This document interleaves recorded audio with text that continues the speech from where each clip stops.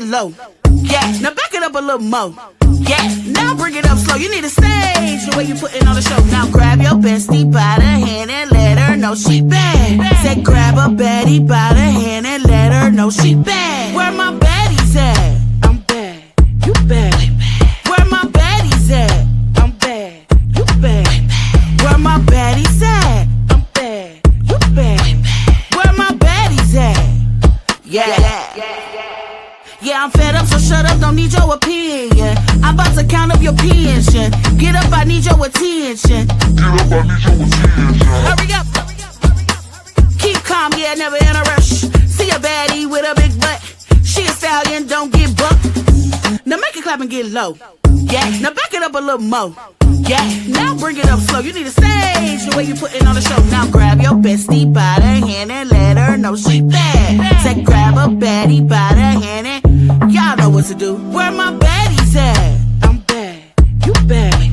Where my baddies at? I'm bad, you bad. Where my baddies at? I'm bad, you bad. Where my baddies at? Yeah. If you bad and you know it, then shake it when you show it. If you bad and you know it, then shake it when you show it. If you bad and you know it, then shake it when you show it. If you bad and you know it, then shake it when you show it. Where my baddies at? I'm bad, you bad. Where my baddies at? I'm bad, you bad. Where my baddies at? I'm bad, you bad. Where my baddies at? Yeah.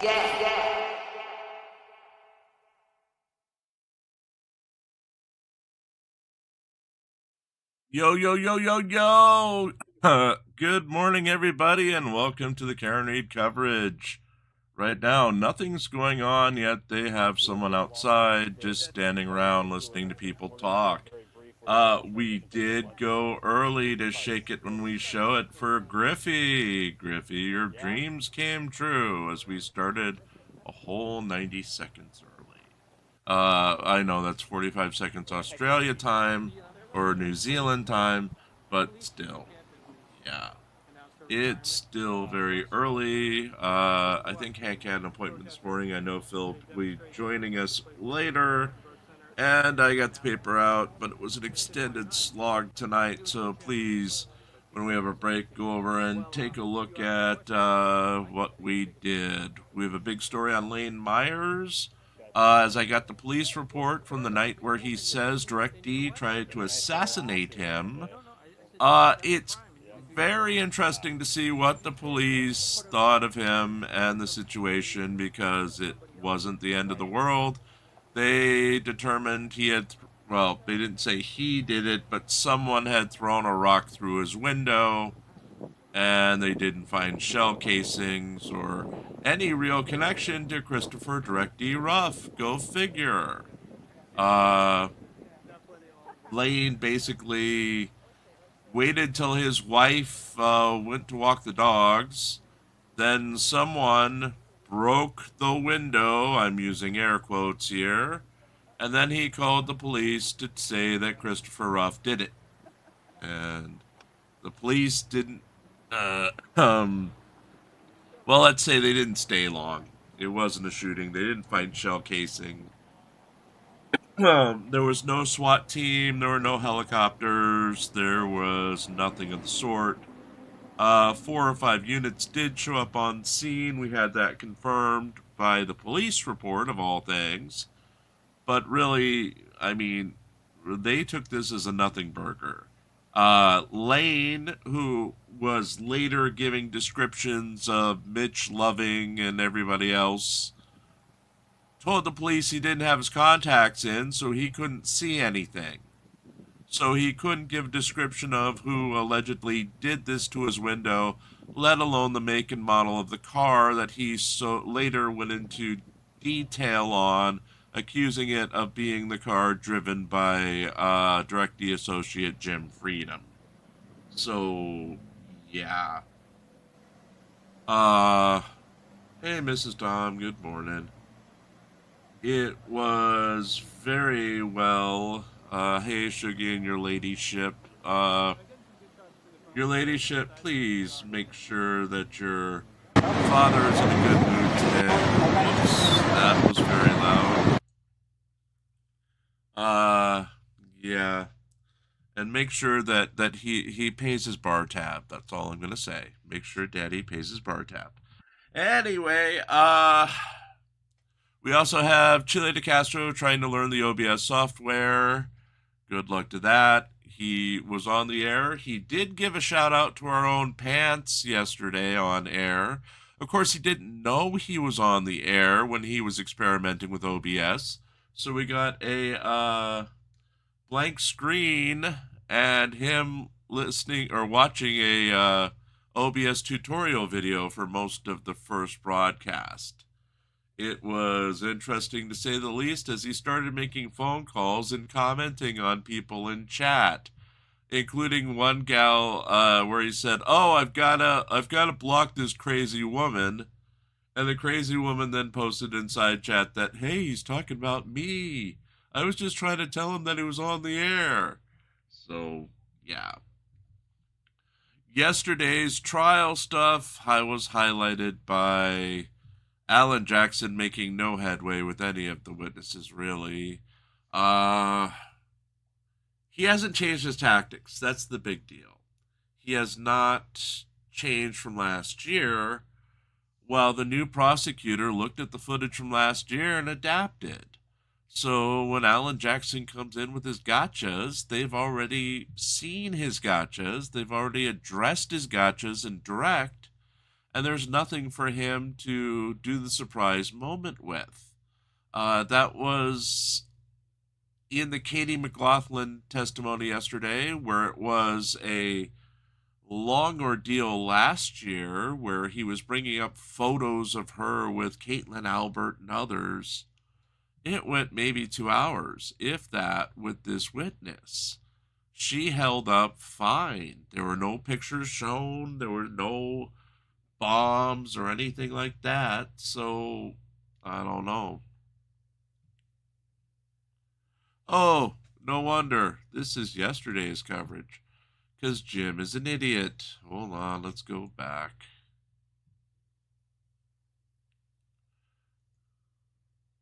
There we go.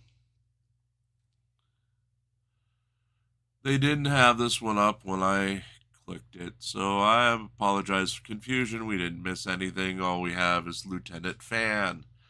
Again, I'm alone and half awake, and thank you for catching that, Becca. So,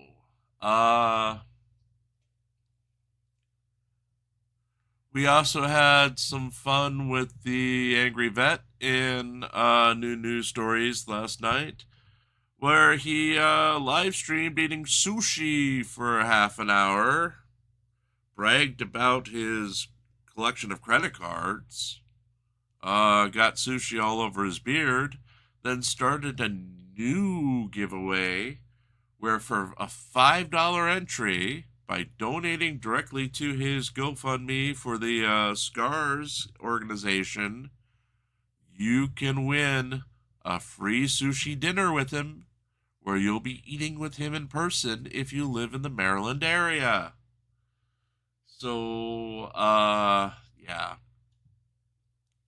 It's fun times today. He also forgot to mention anything to do with the giveaway to Locks of Love, where he's supposed to be collecting between $1,000, well, I think it was $1,000 just to get his hair trimmed and prepared, and then he needed $10,000 in donations, so he would actually clip his hair off and give a donation of the hair, not money, just the hair, to Locks of Love. It was, I don't know, it's kind of skeevy. When you you're not giving money to their charity, so they're not going to see a dime from what you're raising, but yeah, you're going to give your greasy hair to them. Okay. That just didn't make any sense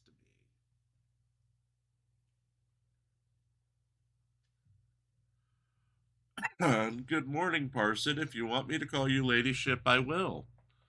From now on, it's his Ladyship Parson. remind me to change his name to that over on our Discord server.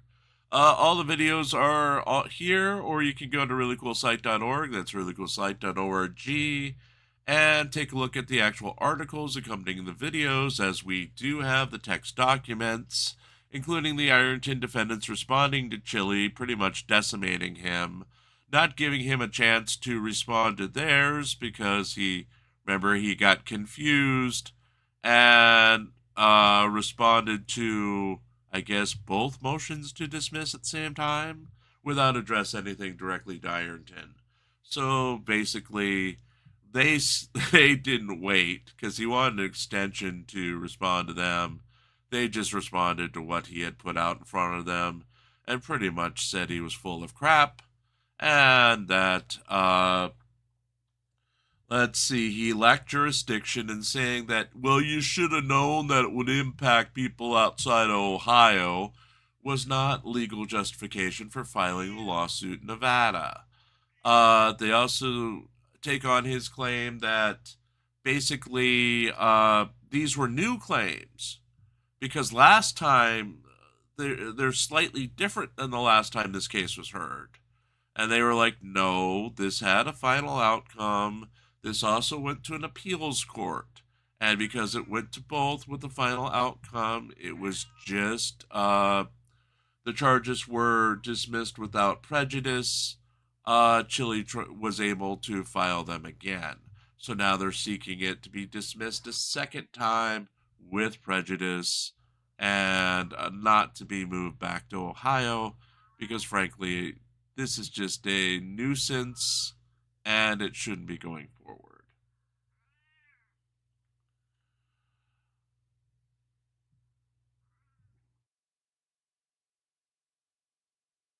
If you'd like to, I have a feeling we're going to have a ton of sidebars today. I have no idea what testimony is going to be. Get your picks in for how many sidebars we're going to have today. I think Pope has said 27 and Hank's in for 14. Since neither are here to confirm, you're just going to have to take my word for it. Griffey's in for 12 sidebars. Anybody else? I think that 27 by Pope is just wishful thinking because we do have a backlog of sidebars. Matt G's in at 15, Becca's in at 13.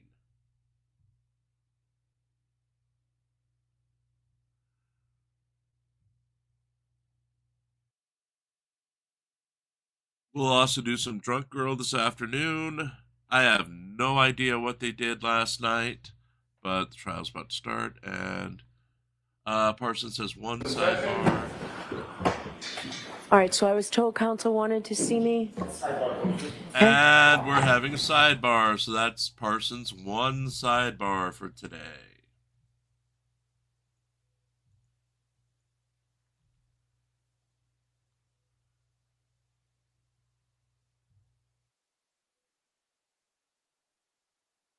The court is packed today. I believe the lady in blue in the Turtle Boy spot is Jessica Machado.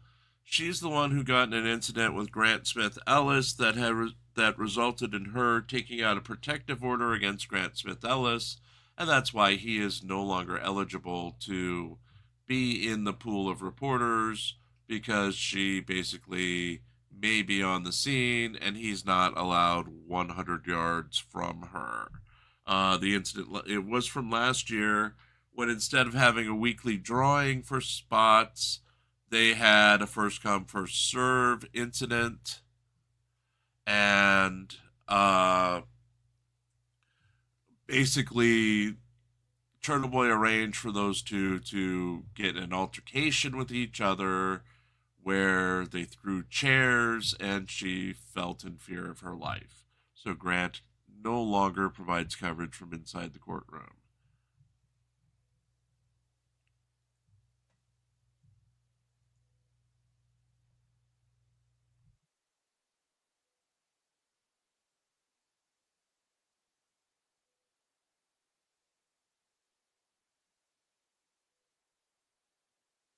And just dealing with housekeeping issues here. Pope Phil will be here in a few minutes. Remember, Phil said 27 sidebars. 27.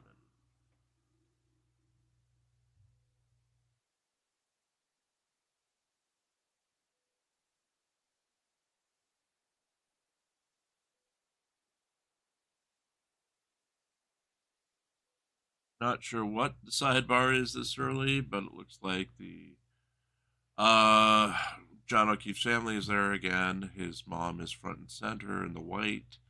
His brother, I believe, is one of the two bald men behind her. I can't get a clear picture right now.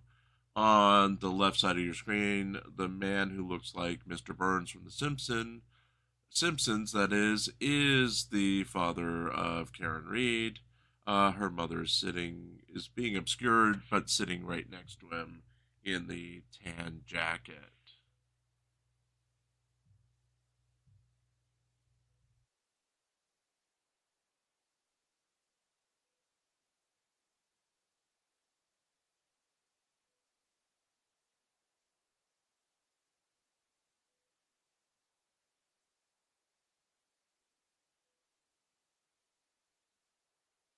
And that's why there was no... Okay.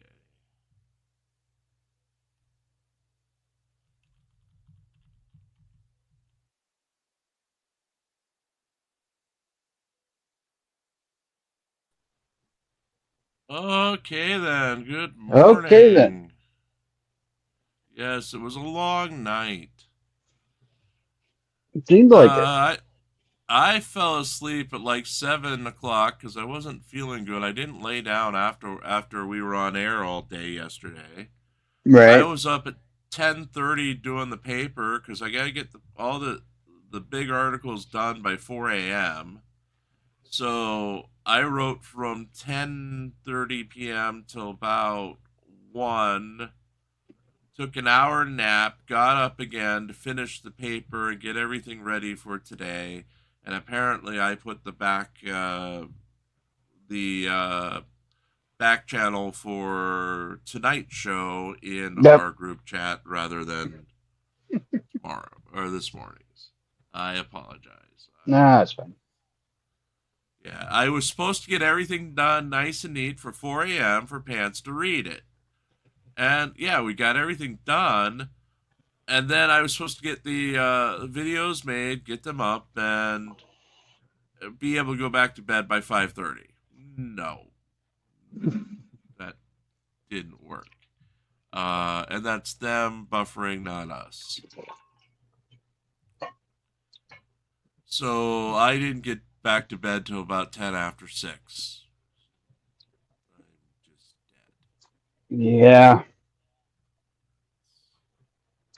Yeah. Had something similar, although I ended up falling asleep about 10:30. Well, how'd the show go last night? Wonderful. We had a good time. And you guys... and we had a bacon raid. And we added a few more days. Okay.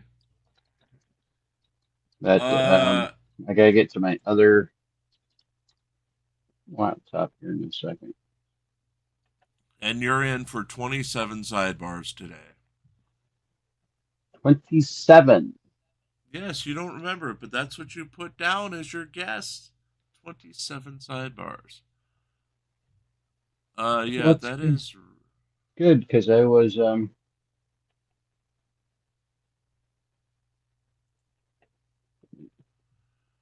up cooking early.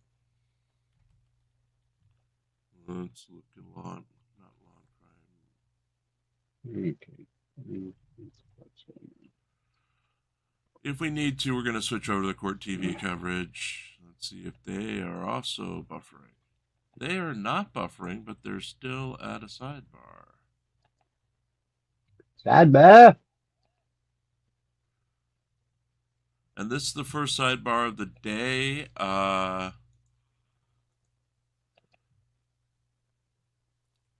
Basically, they went straight to a sidebar, then you came in.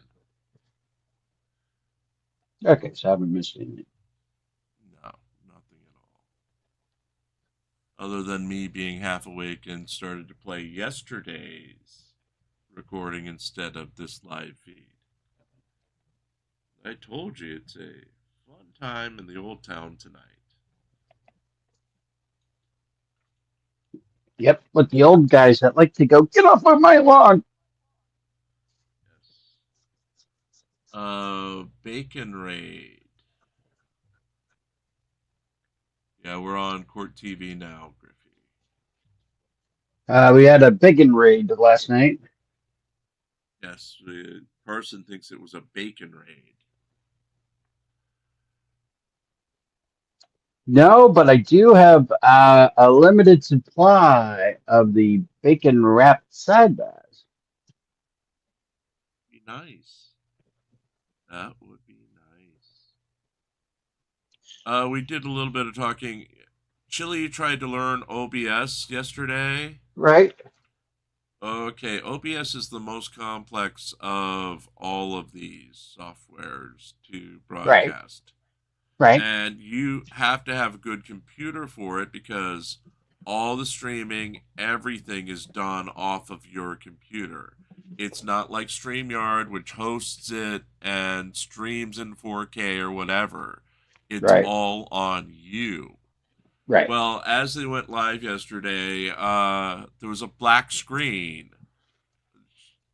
And Chili is listening to a tutorial on OBS. We can't see anything, but it's a tutorial going on. And he's just talking away. About halfway into the 20-minute broadcast, a square appeared on the screen. And then he started making phone calls to get help with the OBS. And he's live on air, and everybody can hear what he's saying, including he's dissing some of the people in his chat because they're trying to call him to tell him that he's on the air and he doesn't know it. In fact, one person, he said, "Oh, I've got to block this girl. She's annoying." Who was then in chat saying, "That was me. I was trying to get to him. He doesn't know he's on the air." So, yeah, he, as Becca said, it took him forever to learn StreamYard with Colin trying to teach him. He's never going to learn OBS by himself. But he live streamed another 3 or 4 times after that. Same thing. Declared himself a good boy because he did get his shorts to play in vertical format at one time. But he didn't have himself on the screen with the shorts because he hasn't gotten there yet. Well, as long as, you know, he has his Nair and short shorts, I think he'll be fine. There you go. He has OBS, like, we would never move to it because we get 8 people on the stream at times. We'd also not move to a vertical format because, frankly, our members hate it, and with 8 people, everybody's crammed at the bottom of the screen. Right. And you get little rectangles of people. You don't get, like, this is nice and neat and organized. You get little rectangles and a tiny screen, and unless all of our audience is watching on their phones, then we're not going to be switching to that format. Well, I hope we don't, because I have vertigo. And if we go vertical, that might trigger my vertigo. Well, there you go. There you go. That's a joke, by the way. I know. I'm letting the audience know. Well, you don't have to say it's a joke. They get it sometimes. So, Parsons declared himself his ladyship earlier. Ooh. I don't know. Something about Admiralty and Shuggy. I don't know. Has Shuggy been selling the names again? You know, the titles?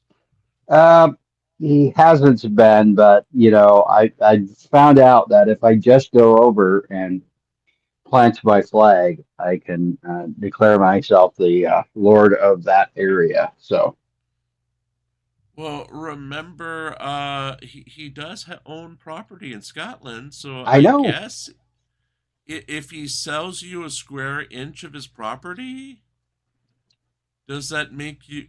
Can you claim the title lord or lady, or can you name a? Can he sell you the rights to name a star after you? That's the Uh, big thing. he probably could the star because quite frankly there are billions and billions of stars, and who's going to put in a claim. I think I think you need like a square foot Okay. of land in order to be a title of nobility.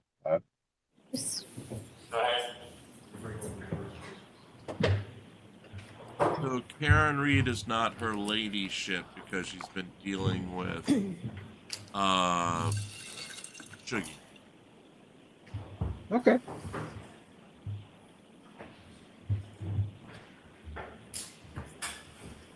Looks like we have cross-examination continued from yesterday. And Karen is quite excited. Well, Yannetti looks like he's got a blank screen.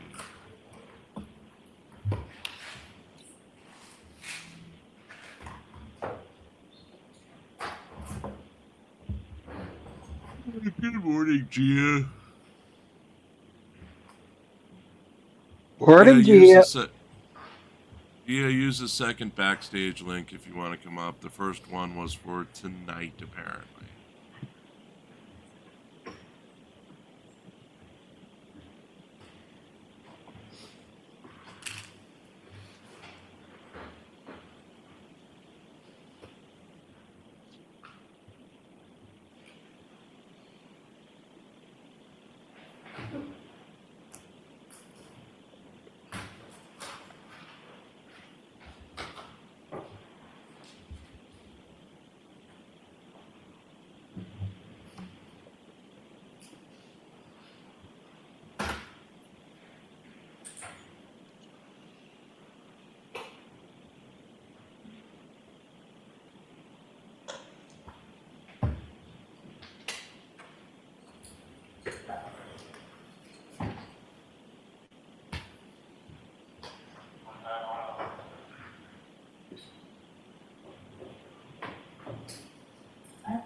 Fun times.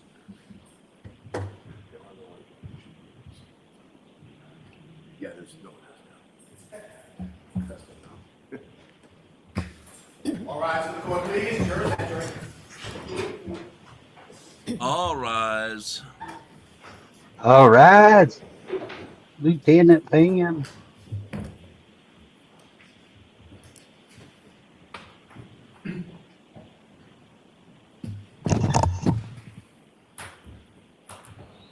Short break while jury enters. Dun dun dun. Dun, dun, dun.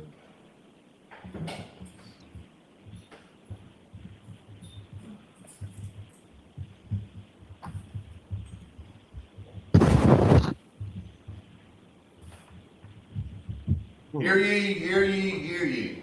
All persons having anything to do before the Honorable Beverly Cannoni, the Justice of the Superior Court, holding in Dedham within and for the County of Norfolk. Draw near, give your attendance, and you shall be heard. This court is in session. Please be seated. Nothing. Good morning again, council. Good morning, Ms. Reed. Good morning, jurors. Good morning.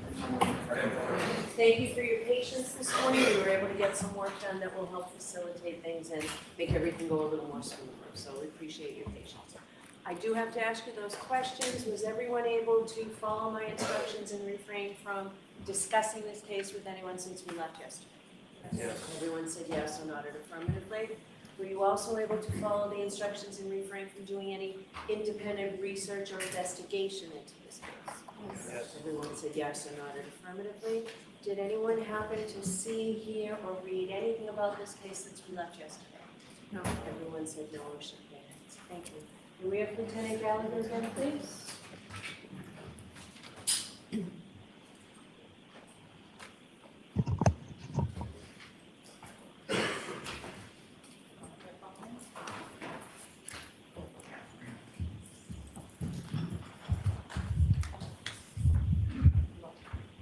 Sir, I'll remind you, you're still under oath. Good morning. All right, Mr. Jackson, Ooh, whenever you're ready. fancy. Good morning, Your Honor. Thank you. Mr. Gallagher, good morning. Good morning. Thanks for joining us again.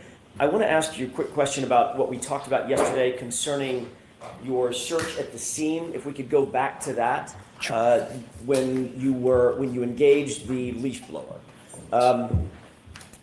During the time that you were removing materials in and around the area of the flagpole going out to the, I think you called it the berm, B-E-R-M, the berm, the curb. Yes, that was at the street. There was a 6-inch Cape Cod berm. Yes. Okay, and that led straight to the asphalt of the street, correct? It's basically a curbing. It's Okay. where the property line, the grass, the lawn meets the street. And you were searching the area where you believed Mr. O'Keefe's body to have been found, all the way out toward that curb or berm area, correct? Yeah, we did not go out to the berm. We did about approximately 6 by 6, 7 by 7, about 50 square feet. 50 area. square feet, okay, fair enough. But Approximately. you did say at some point, I think on direct examination, you said that you exposed the berm Yes. just to give you some orientation as to where the curb was, where the street was. And if it was possible, he may have tripped and fallen, yes. Okay. You did not recover or see a hat, a man's hat? No, sir. Black no. in color, like baseball style hat? No hat. No, sir. You did not see or recover a man's shoe? No, sir. And you said you searched for the area in that 50 square foot area by removing materials, moving the snow, getting down to all the way down to the lawn. Yes. Okay. You did not see a single piece of bright red plastic taillight material either, did you? No, sir. Not in that area. As a matter of fact, you didn't see 46 pieces of taillight material, either clear or bright red plastic, in any part of the area that you searched. No, the only thing we discovered was the blood sampling in the glass. That is correct. Speaking of the glass, that's a good segue. You found that piece of broken drinking glass that you brought in and showed the jurors yesterday, correct? That's correct. Did you search the house at all to determine whether or not there was any matching glass in the home? No, I did not. You testified yesterday that you looked around, when you were in the house, this is the second time you're at the location, so you went back with Sergeant Lank. I want to orient you to that time. That's when you actually entered the home for the first time of Brian Albert. Is that right? That is correct, yes, sir. And you indicated that you did look around the family room, the kitchen, and you didn't see any signs of a struggle or anything like that. No, sir. I asked you that exact question about a year ago at another proceeding. Do you recall that colloquy between the two of us? Yes. And at that time, I asked you, did you look around the house for any sign of a struggle or a fight? And your answer was no. Do you remember that? Yes, I think that's out of context. I understood that question was, did I wander the house to look for any sign of a struggle? I believe you asked me if I went to asked me about a bulkhead and things of that nature. Okay. As I stood there, I have observations I can see. Right.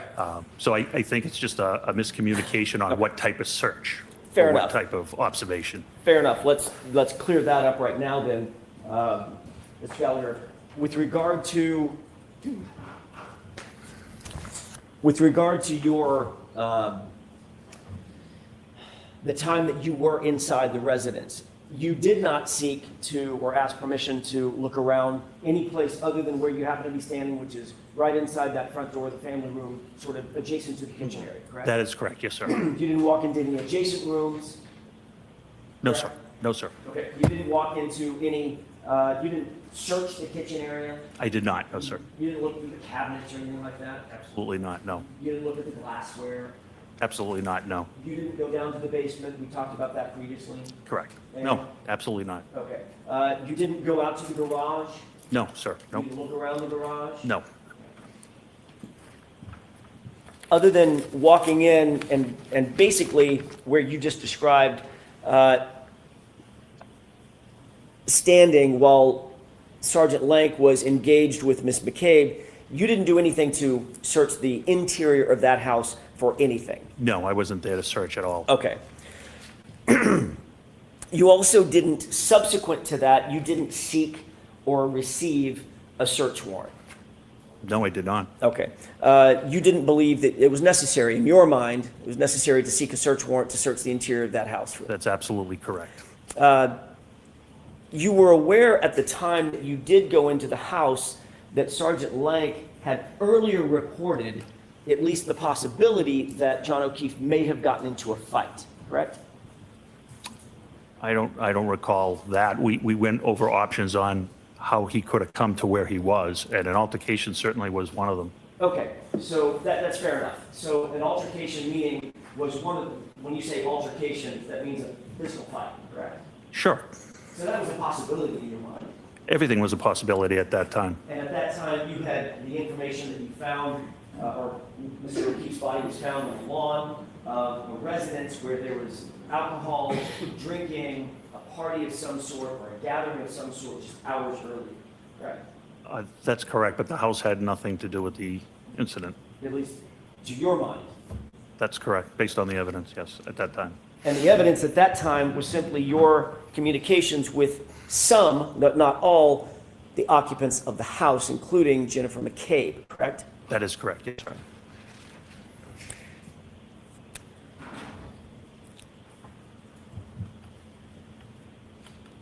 You didn't separate any of the witnesses that were, or any of the occupants that you saw inside the house, or you came across inside the house, for instance, by taking them to the station, putting them in separate rooms so that they couldn't coordinate testimony, things of that nature? At that time? At that time. So Detective Sergeant Lank was there to speak with Jennifer McCabe only. Okay.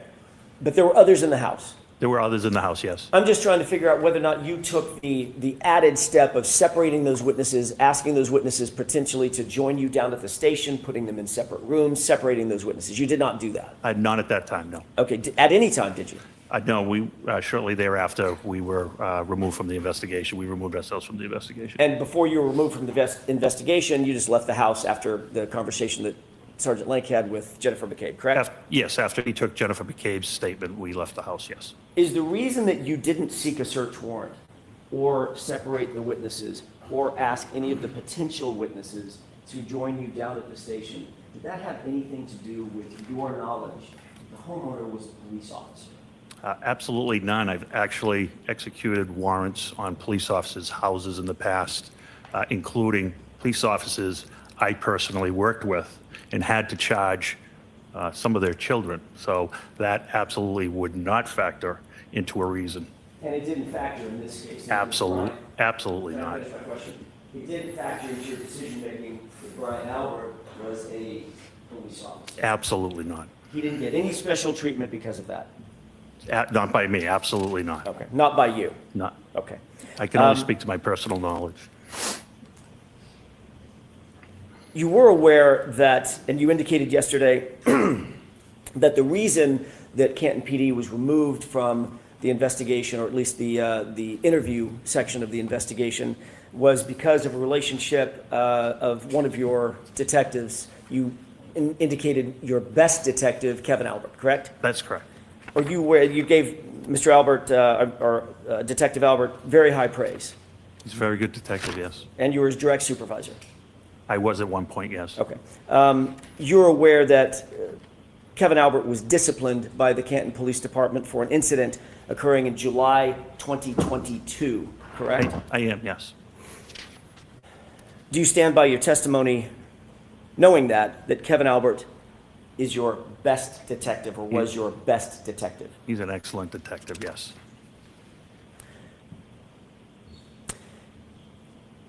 You indicated that you contacted your deputy chief, Deputy Chief Kelleher, and ultimately secured some solo cups from Deputy Chief Kelleher across the street, correct? That is correct, yes, sir. You were aware at the time that Deputy Chief Kelleher's house was adorned with a Ring video camera just over the front door, facing out toward the street and facing across the street, which would be facing 34 Fairview, correct? That is incorrect. He does not have a Ring camera. I know that his system is an Arlo camera, and I have personal knowledge of that because we've discussed cameras because we bought them approximately the same time. My mistake. Arlo camera, A-R-L-O. I believe so, yes. Okay, that's still although it's a different brand, it's still a home personal surveillance camera, correct? Yes, but And you're aware that those are suck motion it, activated Jackson. cameras Arlo, designed for not security ring. to capture images of things that may be going on outside the home. that is correct, yes, sir. May I approach your honor Yes. briefly? Suck it, Jackson. Suck it. Well, I don't. Mr. Gallagher, would you take a look at that photograph? Well, it's I not just like handed Lane you- Meyer's Yes. phantom cameras. It is marked for ID, and Mr. Gallagher, if you could read that for me, so it'd save me a trip up to the stand. I believe it's a 5, Exhibit 5. Could it be an S? It could be an S, yes. I think it's S, Your Honor. I apologize. Let me, it is S? Okay, thanks. Thank you, Mr. Gallagher. Do you recognize what's depicted in that photograph? I recognize the camera and the door. Okay. Is that a shot of Deputy Chief Gallagher's, sorry. That's okay, I know what you're Ed, asking. Is this a shot of Deputy Chief Kelleher's front porch? It appears to be. Okay. Does that Good front morning, porch Abby. face 34 Fairview? Just We direct- need a time frame. I'm sorry, Your Honor? We need a time frame. Sure. Did you see that Arlo camera so situated when you went over there on January 29th, 2022? I knew it was there, yes. Okay. And is that a fair representation But of yes, what the this is still camera a looked like and its prosecution positioning? Basically, case. its positioning It'll be the in prosecution January case of for another 2022. 2 Yes. to 3 Okay. weeks. Did you seek the footage? from the No, I camera? didn't. I know what that camera captures. Okay. Your Honor, with the court's permission, may we publish, actually, I'd like to mark this as evidence, next in order. Okay? I may approach. Yes. 6:53.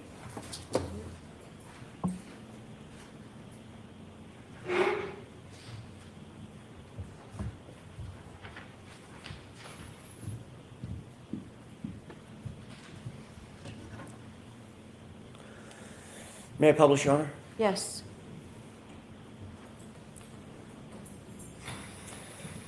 Mr. Gallagher, do you recognize this as being the photograph that you just saw, Exhibit 53? That is correct. Okay. I'm going to draw your attention, and by the way, there's one amendment to this photograph. There's a redaction of the address. You see that? Yes. Okay. I'd like to draw your attention to that area right there, which I'm Yes. highlighting. Yes. What is that? That is the Arlo camera. Can you orient the jurors for us, please, to what we're looking at in this photograph? You're looking at a camera that's angled downward. And is it the front porch of that residence directly across the street from 34 Fairview? It is not directly across from 34. It's actually more directly across from 32, so that would be incorrect. Okay. Is it across the street from 34 generally? It is, if Lieutenant Kelleher's house is here, 34 is over here across the street. Okay. Is there a view from that front porch, just generally as you're standing there, if you were to turn 180 degrees and put your back to the door, is there a view of 34 Fairview as well as 32 Fairview? Oh, sure, absolutely. Okay. Did you seek, and we can take this down. Did you seek to secure any footage from that Arlo camera? I did not. From Deputy Chief Kelleher? I did not. Did you talk to Deputy Chief Kelleher about that footage? I don't remember specifically. Did you ask him whether or not he had reviewed the footage for a determination whether or not it caught any of the incident that may have occurred at or around 34 Fairview on January 29th, the early morning hours of January 29th? I don't know if I did. I know it would not have, How do you know it would not have? because I know what that camera captures. How do you know what that camera captures? Because I've picked up packages for Deputy Chief Kelleher in the past. I know it captures his doorstep and a portion of the front lawn. So you've reviewed the Arlo footage from his No. iPhone? He's just sent me a picture. Can I pick up when he's been on vacation, can I pick up a package on the front step? Okay, so. Yes, I've seen it. So you've seen screenshots that Sure. Deputy Chief Kelleher sent you, correct? I believe so, yes. But you've never looked at the actual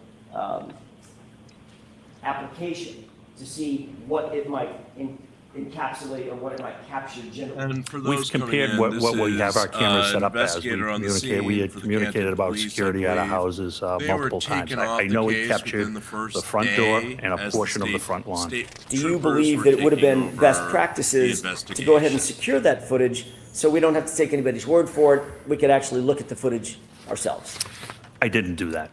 Do you think that would have been best practices to do that, just to have belt and suspenders? So there's no question about whether or not that camera that's facing, at least it's facing directly across the street, might have captured something of interest on the morning of January 29th, 2022. To me, there was no expectation that it had captured anything, so I didn't think it was practical.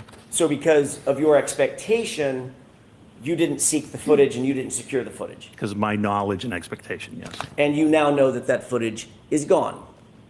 It's I overwritten. would assume so. I'm not familiar with how long Arlo keeps footage. So you are familiar enough that you decided that it wasn't important to capture the footage, but you're not familiar enough to know whether or not the footage is actually saved onto the Arlo system? I don't know anything about, I don't have Arlo cameras, so I don't know anything about So the you don't- system. But Okay. I have Blink, so we've compared our systems. So I'm not really sure what you're asking. So you don't have an Arlo system. I have Blink, correct. You're not familiar with how Arlo works, correct? Correct. You're not familiar with the total array of where the cameras might capture versus what might be captured on your phone app, or that you can say, like, push a button that says packages or people, and it narrows the focus of the camera? You're not aware of that? I'm not aware of that, no. Okay. But you would have been aware of that if you had captured the footage and simply said to Deputy Chief Kelleher, I'd like that Ring footage for that 24-hour period. Okay, it's not Ring. and- I'm sorry, that Arlo footage for a 24-hour period. Sure. Yeah. This guy is getting under Jackson's skin with that Arlo stuff. Well, let me ask you this. Did Deputy Chief Kelleher get any special treatment from you because he's a police officer? No, Did Deputy Chief Kelleher get any special treatment from you because he was your boss? no, absolutely not. Okay. You know Brian Higgins. I do. How do you know him? Brian Higgins is a special agent with the ATF. How long have you known him? I first became aware of Brian Higgins probably around 2016, 2017, when I was with the DEA and we were working a Title III investigation, which is a wiretap investigation into gang activity, drug distribution in the Boston, Brockton area. I never had any personal contact with him at that time. He was just an agent in the group I was working for. Ultimately, did that professional relationship seep into more of a personal relationship as well? It did. So I think it was 2018 or 2019, the ATF had a satellite office at Canton PD, and he was one of the special agents that was assigned, yes. So he actually officed in the brick and mortar location of Canton PD? Yes, he did. And did he maintain that office all the way through January of 2022? He did, yes. And during the course of your interaction with Mr. Higgins, did you become friendly with Mr. Higgins? I've become friendly with Mr. Higgins, yes. Most of my coworkers I'm friendly with. Is it safe to say that you socialized at times with Mr. Higgins? I have, yes. Okay. You've shared cocktails with Mr. Higgins? Yes. Shared meals with Mr. Higgins? Yes, Okay. So it is safe to say that you have both a professional and a personal relationship with Mr. Higgins, yes, I do. and you consider him a good friend. Yes, I do. You were aware, Mr. Gallagher, that he was at 34 Fairview on January 29th, those early morning hours, during the course of the time when John O'Keefe went to 34 Fairview. I'm sorry, can you repeat that Sure. question? You're aware that Mr. Higgins was at 34 Fairview in the home at the time that John O'Keefe went to 34 Fairview on January 29th, 2022. By the time I became aware of it was afterwards, yes. Okay, that's what I mean. Yes, I know yes. you weren't aware of it at the moment, but Right, okay. you became aware of it. Later on, yes. Okay. When did you become aware of it? I'm not sure. It was after we were, I'm not really sure. It was during the time that you were dispatched over to Brian Albert's house to ultimately either begin the investigation or go into the home with Sergeant Lank and interview with people there, correct? No, that wasn't the time, no. Didn't you say in a report to Lieutenant Tully that when you went over to Brian Albert's house, that Brian Higgins was not there?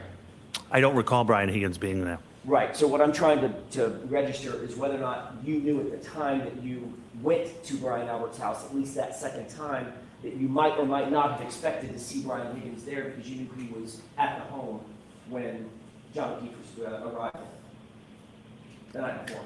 Can you rephrase that question? I'm not following you. Sure. When you went back to, in other words, during the time that you were investigating and joining Sergeant Lank Yes. back over at Brian Albert's house, you knew that Brian Higgins had been somehow in that home the night before. I don't believe I did at that time. When do you think you learned that? Sometime afterwards, probably when I saw the list and reviewed the narratives of the officers. Would that have been days or weeks later? No, it probably would have been, within 24 hours or so. Okay, within 24 hours of your involvement. Correct. Okay, yes. that's what I was trying to get to. Okay, Thank I you for that. apologize. My bad. No. Bad questioning on my part. So within 24 hours of your involvement, which would have been, your involvement was the early morning hours of January 29th. That's correct. Correct? Within 24 hours of that, you knew Brian Higgins was somehow tangentially involved or collaterally involved as a potential witness, if nothing else. I'm not sure he was a witness to anything. I was aware that he attended the house at 34 Fairview after they left the bar. Right, and you said, well, I'm not sure he was a witness to anything. The one way to figure out whether or not someone is a witness to anything is to actually formally interview them, correct? That's absolutely correct. Which you did not do. We were removed from the investigation before I found out Brian Higgins was involved. Okay, so you were So removed. I wouldn't be interviewing him. You were removed, and then it was within a few hours of that you realized that Brian Higgins was somehow involved. Not a few hours. No, I said it was within 24 hours probably. Okay. You're aware that Mr. Higgins not only had a office at Canton PD, he also had a key card for Canton PD. Yes, he did. Explain for the jurors what a key card or an access card at Canton PD means. What is that? What is a key card for Canton PD? So it's a secure building. I think we've all seen it. You have the square boxes with the red light. The key card allows you access into the building. And depending upon your rank, you have different rights. Each individual has different rights to enter different areas. You had, for instance, being a top-level Canton lieutenant, you had a key card that was probably the functional equivalent of a master key card. You could get in pretty much any place you wanted. Absolutely not. Okay, where could you go? It's easier if I say where I can't go. That probably is easier. Would that Yeah. be work? Explain that. So I can't go to the armory, which is where weapons are kept and ammunition is kept, and I can't go into permanent evidence. Okay. You're aware that Brian Higgins had a key card, Yes, I am. and that access card gave him access to pretty much, with the exception of the armory, possibly the evidence room, and what was the other I think location? I think that's what I said, the evidence room Okay. and the armory. With the exception of those, you're aware that Brian Higgins' key card gave him access basically to the entirety of the Canton Police Department? Well, so I want to specify, I don't specifically know what Brian Higgins had rights to, but there are also parts of our department that are secured by key locks that he wouldn't have access to, and I don't have access to as well, offices and things of that nature. I want to focus your attention on the sally port, if I Okay. could. You can enter the sally port, which is a fancy name for a garage, correct? It certainly is, yes. Okay. You can enter that from the outside, meaning out in the elements. You come from a parking lot adjacent to or that services the sally port. You can enter from there, correct? Yes, there's one pedestrian door on the main entrance side, and it's for location purposes. It's right beside the garage door that's marked number 4. And the garage door is one of those big roll-up, industrial-style roll-up doors that comes up and down? That is correct. And then you can also enter the sally port from inside Canton PD, correct? There are 2 locations you can enter the sally port from inside, yes. And Brian Higgins' key card gave him access to both of those locations, the pedestrian portal going into the sally port from outside, as well as the pedestrian portal from inside Canton PD. That would be correct. Okay. Speaking of the Sallyport, you were, if not the person, one of the people who let Massachusetts State Police into the Sallyport on February 1st, 2022 to process the black SUV, correct? The Lexus. I'm not sure if I was the one that gave them access, but like I said, I've testified to. I certainly would have. Okay. That SUV had actually arrived on January 29th, 2022, 3 days earlier. Is that right? I believe so, sometime after 5 or 6. I'm So not it sure of was the time. in the Sallyport from January 29th all the way to February 1st, at least to your knowledge, for 3 full days in the Sallyport, correct? 2.5 to 3, yes. Okay. From the time it arrived at Canton PD until it was processed out and moved out of the Sallyport, how many people would have had physical access to that SUV? Everybody that possessed the key card. And that's basically everybody at Canton PD that is a sworn officer, correct? That is correct, yes, Maybe sir. even some civilians, correct? I'm not sure of civilians. What civilian?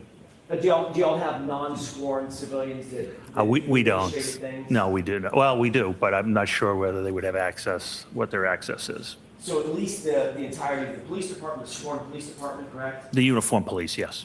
As well as Brian Higgins, correct? That is correct, yes. Thank you.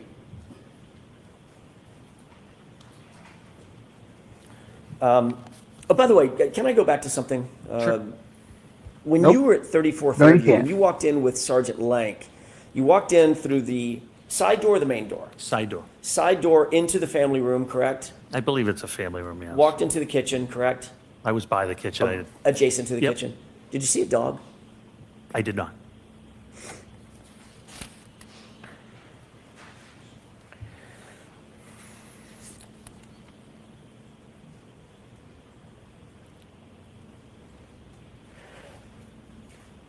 Speaking of the So Sallyport, I want to apparently, go back to the Sallyport. immediately I apologize after the about bouncing attack, around. they got rid of the dog. Moving back to the Sallyport, Yes, you indicated that basically all the uniformed officers, every single uniformed officer at Canton PD would have had access to that Sallyport, as well as Brian Higgins.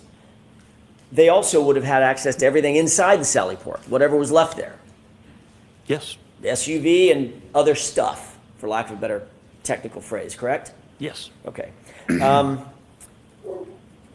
Did you photograph or did you cause to be photographed the SUV when it arrived on January 29th in your Sallyport? We had been recused at that point, and I wasn't working when the vehicle arrived. So I thought you said that you were recused only from doing interviews. from doing investigative interviews, but I wasn't present when, I wasn't working when the vehicle came in. Okay. So you could have taken photographs of the vehicle had you wanted to, or caused someone to do that had you wanted to. I had no idea that you vehicle was been coming to there? Canton PD, sir. Okay.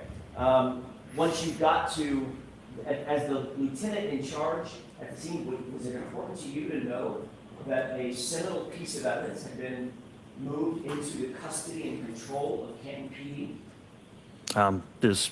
It wasn't important to me. It's the state police investigation. Even though it Again, was on your property, in your Sallyport, with access through your key cards? that's up to my chief. That's not up to me. I see. To your knowledge, let me just ask it this way. To your knowledge, did anybody seek to photograph the vehicle when it arrived at Canton PD on January 29th, 2022, to your knowledge? I have no personal knowledge of that. Have you ever seen a photograph of that vehicle that was taken by someone in law enforcement on January 29th? I'm going to give you 3 days. January 29th, January 30th, January 31st, sorry, 30th, or February 1st. I have seen photographs. I'm not sure what days they were taken, the photos were taken. You have not seen a photograph that was taken on January 29th, however, have you? I've never seen anything dated January 29th. You've never seen a photo, and I'm going to go through this a little bit more. You've never seen a photograph that was taken on January 30th, have you? Yeah, I have never seen any photographs with any dates on them, Okay. I believe. Do you think that would have been, you were at the time the head of detectives, correct? No, that's not correct. You were not? You had already moved from that spot? I In January of 2022, I may be wrong. I thought You are wrong. as the It's, lieutenant, you were also the head of detectives. No, that was Lieutenant Kelleher at the time. I know you keep, it's a mix-up. So we've had promotions since January 29th, and I think that's where the mix-up might be. So he was a When lieutenant you at the refer to time. Deputy Chief Kelleher, he was actually Lieutenant Kelleher, and he was in charge of detectives at that time. At some point, had you been in charge of detectives? I became in charge of detectives in June of 2022. June of 2022. Yeah, approximately 6 months later. Understood. You had been a detective previously, however. That is correct. yes, Okay. sir. As a detective, do you believe that it would have been important to photograph, had you had your druthers to do it, it would have been important to photograph that vehicle when it came in Druthers. so that it could be memorialized and documented the exact condition that that vehicle came in on January 29th, 2022. So this is important to know that unfortunately, John O'Keefe was deceased at this time. Once John O'Keefe becomes deceased, it becomes the state police's investigation, the Norfolk County District Attorney CPAC investigation. That's why it is not our investigation. It's up to the investigating agency to make those decisions. Even something as uninvasive as taking photographs. Yes. Okay.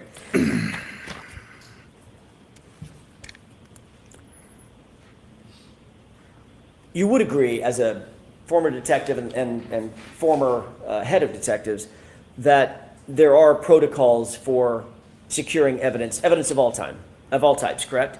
Correct. Those protocols dictate that not only is evidence properly secured, once it's seized, it needs to be properly secured, and it needs to be separated from other evidence to avoid something known as cross-contamination, correct? Correct. And you would agree with me that that is paramount in evidence handling in any investigation, correct? Yes. And that's because once evidence is cross-contaminated, its integrity basically collapses, right? That's correct. It's especially true of biological material, is that right? Yes. Because biological material, unlike a shovel, the biological material on the shovel becomes hypersensitive. It's hyper important. It can be cross-contaminated with other items. Sure. And it can tell an incorrect story, correct? Yes. It could tell, if there's cross-contamination, it could tell a false story. It's been done, yes. And DNA, obviously, we're talking about biological material. The most sensitive of all the biological material is DNA evidence, right? What do you mean sensitive? So it might take some effort to move saliva from one item to another. It takes almost no effort to move DNA from one item to another and to detect it. You understand what I'm saying? The sensitivity of the detection. No, I don't understand what you're saying. You understand that I could touch this podium and you might not get my fingerprint off of it. Correct. Might not, correct? Might not. What do you think about getting my DNA off that podium that I Yes. just touched? You're absolutely going to get it, right? Yes. Yeah. That's what I mean by sensitivity. Okay. You would agree that DNA is hypersensitive. I would agree that DNA is better than fingerprints, yes. I'd like you to take a look at a series of photographs if we could.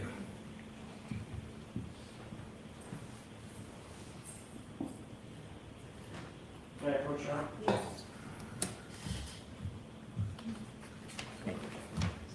Okay. There are 4 photographs, Skeleton, I'd like you to look at briefly and familiarize yourself with if you can.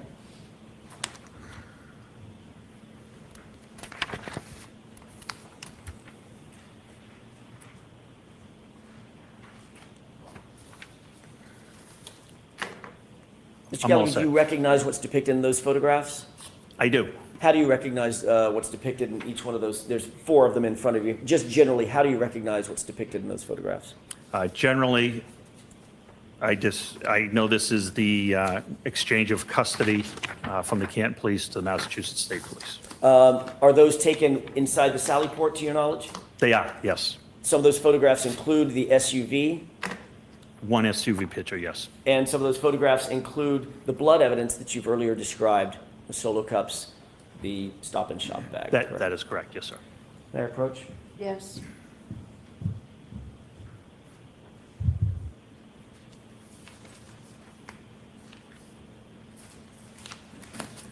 Your Honor, with the court's permission, I'd like to have these marked as next in order.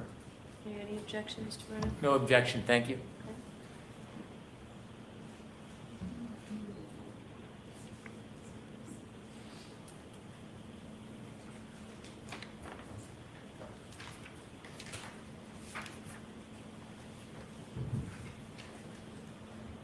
Exhibits 54 through 57.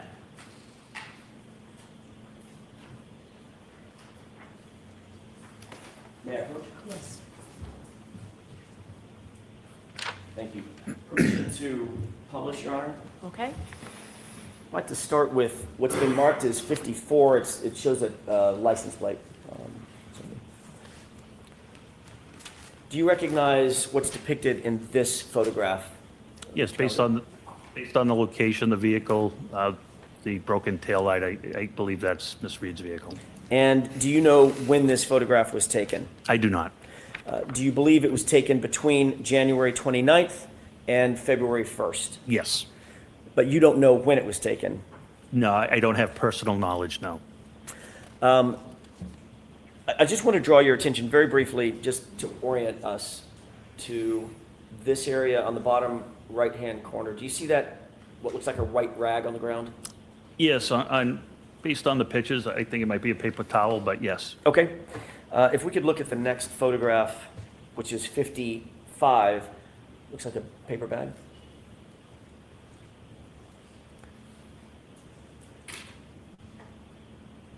Do you recognize what's depicted in this photograph? Yes, What is that? that's the Stop and Shop bag that contained the 6 samples.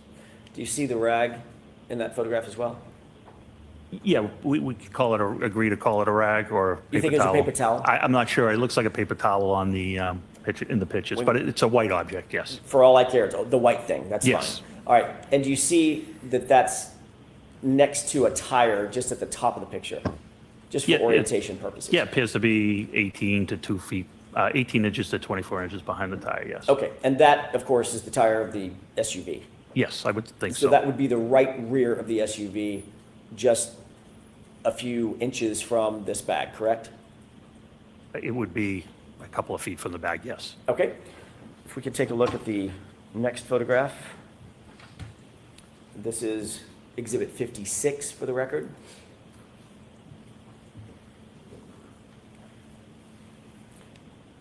What's depicted inside the bag? The red Solo cups. And you still see the rag in the photograph?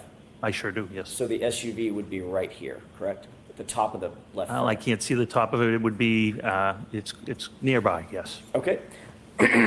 And it's not just nearby, it's the right rear of the SUV that's nearby, correct? Yes. Okay. And one final photograph.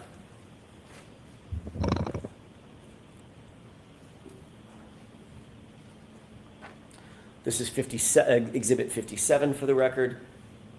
What is inside that, what's depicted inside that bag? The red Solo cups with coagulated blood. And these are the only, we can have the lights, please. And so if you take that down.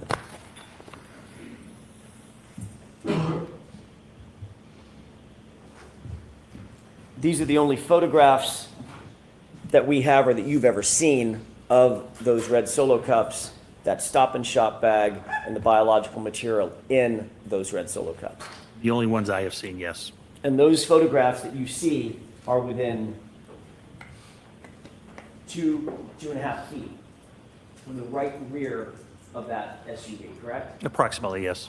And the right rear of that SUV houses the taillight material, correct? Or the taillight The area. tail light area, yes. The cups were not sealed, correct? The cups were not sealed. The bag was not sealed, was it? As far as I know, what do you mean by sealed? Yesterday, you brought a box in. You remember that? Yes, That box had tape on it. that's correct. What color was the tape? Red. Why is the tape red? It can be red, it can be blue. I mean, evidence tape is different colors. Normally, in your experience, red evidence tape is used to formally seal evidence bags or evidence containers, correct? Yes, That's because it highlights to the eye a visual cue. Hey, that's important. It's been sealed. It's got bright red tape on it, correct? Correct. Oftentimes, that tape has additional information on it as well, correct? You could have initials on it of who put the tape on, yes. Right. In other words, it might say evidence, correct? Might be pre-printed with the word Pre-printed, evidence. yes, correct. And it may have a place for initials to be. Correct. And one of the reasons that you initial it is because of that. If someone takes a razor blade and cuts through, or a knife and cuts through that tape, those initials are cut through. It has to be retaped and reinitialed, correct? That is correct. That is a basic protocol for chain of custody, is it not? Yes. And that's to maintain the care, custody, and control and the integrity over the items and the items inside the evidence container, whatever they may be. That's correct. Whether they are biological material, physical items of evidence, a document, whatever. Correct. None of that was done with what we just saw, correct? Correct.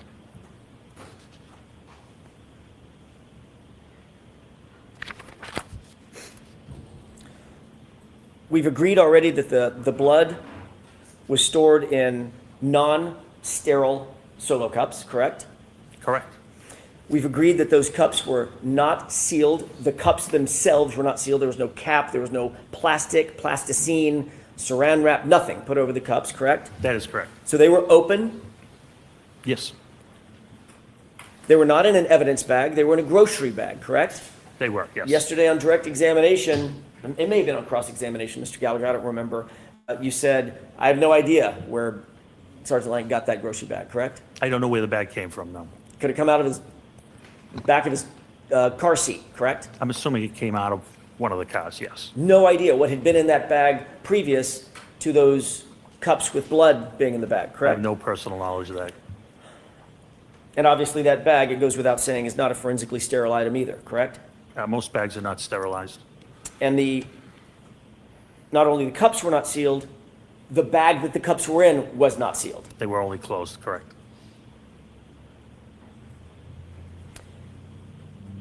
You will agree that having unsealed and unsecured biological material, specifically blood material, situated right next to the right rear quarter panel of that SUV would not be within normal protocols for securing evidence, correct? This was in the hands of a criminalist. It was an exchange of custody. I don't have any issue with it. You don't know, you have no personal knowledge of where that bag had been or where the cups had been previous to that photograph being taken. Correct. You will agree that having unsealed and unsecured blood right next to the right rear of the SUV is a recipe for cross-contamination, wouldn't you? Not in the hands of a trained criminalist, I wouldn't know. Well, generally speaking, there were other people there that weren't the trained criminalists, right? There was a photographer who took the pictures. Who's not a trained criminalist. Correct. But There was someone the else. cups weren't in his hands. It was in the criminalist's hands. Those are the criminalist's hands you see gloved in that photo. That's not my question. My question is, there was unsealed blood and in an unsealed bag for how much time, you don't know, sitting right there by the right rear of that SUV, correct? No, I do know, How do you know? because I'm the one that brought the bag with the criminalist to that area. They photographed it, documented it, and then they transferred it to their plastic containers. And before you grabbed that bag, you don't know where that bag had been for 3 days hence, 3 days before. I know it had been in the temporary evidence room in a refrigerator. You actually never saw it in the temporary evidence room in the refrigerator until February 1st, did you? I don't recall. So you don't know where that bag had been. You don't know who had handled those cups before you pulled them out of that if it's in a temporary secure evidence location, locker, it correct? might not be there. I have no personal knowledge if anybody else, I have no personal knowledge. I took them out of the refrigerator. That's all I can testify to. Do you remember us talking about this about a year ago? Yes, And I asked you, would you agree that having unsealed and unsecured blood next to the right rear portion of the SUV is a recipe for cross-contamination? I asked you that question. you did. And you said, if I can speak to this incident alone? And I asked, that's a yes or no question? That is Do correct. you remember that? Yes, And you said, well, it's not a yes or no, but for your purposes, I would say yes. correct. So it is, at least in your mind, a recipe for potential cross-contamination, correct? Not in this particular situation, which was clarified later on. Although you did say yes in answer Hypothetically, to my anything, question. hypothetically, anything is possible, yes.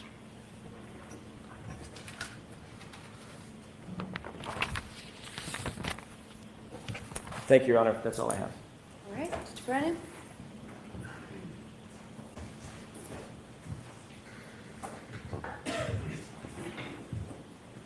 Abby, I don't believe there was cross-contamination of DNA found anywhere. May I? Right ahead, yes. I think that's what they're trying to Lieutenant get at Gallagher, is you John's mentioned DNA that on the back of her car. One was of your planted. colleagues who lived on Fairview Road had an owl camera. Had an Arlo camera, yes. That day or that morning when you went to I keep Fairview hearing owl when and they looked say around where Arlo. Mr. O'Keefe, I know, I do too. where directed Mr. O'Keefe's body was, were you aware that that gentleman had a camera? Yes, You shared with us that you had familiarity with the angle of that camera. Do you have any information whatsoever that he or anybody on his behalf used a phone to change the camera angle? no, I don't. Do you know if that camera could even reach the street if you wanted to? I'm not sure. Do you have any information that there are applications or different things you can do to the camera to move it remotely? Is there any evidence or information you have?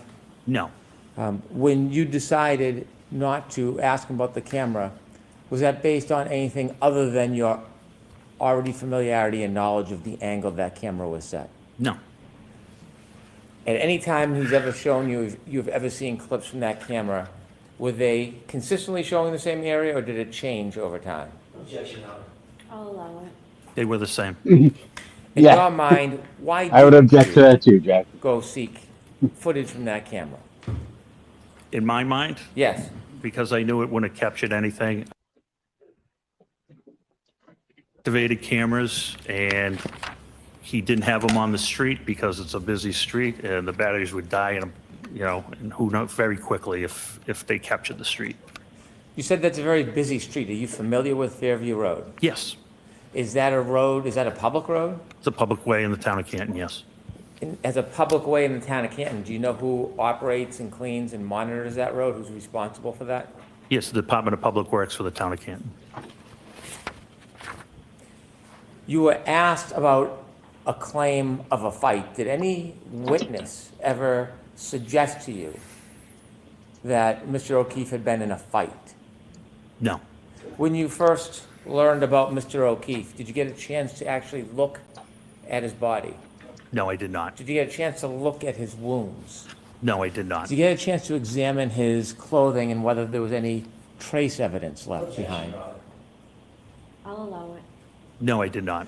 Early in an investigation, when investigators have no information, is it common to speculate? Yes, Sustained. What is the natural process for an investigator when you start upon a situation and know nothing about what happened? in this particular case, we came up with scenarios that possibly could have brought John to that spot. And we were focused on trying to find out and hopefully getting to the hospital. Hopefully the Can't Fire Department in the hospital would save his life and he could tell us how he got to where he was.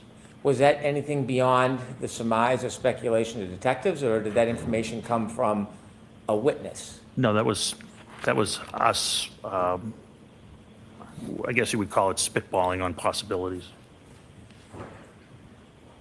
Did you ever come across a witness that said that this was, Mr. O'Keefe's injuries were the result of a fight?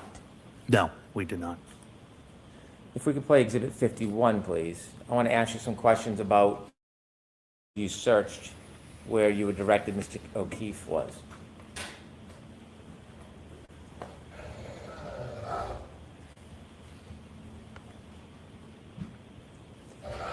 Stop it there, please, Ms. Gilman. You did not see exactly where John O'Keefe was when he was found? No, I did not. Who directed you to this area? I was directed twice, first by Sergeant Good and then by Sergeant Lang, Detective Sergeant Lang. You shared with us yesterday you were looking in that area where you thought John O'Keefe was found. Correct. You asked questions about a berm. Is that the separation between the street and the yard? Yes, it is. Did you clear off a piece of that berm? We did. And the reason was? We wanted to see what was there. We didn't know what was there. Did you do a search from the flagpole all the way to the street? No, Did you do a search of that flagpole across the front yard? no, Did you do a search from that flagpole all across the berm, all the way down the line? no. It was approximately 15 to 18 inches. And why such a limited search? Because we had no other reason than it was a medical call at this time. Did you see snow in other parts of the yard? Yes, the entire yard was covered. And other than Officer Lang's footprints across the front of the yard, no other footprints? There were no other footprints.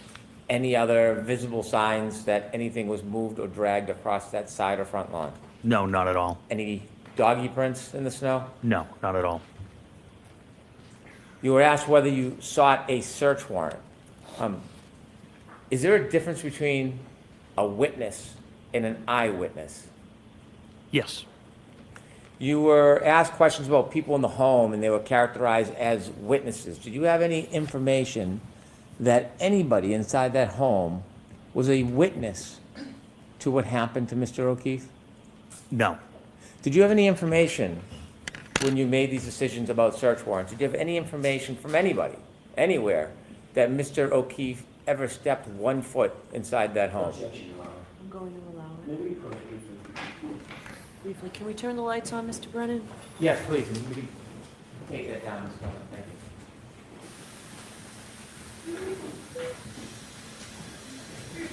you. Bye.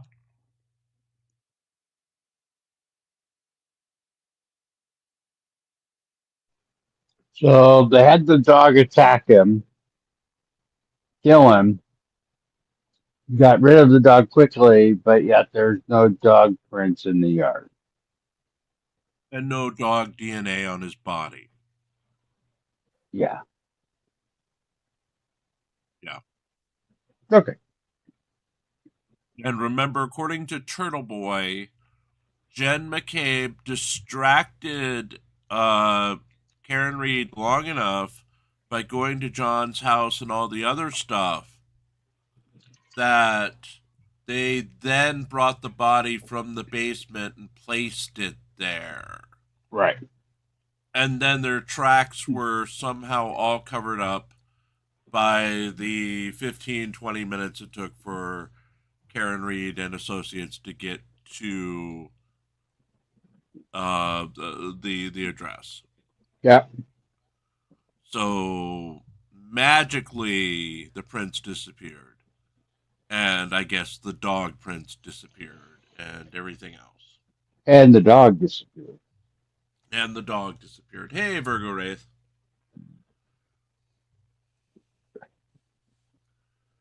So yeah, Surrender Monkey says, and let's see. I'll put the sidebar counter back up. Give me a second. Yeah, it may have been a werewolf. It could have been a werewolf. You don't know that, Surrender Monkey. You can't say that for sure. You have no direct knowledge. He has not come back as a werewolf. May I? Yes. As a lifelong law enforcement officer, have you obtained search warrants before? yes, Have you obtained search warrants for homes? yes, many times. Is there a certain requirement before you obtain a search warrant for a home? Yes, critical legal standards, yes. And what is that?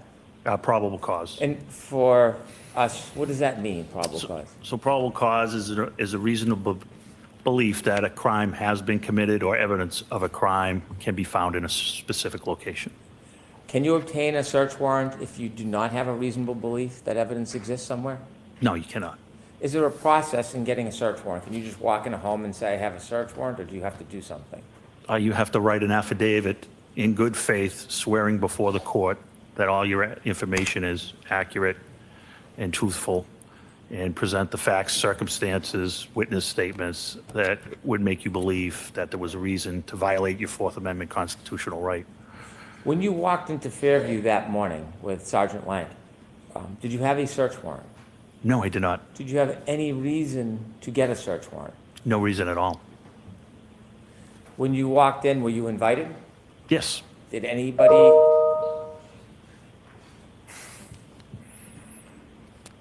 prevent you from coming in? No, not Did at all. anybody ever ask you to leave? No, not at all. When you spoke to Mr. Albert, did he ever discontinue or end the conversation? No.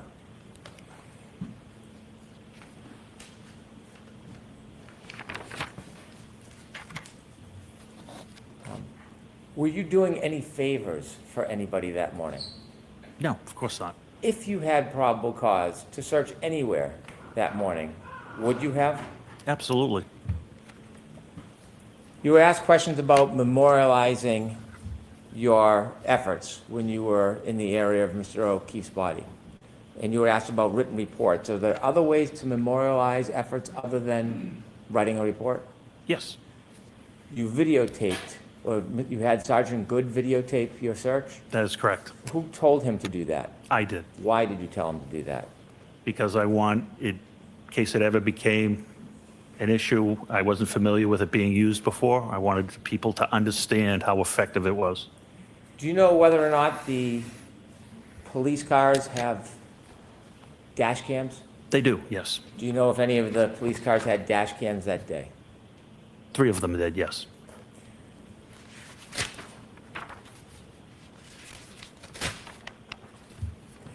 You mentioned that at some point you learned that Mr. O'Keefe had passed. I'm not sure when we found that out, but yes. Is there a statute or a rule when there is a death, whether a local county keeps the case or it needs to be transferred? It's transferred, yes. Is there a rule or is that a policy of the Canton Police Department? It's a rule. You were asked about Alexis and the Sally Port. Correct. Do you know exactly what time that Alexis was brought to the Sally Port? I don't have any personal knowledge of that. You were asked about a broken taillight. Have or had you reviewed any of the dash cams from the Canton Police Department that day? Not that day, no.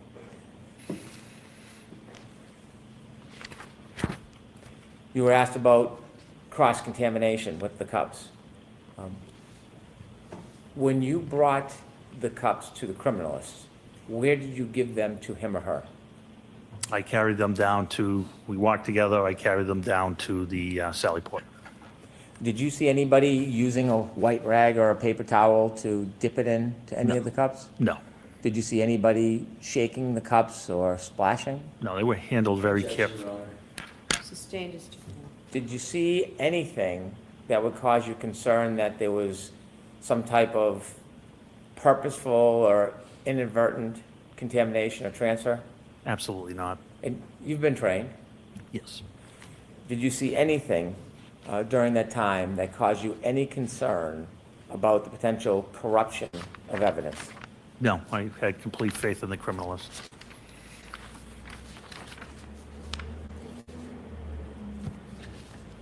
May I approach, Your Honor? Yes. There is a box for identification that has a glass in it. I'd like to put that into evidence. Jimmy? I'll do it later then. Is there any objection, Mr. Jackson, any objection to? Okay.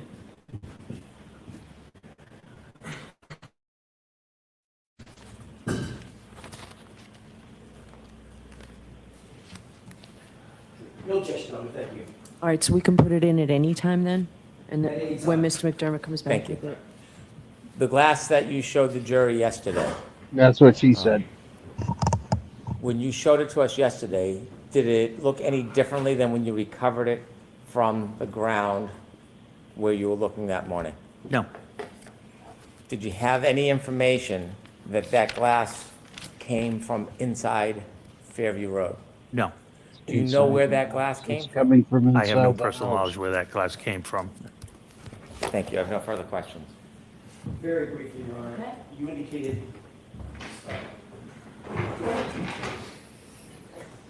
that you were spitballing, to use your word, correct? Correct, Trying to figure out what happened.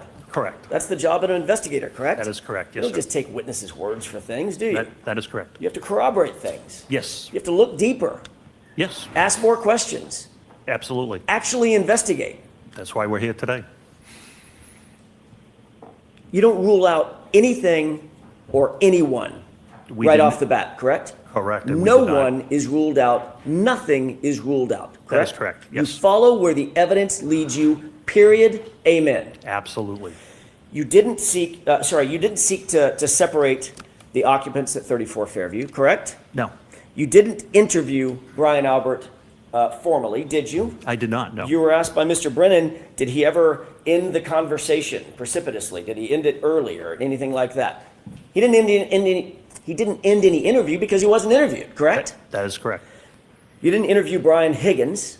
That is correct. You wouldn't interview Brian Higgins because he's your personal friend, correct? Correct. But you didn't have anybody else interview him either, did you?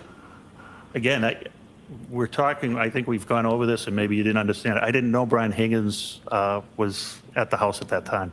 Because you didn't ask anybody else who was at the house at that time. I wasn't talking to anybody at that house, correct? Might have been a good idea, wouldn't it?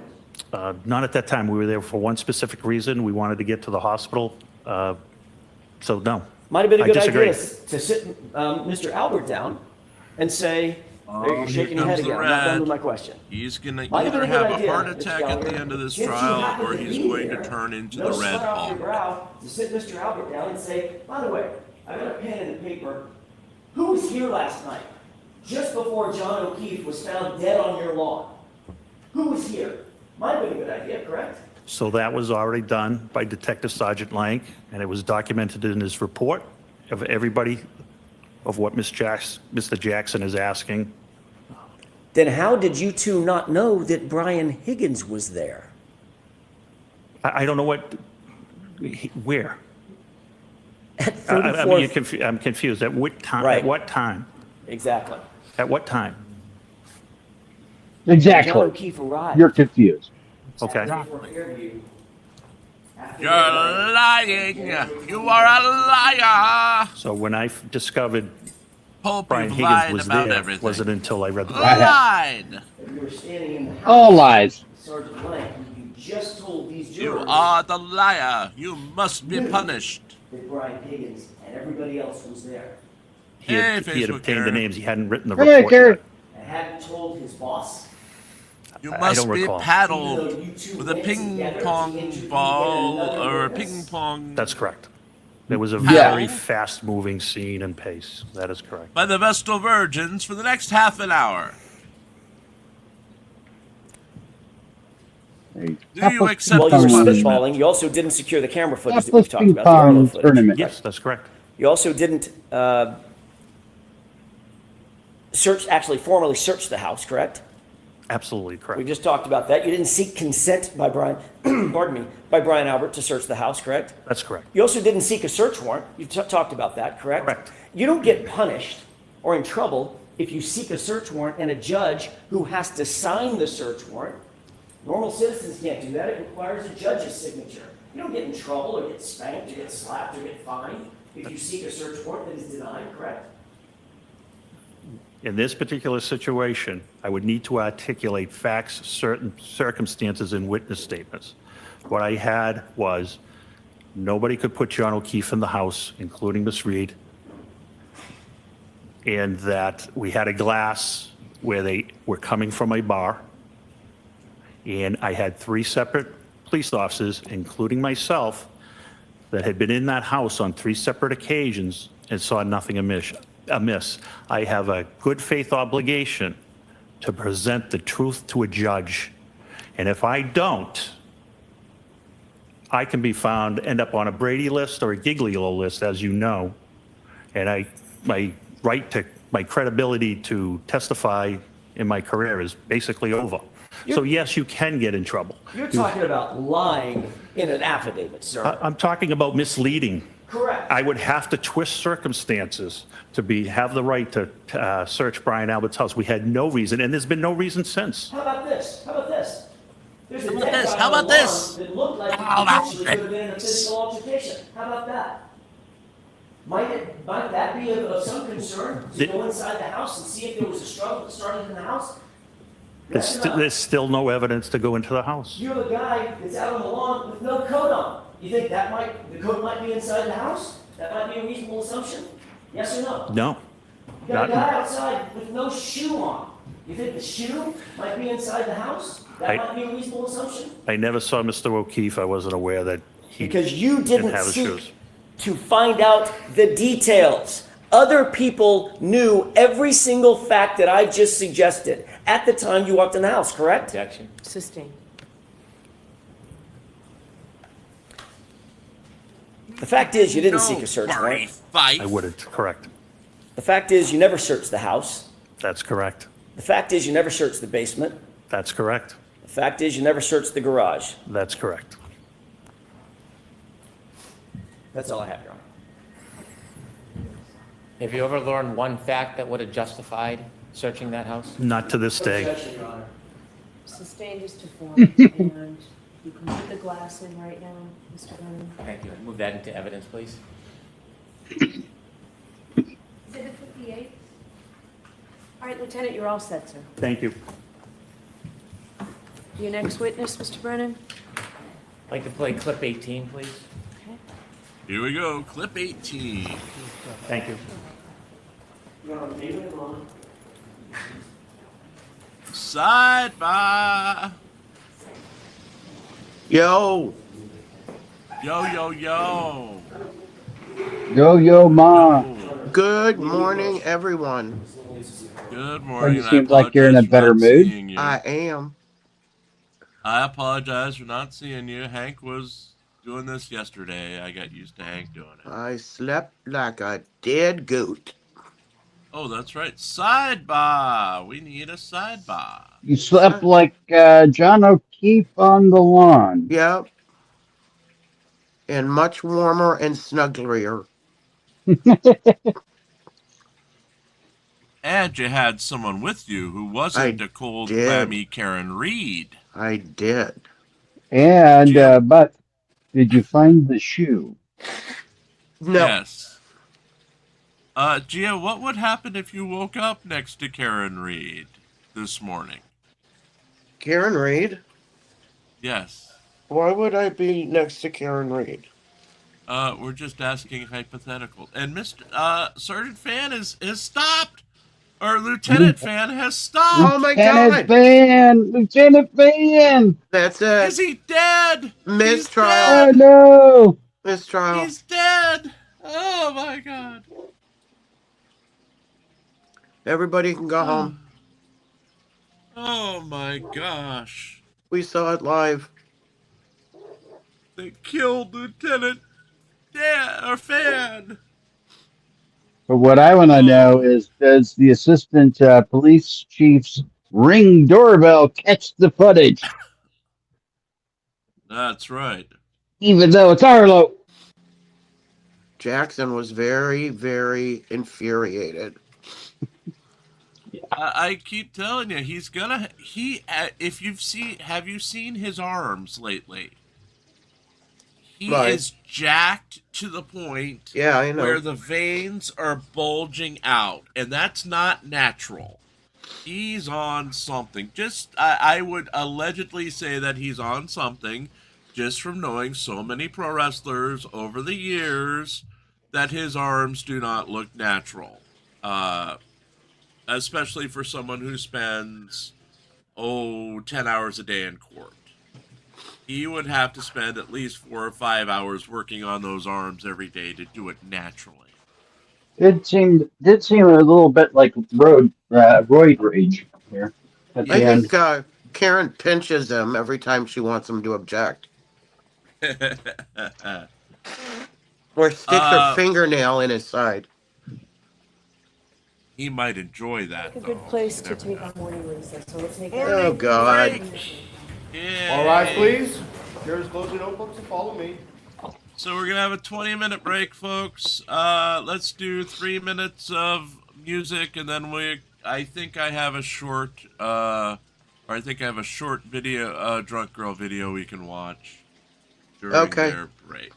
So let's do 3 minutes. Everybody get a bathroom break in, and we'll be right back with you. Let me find a actual thing. There we go.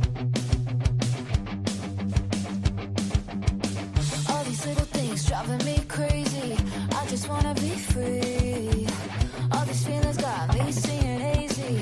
I can barely breathe. I'm the southern type, no you can't tame me. Baby, I'll just leave. There's no point in trying to chase me. Only one thing I need. Oh no, say it ain't so. I do what I want and I don't like no. Oh no, say it ain't so. Oh no, say it ain't so. I don't see the point in not letting go. Oh no, if there's one thing you should know, say it ain't.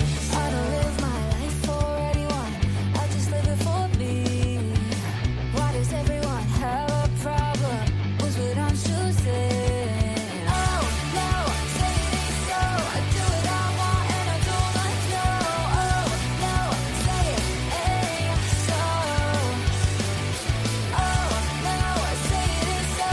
I don't see the point in not letting go. Oh no, if there's one thing you should know, say it ain't. I live life for me. I just want to be free. I live life for me. I just want to be free. Oh no, say it ain't so. I do what I want and I don't like no. Oh no, say it ain't so. Oh no, say it ain't so. I don't see the point in not letting go. Oh no, if there's one thing you should know, say it ain't so.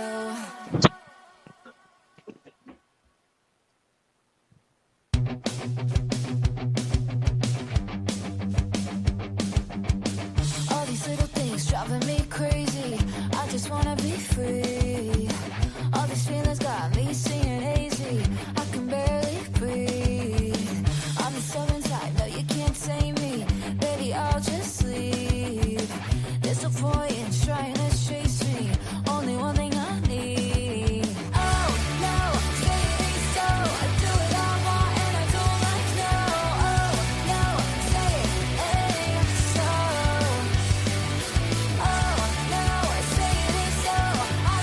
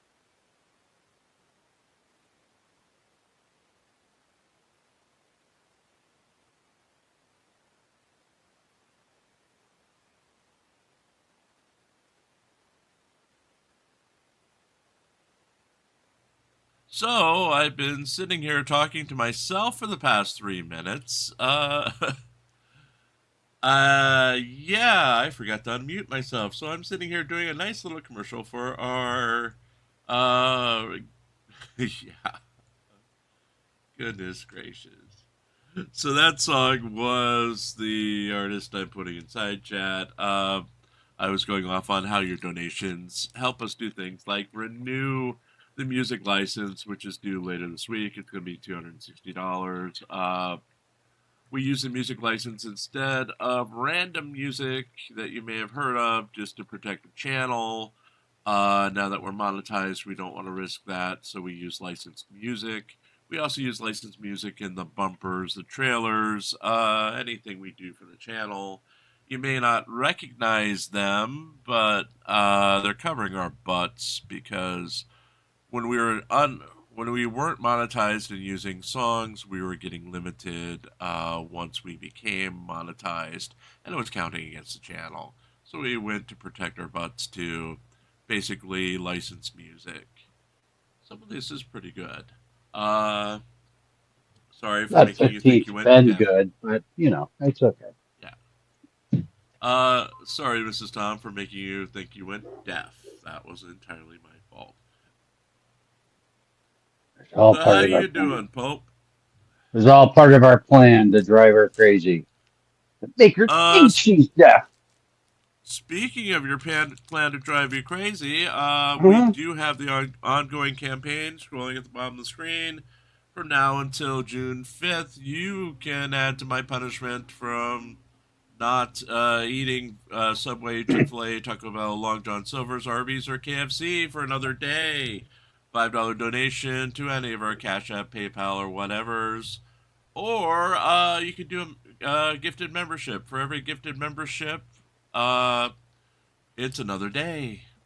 Yep. So far, we're at how many days, Phil? We are at 918. Should we So we reach have the third? a Go ahead. 177 to go. For Should 3 we years. reach the 3-year mark, I lose Popeyes, my favorite Popeyes. chicken place. Because you wonderful people have donated towards the cause. Should we And they voted. And they voted. Yes, you voted for this. Should we reach 4 years, I lose Burger King. Why did I agree to this? I don't know. Because you're an idiot.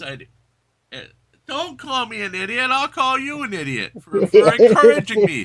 You talked me into this. You said it would be good for the channel, and here I go. I can't have KFC. I can't have Arby's. I can't have. We want you to be healthy, Jim. We're trying to help you be healthy. Help me be healthy. But, well, I did see your wife roped you in so you can't have Subway, so ha. Yeah, that's true. That's true. That plan backfired. Okay. So I did maybe coercively force Subway on you. And that plan did backfire spectacularly.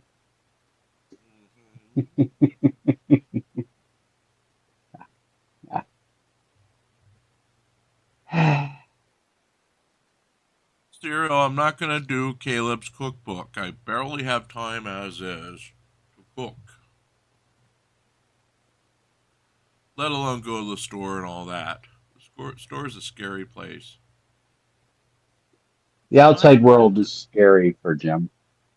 Yeah, especially with my allergies. Anything out there can freaking kill me this time of year. Yeah. Right now, our cars are literally turning green from all the pollen in the air. Yeah. I mean, I'm surprised I'm making it through shows without another Benadryl. And you're only here because you want to see me die on air. You'd be like, I want to go viral. I want to go viral. Jim, you're having an allergy attack, so turn your webcam on, please, so we can see your head swell up so you explode on camera. Come on, you can do it. It's good for we need a viral video. It's good for the channel. Yes. Yes. You can. And if we ever get NCR a real date from one of these, that's also going to be filmed. That the whole night, including the bedroom stuff, because that girl may get stabby. It's for his own protection. Yes. For his own protection and our own viral videos. So yes. Yeah. Clicks and views, pants, clicks and views. Clicks and views. Clicks and all about the clicks and views. That's right. And the grift, apparently. The grift. Because that's us. We're just grifters. Just grifters. Well, we could become, like Griffey's fan club, and then we could call ourselves the grifters. That would be a natural fit. Griffey, I don't know if they'll play Exhibit 18 after the break. I'm assuming they will. Yes, Serial. Here lies Jim. Here lies Jim. The dreaded pollen finally invaded the inner sanctum. I'll be green. They'll find, oh, did he swallow something? No, it's pollen. Pollen. Pet dander. You're a pod person. You have green blood. Pollen. That's all it is. Folks, as they'll be back in a couple of minutes, we'll do the drunk girl ad, or do the video of a drunk girl at the afternoon break, because I'm tired and I don't feel like clicking. In other news, it's Rose's birthday. We do have a forum for Rose over on our Discord server if you'd like to go wish her a happy birthday. It'd be much appreciated. So can I? Well, she's not here. Wish her a happy birthday? What? Pope, your microphone's on. We have a tradition at the channel of singing happy birthday. Of singing happy birthday. You can't sing her until she's somewhere near. Maybe she's not here. She'll be around tonight. Or maybe I'll get Coke Dog, and Coke Dog will personally sing to her. We haven't heard from Coke Dog in the longest time. There's a reason for that. Yeah, because you put him in cement under the pier. Well. And then he got out and started swimming the wrong direction. We had to get him back from Greenland. I don't know why anybody wants Greenland after what he did. That's why we're going to go to war with Greenland, so we can get Coke Dog back. That's right. He's an American. We have to get that American back from Greenland. That's right. You trying to swim to Greenland. Or Coke Dog. Or Coke Dog. Put a 1 in the chat if you want Coke Dog back. Put a 2 in the chat if you'd fight for Coke Dog's freedom. Yes, we do, Surrender Monkey, have a subscriber named Abby Pollen. Yes. Pants put a 7 in chat. A 7. Yes, it was a 1 in the chat. Mr. Tom, a 69. Surrender Monkey, a 69. A 1 in the chat if you want Coke Dog to come back. A 2 in the chat if we should forcibly get Coke Dog back from those horrible people in Greenland who are keeping him captive. No. Yes, so far we have 3 votes to go to war over Coke Dog. No. Yes. So, as a person says he hears Alcatraz is going to be reopened. So, Yeah, right. Yeah, they're gonna reopen right. Alcatraz, and they're gonna Yeah. make it bigger and better. Yep. And Trump is the next pope. Yes. Yeah. So anywho, yes, there is a chance. There is a chance we will have a viral call-in from Coke Dog tonight on tonight's show at 8 o'clock Eastern. No. 7 o'clock where it counts. 6 o'clock Mountain and 5 o'clock on the West Coast. No. Jim's afraid that if I sing Happy Birthday and my normal tradition to Rose, I'm gonna sweep her off her feet, and he doesn't want that. So he thinks Coke Dog is a better option. No. Yes, it is a far better option. Far better option. So we protest as well. Tell him yes. so. Yeah. Because only because Coke Dog is her ex-boyfriend. No. That's it. Only Tell him because so. Coke Dog is her ex-boyfriend. No. No. No. No. See? Poor Coke Dog. Being overseas in a strange land. A place that's called Greenland, but it's filled with ice. Which is funny because Rumpler horn up. No. Greenland is filled with ice, and yet Iceland is pretty green. Yes. And good morning, Satale. Morning, Satale.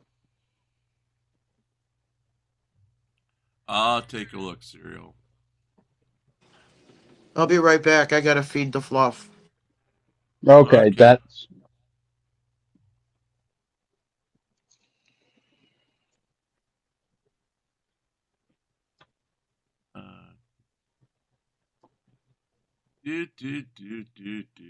Where'd it go?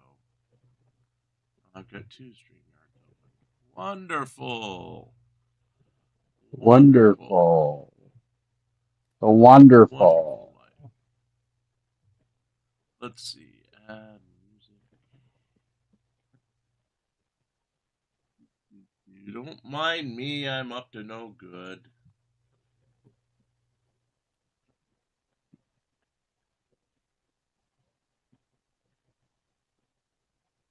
Okay, because somebody just sent this in. This is for Rose's birthday. Happy birthday to you. Happy birthday to you. Happy birthday, happy birthday. Happy birthday to you. Happy birthday. There we go. Thank you, Serial, for sending that in.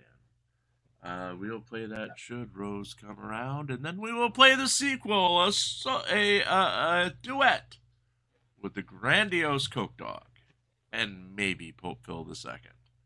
Maybe. Now, that was actually good. So, are you saying you're not good? No, I'm saying that was just not how we do our show. Are you saying that our show sucks on purpose?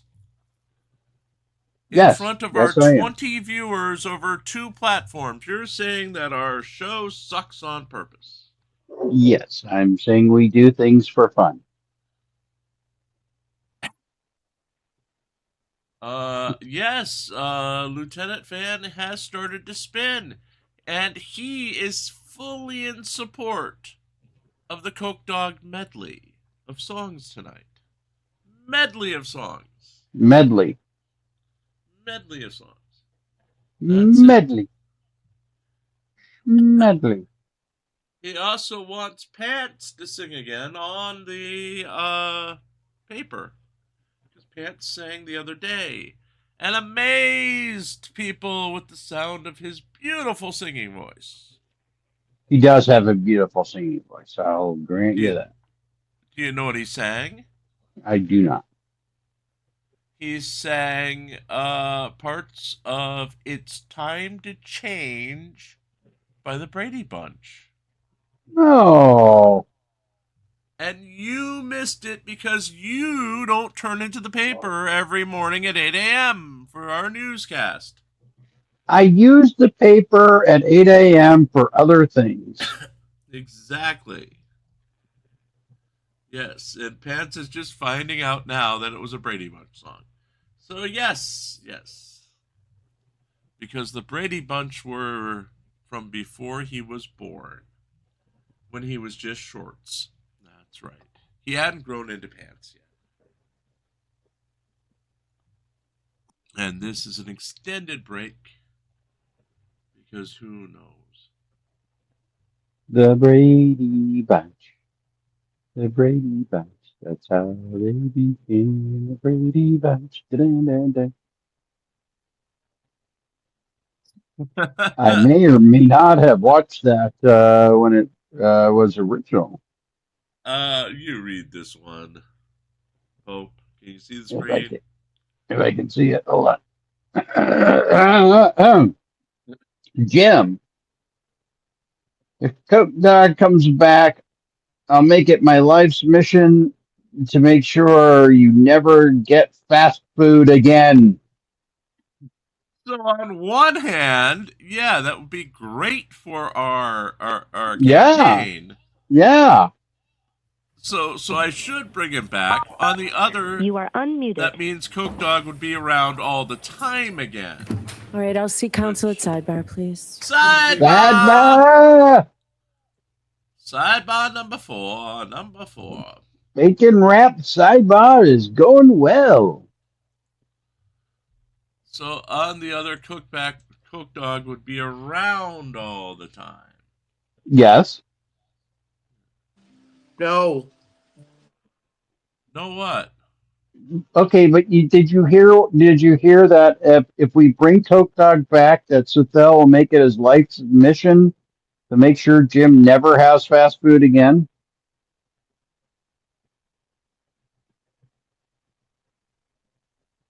I'd like to know how that would happen. I'm sneezing. Oh dear Lord, Pants is trying to make it happen. Hold on. Thank you, Pants, for the 10 gifted memberships. Add 10 days. Add Gesundheit to Gia. Let me see who got gifted memberships. 1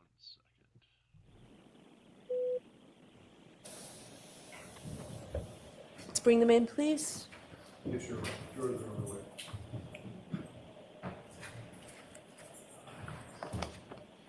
The gifted memberships went to WB Girl, Kathleen Maynard, Tim Hicks, Seema, Armchair Observer, The Where's Wally Podcast, Matrix Chamber, Mike Missile, name in Japanese that I can't pronounce, and that looks like that's it.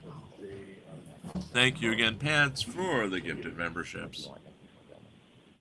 So we're at 928 and 167 to go.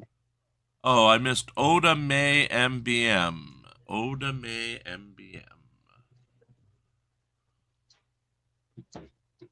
Oda May MGM. MDM. MDMA. MDMA. What, Denver Metro Cardigan? No, MDMA is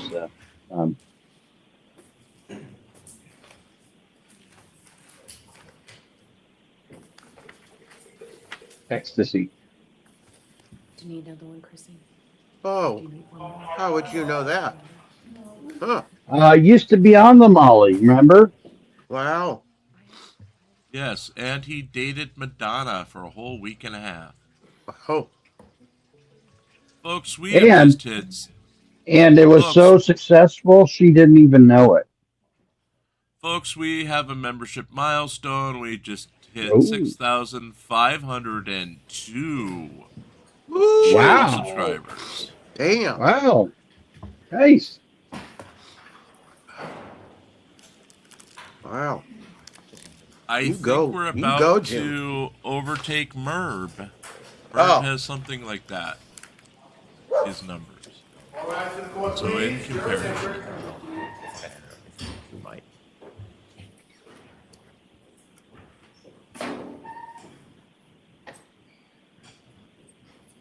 And in addition to me being banned from fast food, starting now, we're going to do a count for every, I'd say $5 taken in from now until the end of the giveaway. It will also keep Coke Dog away for another day. We will not act to bring him back from Greenland. So there. Put it back in session at 8. You're gonna You leave get to that ban me from patriot fast to food. rot in Greenland. All right, Mr. Brennan? Thank you.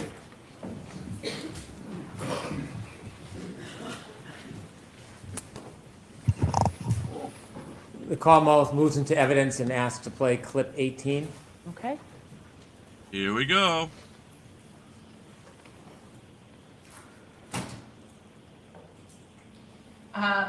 So when John got out of the car at Brian Albert's house, he took my full vodka soda, which is sitting in the cup holder. That was it. You will The common, that. thank you. He took the glass that was sitting in her cup holder. Sidebars for that. Oh dear Lord. They all count. All right, your next witness. One more, please, Your Honor. The Commonwealth moves into evidence and seeks to play clip number 17, Hold please. on. Okay. There are so many on this one. Thank you, Sathale, for the 50 gifted membership. They went to T-Bone, late as usual. With Mac up. I think this was whom I gave the interview to, and I said, he asked, why was I saying, could I hit him, did I hit him? And I said, yeah, my first thought was, I'd been out late, I'd been drinking, and he's in the general vicinity of where I last saw him. I mean, they talk about the left side of the property and the right as if it's, you know, Hammersmith Farms. It's a postage stamp. It's 50 feet. So he's in the front yard to the left of the front door, and no one's coming out of the house. Jen's telling me nobody's seen him. So I'm thinking, Jesus, was I starting to pull away and I ran over his foot? Like, he's roughly where I left him. So yeah, when I found him, I was thinking, did I like clip him somehow?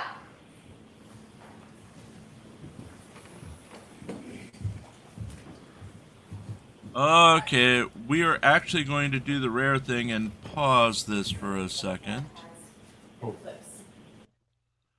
And we will catch up in a second because all they're doing is mumbling. Thank you, Sathale, for the 50 gifted membership. Popes put 50 days down as no dog, please. They went to T-Bone, late as usual, Mike 71, GMK, Ted Gibson, Kendall Smith, Steve Hagen, Anthony Carter, Sierra Lady, D Sig, 3 Beers Deep. Just scrolled on me. Hold on. C13 Loadmaster, Darlene Smiles, Zen, Lady Dragon's Bud, Raven Darkstar, Isabella Hondo, Colette McCoy, Mitch Cumstain, I Am Happy, Nutty, Lori Smith, Frankie MMAs, Linda DAC, Harold Ralph, Peter KA, Odd Socks, Just Sam, Sparky 1982, Gramps, Michael Lapchell, Grand Wazoo, Interested Bystander, Chad Bowman.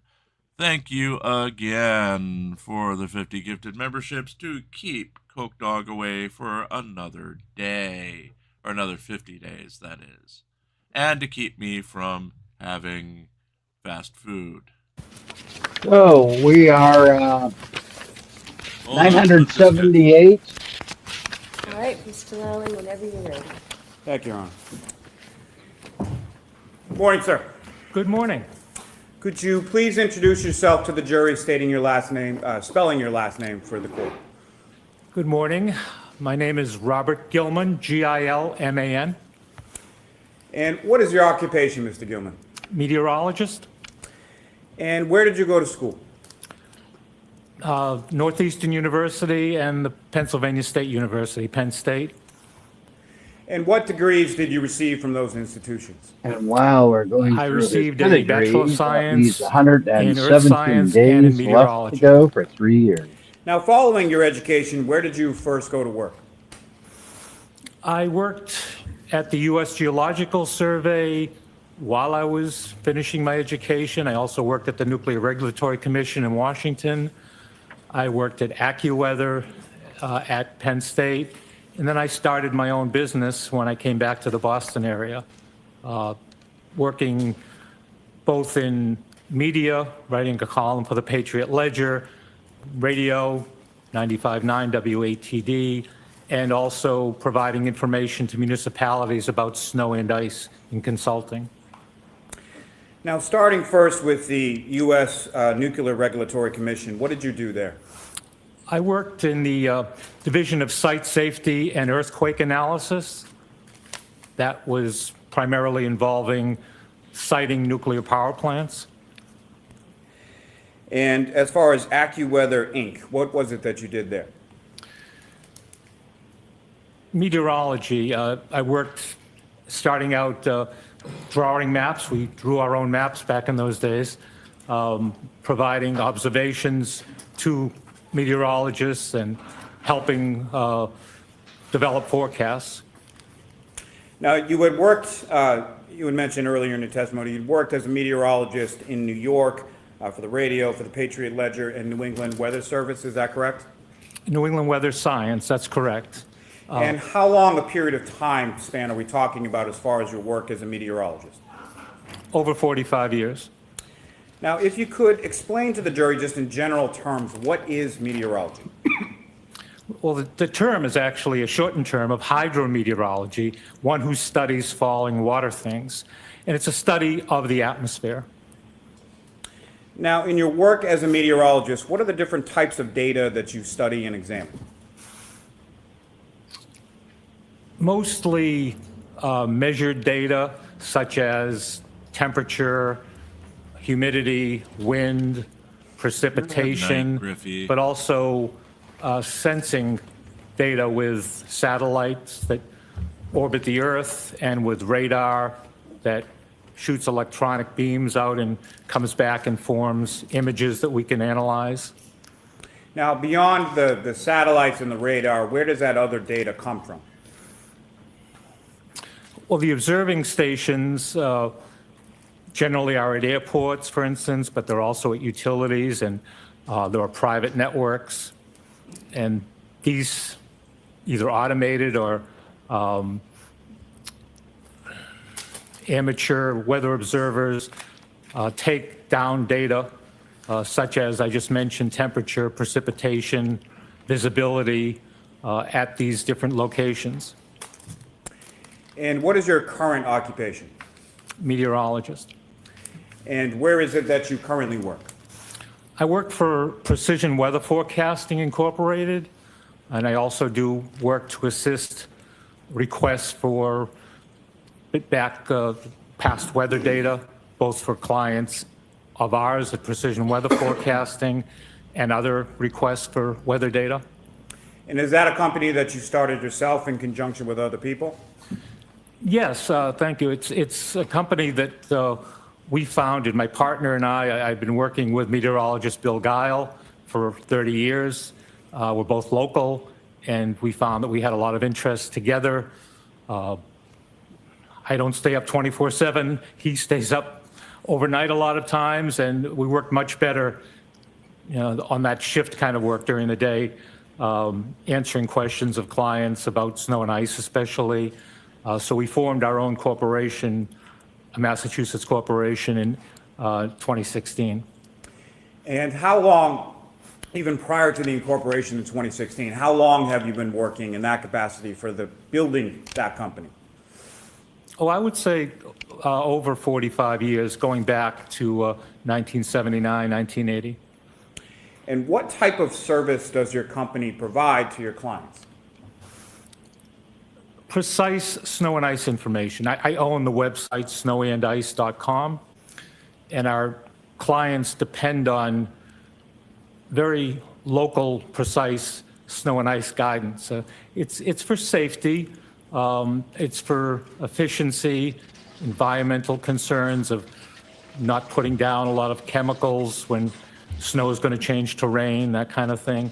So we're giving very local, precise weather information to help anyone that has snow and ice management concerns. Is that If better you could than expound upon that just a handcuffs or little, sir, as far as torture.com? what types of data or information is Torture.com. it that your No. company provides?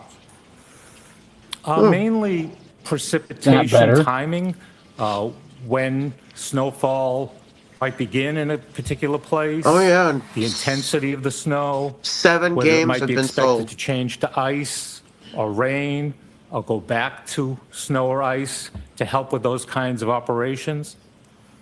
And where does I that mean, data or information Only come from? 9,992 As meteorologists, we left. develop it ourselves. It's all in-house.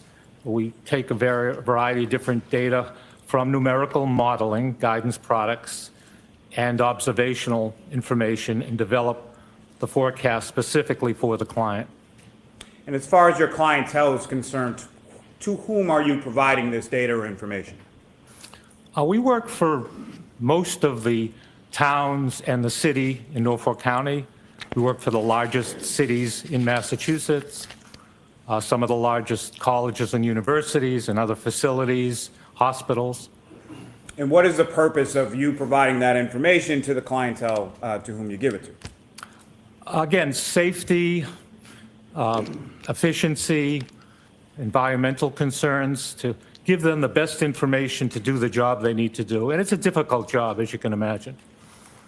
Now, at some point, sir, were you asked to look at some data related to the Canton, Massachusetts area in the time frame leading up to and including January 29th, 2022? Yes. And what were you asked to do? I was asked to provide a simple report of the days preceding January 29th, 2022, and a more detailed report of the early morning hours of January 29th about estimating snowfall during that time period. And in total, as far as that total time frame, do you recall what dates you were looking at? I believe it was January 26th to the 29th. And during that time frame, was there a significant storm forecast for that time period? Oh, yes. And what was the forecast for? Well, the forecast for the first couple of days was dry and very cold to bitterly cold. As we got closer to the 28th and 29th, we were looking at a storm coming in from the west and strengthening along the mid-Atlantic coastline. And we issued warnings, again, 2 to 3 days ahead of time to let our clients know that this was going to be a significant winter storm. And specifically with the storm, what was the timing associated with that forecast as far as when would the storm begin? We expected the storm, the snowfall, and the increase in wind to begin very late Friday evening, the 28th, with light to very light snow, and then to increase in intensity, especially later in the morning and through the late morning and midday of the 29th.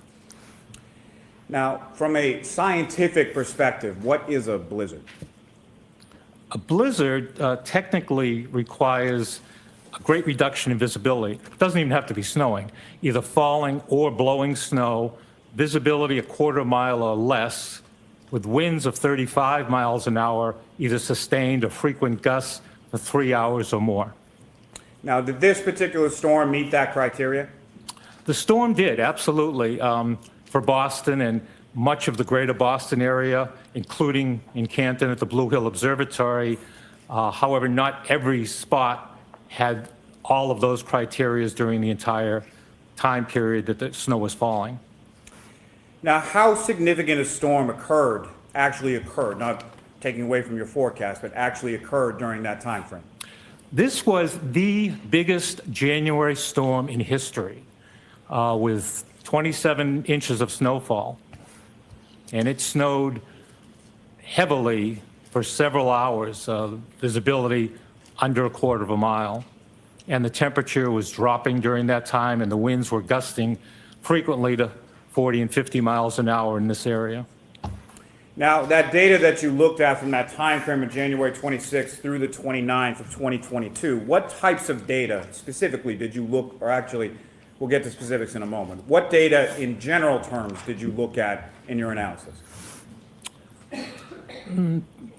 3 locations, the Blue Hill Observatory, which is the oldest continuously operating weather observatory in North America, close by, Boston, which is a first order weather station at Logan Airport, and Norwood Airport, which is a mile away.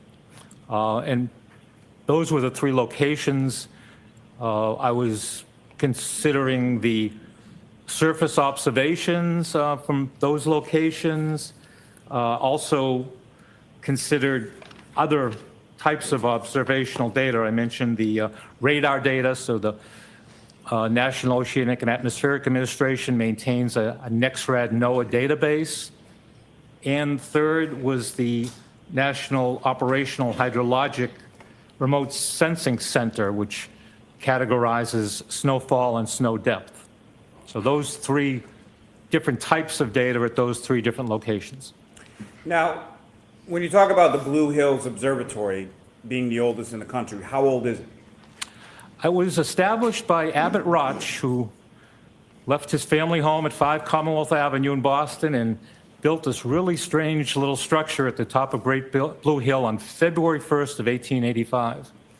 And do you know how far away from 34 Fairview Road that Blue Hills Observatory is?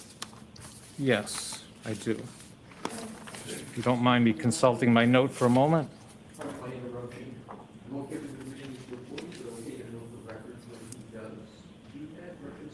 So what are you reading, Mr. Gilman? I'm reading notes I took on measurements from Blue Hill to Fairview. And that's, may I answer the question? Yes, yes, you I'm are. okay with Your Honor, I just wanted the record to know. Yes, that's why I asked him what he's reading. Thank you, Your Honor. That would be 7 miles. And the Norwood Airport, how far again is that, or how far away again is that between Norwood Airport and 34 Fairview Road? 1 mile. Now, these measurements that you used in your analysis, are you familiar with how those measurements are taken or how they're done at each of those 3 locations? Yes. And can you explain to the jury sort of how those measurements are done or how those calculations or the data is collected? Sure. Boston, again, is a first order station. It's equipped with automated equipment. It's called ASOS, Automated Surface Observing System. And it takes measurements of temperature, visibility, wind, humidity at very frequent intervals throughout the 24-hour day. It also collects precipitation, which isn't easy if you think of Logan Airport being out in the harbor and trying to collect every raindrop in that environment. But they have a very sophisticated rain gauge system that actually does a fairly good job of collecting precipitation. Moving on to Norwood Airport, very similar. It's not as high a caliber a station as Boston is in terms of the frequency of observations or the complete set of data. Blue Hill Observatory is a special case indeed. It had been manned for most of the day for many years. The former observer is still alive and well in Hingham, Bob Skilling. For the last several years, 10, 15 years or so, it was an ASOS system that I just mentioned, but in recent years that was cut back. So there are observers that are there and they take observations when they're there, and they take automated observations otherwise and take a record of that. but it's not on the, for instance, the FAA network, Federal Aviation Administration. Weather data, of course, is extremely critical to aviation, and they have a network of weather data. The Blue Hill Observatory currently is not on that network. Now, how the data is collected or calculated at each of those respective facilities, is that how it's standardly collected within the industry? Yes. And is it a routine both in your practice and in your meteorological industry as a whole, relying on that type of data and the way it's collected? Yes, there are standards established. I'm a member of the American Meteorological Society, the Professional Society of Meteorologists, and there are standards that are established on taking weather measurements. Now, may I approach, Your Honor? Yes.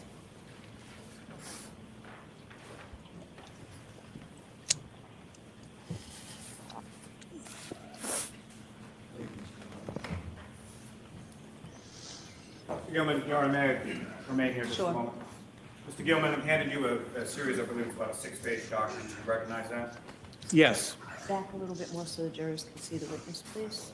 Do you recognize that, sir? Yes, I do. What do you recognize that? This is a local climatological data sheet for January 2022 for each day. And I believe there's, as I look through it, hourly reports of weather observations, especially for January 29th at Norwood Airport. And this is published by the U.S. Department of Commerce, NOAA, the National Environmental Satellite Data and Information Service. And at least in part, is that the data that you were testifying about before, as far as the data that you relied upon in your study here? It's one element, that's right. And again, I put a lot of strength to this data because it is in such proximity to Canton, to the location we're concerned about. Your Honor, the Commonwealth will seek to introduce and admit as the next exhibit. No objection, Your Honor. Exhibit 60. Your Honor, with the court's permission, may I return what's now been marked as Exhibit 60 to the witness? Yes. Thank you.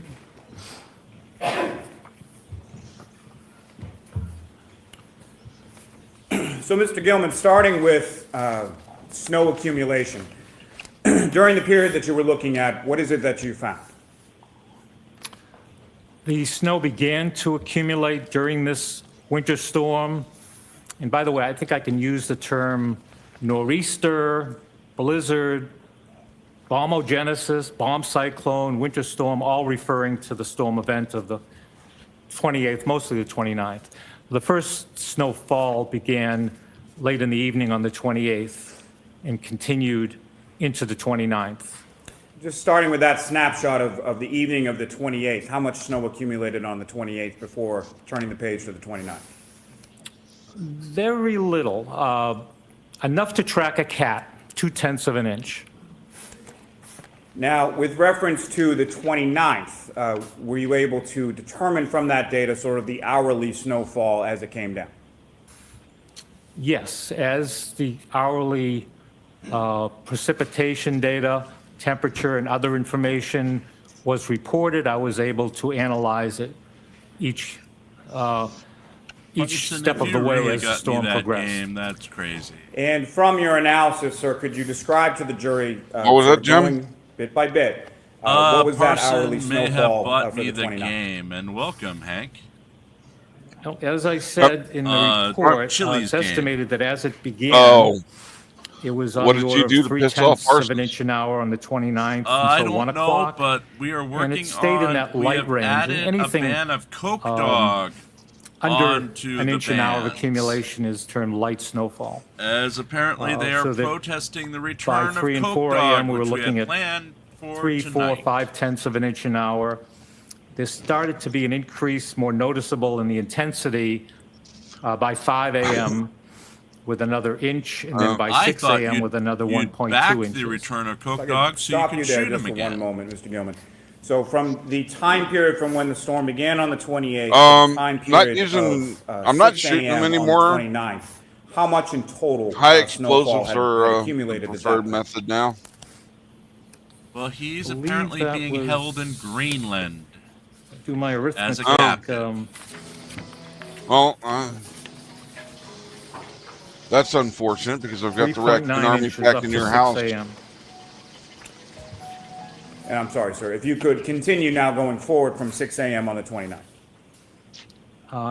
Then we started Welcome getting back, into a more GM moderate Fulfill. snowfall, and again, that's an inch an hour more. So that by 7 o'clock was another inch and a half.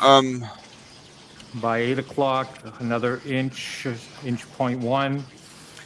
And then by 9 and 10 o'clock, it was getting to be moderate to heavy snowfall based on radar returns, the next-rad radar information, based on the visibility reduction, based on the amount of precipitation that was melted in the rain gauges, based on other reports from cooperative observers.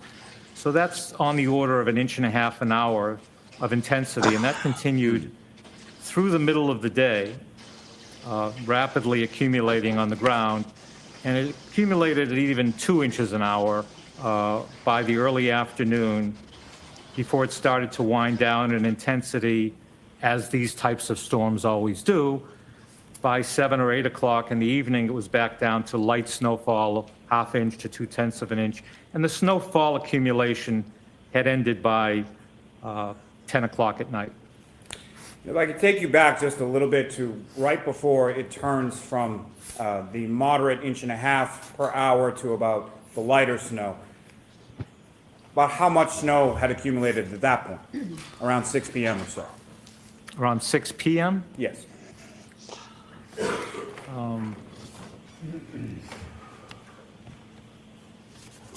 Well, again, I'm just going to do the arithmetic of subtracting the snowfall after 6 p.m., which was 1.3 inches from the total, which was 23.8.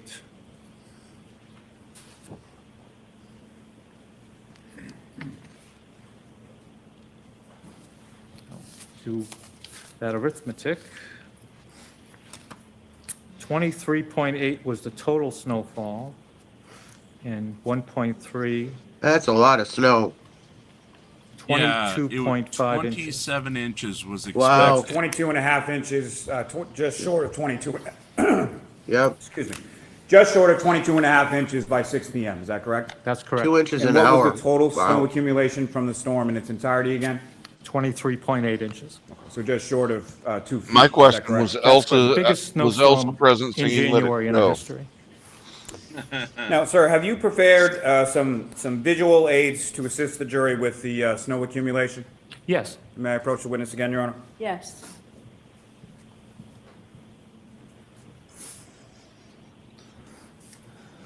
Major zombies here, major zombies.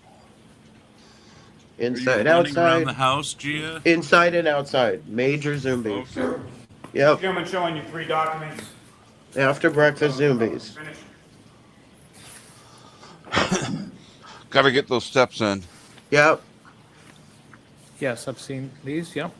And what do you recognize these? Got to maintain a Yorkish figure. The Yep. first one Yep. is a storm warning report that was sent to our clients in this area regarding the upcoming snowfall, winter storm. And we began sending this type of a report, as I said, 3 days prior. This was one of the last ones that was sent as the storm was getting underway in this area. So this was sent by my colleague, my partner Bill Guile, at 8 o'clock that Friday evening. And it's a detail of when the snow is going to start, when the first inch will be on the ground, the total snowfall, the duration of the storm, and what's going to happen after the I'll storm. be back which in is about also 15 minutes. critical for our clients to know how to clean it up and what kind of post temperature and other things to consider. So that's the heading of the form. Then we get into this detailed 6-hour time block series. And of course, that begins at 6 p.m. to midnight, since this was issued at 8 p.m.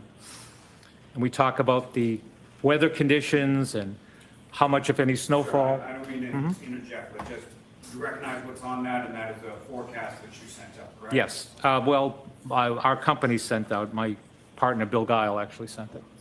And the last two sheets that you have before you, what are those? These are images taken from one of those 3 sets I talked about, the for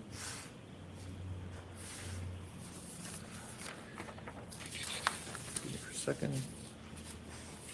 The data set from NOAA, the National Operational Hydrologic Remote Sensing Center, and it's a image of snow depth or snow on the ground at 2 times on January 29th. The first time is 1 a.m. and the second time is 7 a.m. And it's a map of Greater Boston down to the South Shore into northwestern Rhode Island. Can I go, Trump? Yes. I'm going to introduce in a minute the next 3 exhibits. No objection, Your Honor. All right, thank you.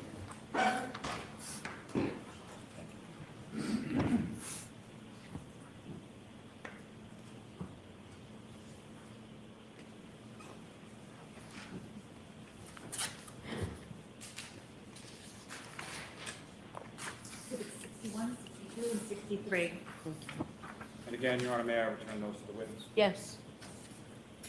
Thank you.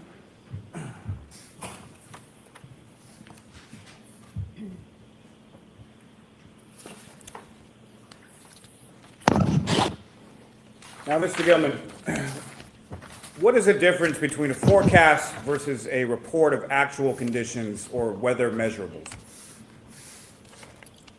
As defined, a forecast is your best estimate based on science and data available of how the future is going to play out in terms of weather, the amount of snowfall, the temperature, the observed data. And I often make the distinction between soup and sandwich. Weather and forecast always seem to go together, but there actually is weather, and that's separate from what the forecast is, and there's always some small distinction. Lately, we've been getting pretty good at getting accurate weather forecasting done, but it is the actual weather that's measured. How much snow is on the ground, how much snow fell, what the wind speed was during any given period, temperature, those kind of elements that actually occurred. And, Your Honor, with the court's permission, may I publish to the jury on the screen a copy of the forecasting document? Okay. Ms. Gilman, if you could.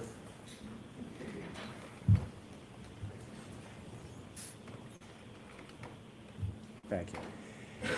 And Mr. Gilman, what's up on the screen? Is that what you have before you as the forecasting document that's now been marked as an exhibit? Yes. Okay. And if you could, directing the jury's attention from left to right as far as the columns go, if you could walk the jury through sort of what we're looking at in this particular aid. Sure. So below the heading, I think I defined the heading just before, we have these 6-hour time periods. So the columns are the day, in this case, today being Friday in this forecast, the weather, the amount in inches, that would be of snowfall, the temperature, that's the air temperature, and air temperature is taken 5 feet above the ground in a natural surrounding. The road temperature, also in Fahrenheit, and that is the surface ground temperature, which is very important to our clients. And then we have wind, both sustained and gusts. Below that, we have special notes to amplify our message. A lot of times people don't read everything, so we try to highlight what's important or add something that wouldn't be in one of those columns. And as far as the air temperature is concerned, as far as it being recorded, does that incorporate wind chill into that temperature, or is that something else? Wind chill is a calculated amount or figure of heat transfer based on how human beings react to temperature. So this is the actual temperature that would be measured on a thermometer. And thank you. And Ms. Gilman, if you could scroll down. And again, on the bottom portion of this aid, again, if you could walk the jury through what we're looking for and what we're looking at.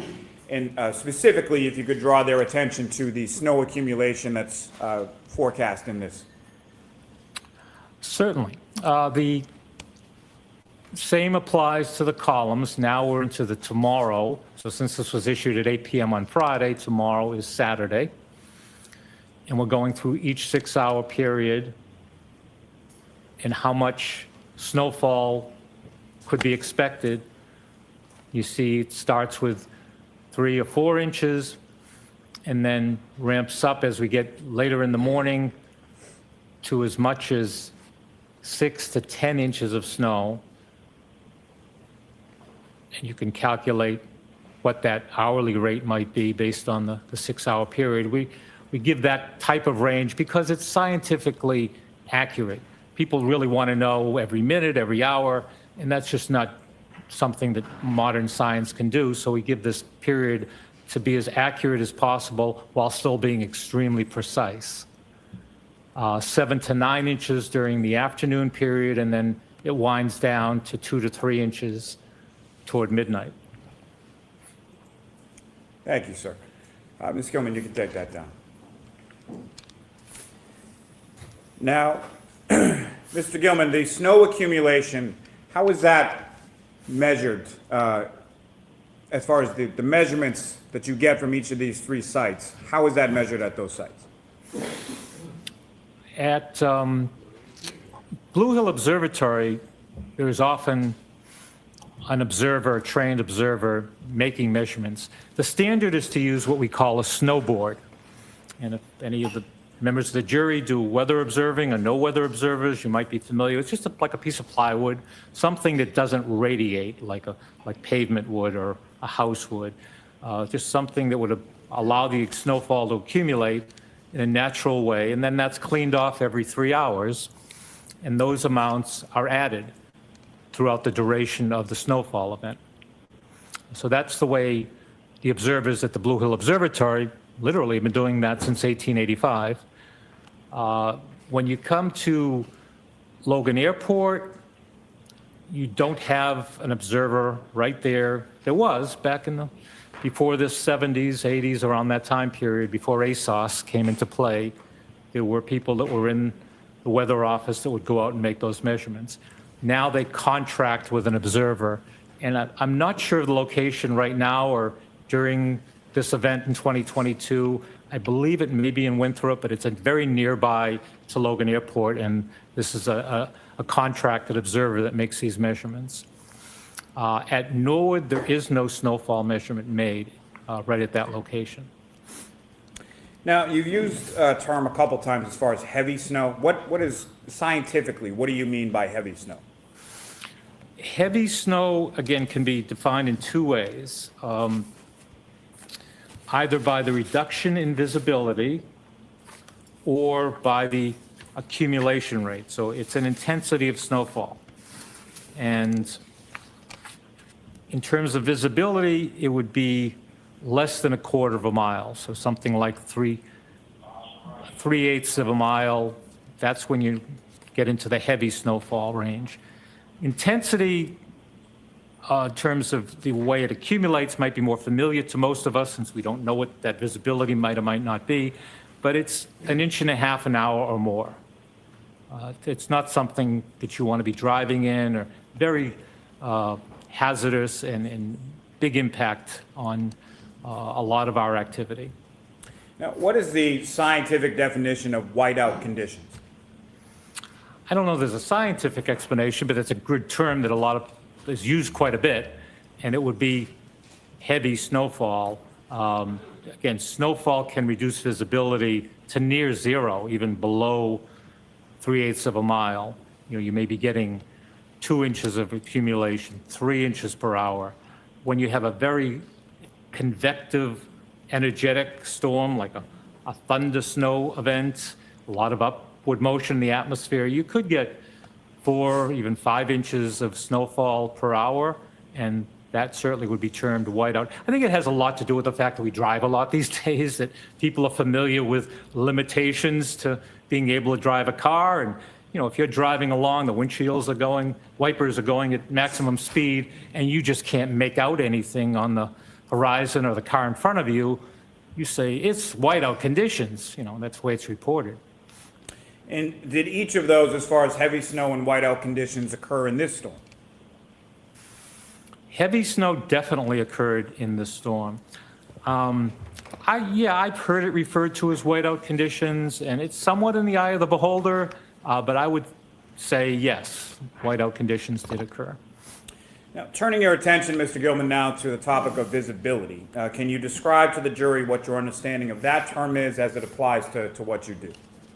Well, visibility is just the reduction of how far you can see based on some weather element, as long as we're talking about weather. So haze can reduce visibility, fog, different types of precipitation, smoke can reduce visibility in the atmosphere.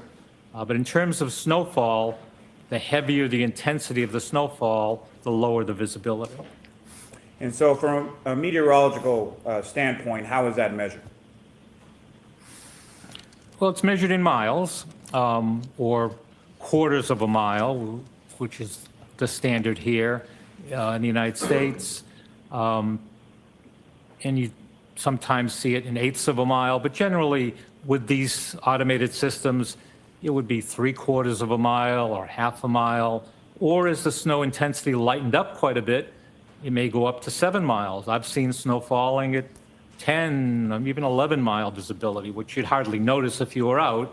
That's not much of a reduction in visibility, but it can come all the way down to near zero. And what was the lowest, if you know, the lowest recorded measurement as far as visibility as it pertained to this storm? I would base that on the Norwood Airport because it was, especially in this immediate area, and they do a good job of measuring visibility, and that came down to 1/4 of a mile at the airport. It certainly may have been lower than that at times, but was on the order of 1/4 to perhaps as low as 3/8 of a mile or 1/8 of a mile between observations. Now, sir, if I could turn your attention to the topic of temperature. How is temperature measured in your analysis as far as the data that you have? Temperature is measured with a thermometer, and there are different types. We depend heavily on electronic thermometers now that measure the amount of heat in the air, and we get a reading, and we generally use that reading as the air temperature. Now, what is the difference between air temperature and road temperature? Again, air temperature, the standard is the temperature of the atmosphere 5 feet above the ground in a well-ventilated natural surroundings. Road temperature or ground temperature is actually at the surface, so it's out beyond the atmosphere, right at the surface of the ground. And what kind of tools are used or utilized to measure road temperature? There are basically two ways.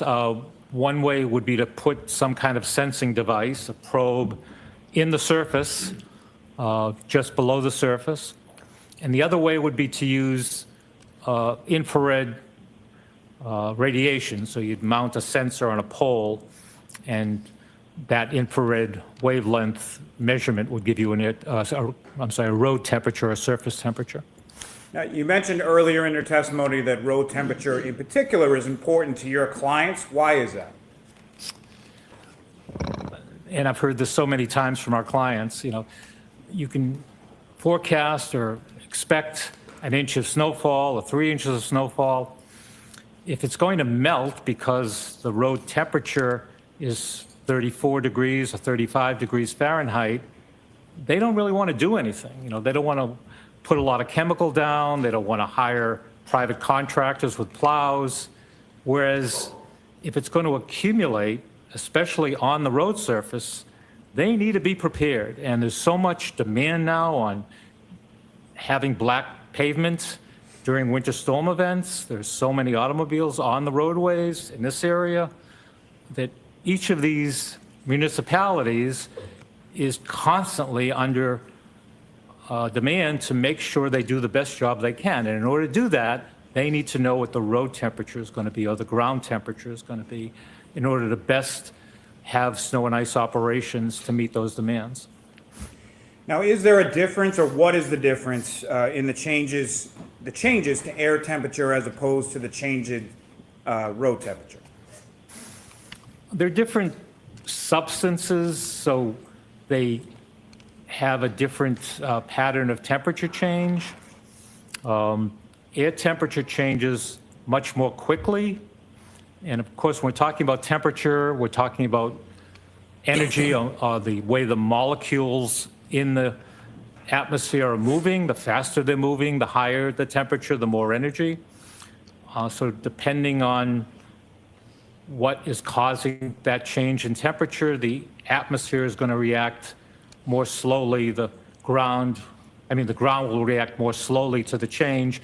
The atmosphere will react pretty quickly, much faster. Now, in your analysis here, what If time you're frame again were you please using, go put an or were you measuring the temperature across? New court thingy over in the Chile de Castro forum. I Let me ask it this way. You started on January 26th through the 29th, correct? Correct. Okay. And why is it specifically with temperature that you started on the 26th as opposed to anything else?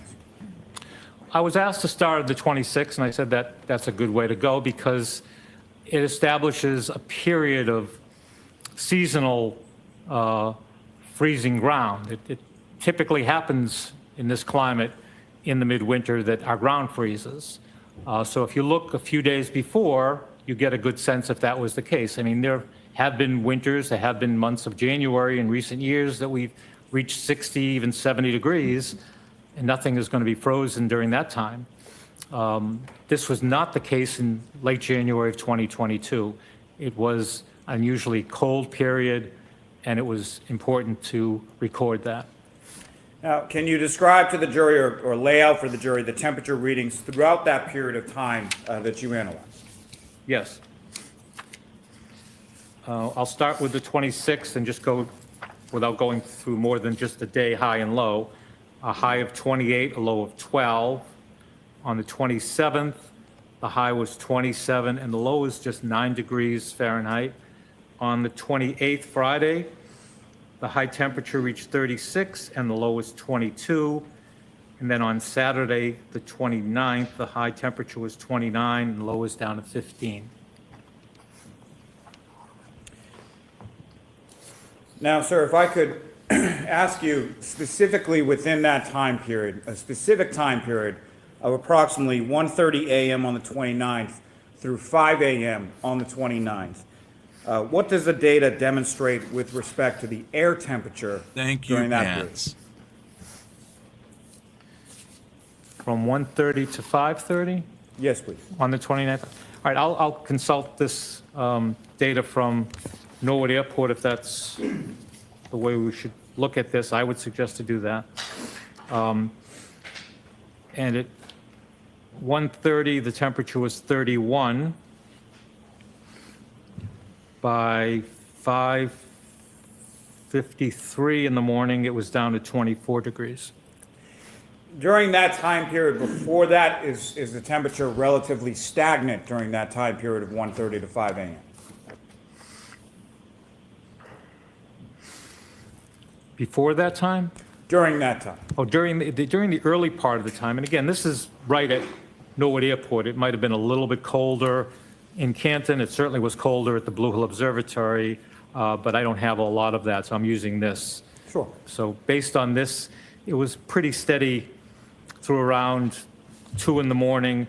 And then because of the nature of this type of storm, it's deepening rapidly. It's low pressure offshore. Folks, those who are bored by this testimony, we just released two new documents northeast to the north. From the and that Chile backing de wind Castro's starts to draw lawsuit air against rather Kate than Peter, from Daniel Clement, the Michael Gulf of Maine, the Atlantic Caratini, Ocean, the and harbor, Skeptic. more from northern This New is a England and motion Quebec. So that's a to tendency of all of these winter vacate, storms to strike tend to get Castro's colder as the request for storm dismissal intensifies. without And that's what we see starting to happen as you get toward 2:30 in the morning, and especially 4:30, it's down to 28, 26, and then down to 24 degrees just before 6 in the morning.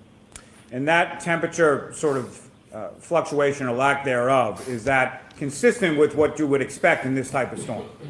It's exactly what I would expect, and this is a classic winter nor'easter, and that temperature drop is part of that. Mhm.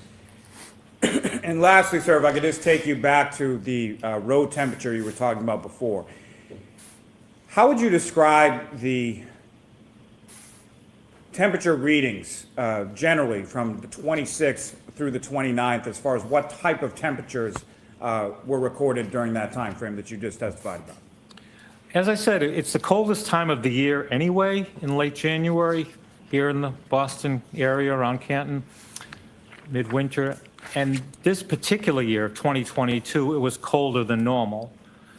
So road temperatures were dropping much of the time. They may have come up a little bit during the course of the day, thanks to sunshine during the 26th and 27th. A little moderation in the temperature on the 28th, but for the most part, there was a frost in the ground, the soil was frozen, and the temperature was unusually cold at the middle of winter. And what impact would that have on the hardness of the ground over that time period? Welcome back, Hank. Well, again, the ground was frozen, the soil was frozen, and the surface of the ground was frozen. And it would have made the ground impenetrable, that hard, you know, as hard as too difficult. We wouldn't be able to dig in the ground. Thank you very much, sir. I have nothing further, Your Honor. All right, Mr. Alessi?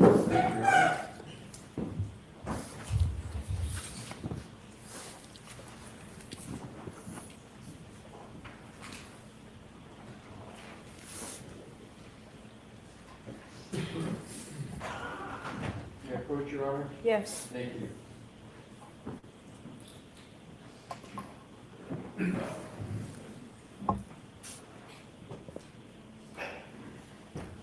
Show Mr. Lally, please. With regard to Mr. Lally and myself, we have agreed I'd like to address the court with a stipulation, and with regard to the document we stipulated into evidence, to execute measures. Yes, Your Honor, may we approach this very briefly? Okay. Sidebar! Get your sidebar here. Bacon wrap Okay. sidebars today, Hank. So what have I Bacon missed? So tasty. So what have I missed today? Well, right now you haven't missed much because this is just a weatherman going over the details of the snow at the scene of the crime, the storm itself, etc., etc. And before that was the finishing up of the testimony of the police detective who was on the scene to interview Jen McCabe at the house before the local police were pulled off the case and the state police took over. You didn't really miss much with that other than the little man. I mean, Jackson was trying his best to make it seem like incompetence on the part of the police for not looking around the house, for not separating witnesses when the police officer said they had no probable cause nor a warrant to do any of that. So that's about it for the morning testimony. Especially since there was no evidence showing that there was any link to the inside of the house. Yes. Thank you, Your Honor. Like I'm glad they put in there is no footprints going to and from the house to the body. Right. May I, Your Honor? Yes. Good afternoon, Mr. Gilman, and congratulations on your career up to this point. Thank you. Good I had afternoon, some- almost. Pardon me? Good afternoon, almost. I have some questions for you, if I could, please. You covered a bunch of topics on your direct examination, and I wanted to confirm some of them. As a meteorologist, you indicated that you look at a variety of areas under the larger umbrella of weather, correct? Correct. And one of those areas is snow accumulation. Correct. Another area is visibility, correct? Correct. Do you have a general understanding about what this case is about? Let me ask it this way. As regards weather conditions, are you familiar with an address of 34 Fairview Road in Canton, New York? Yes. And have you ever been to 34 Fairview, Canton, New York? Not New York. This is, we're in Massachusetts. I'm sorry, Massachusetts, Okay. sir? Yes. I've been in many parts of Canton. I don't believe I've ever been to 34 Fairview. Are you generally familiar with that area? Yes. And you've mentioned the Norwood Airport on your direct testimony, correct?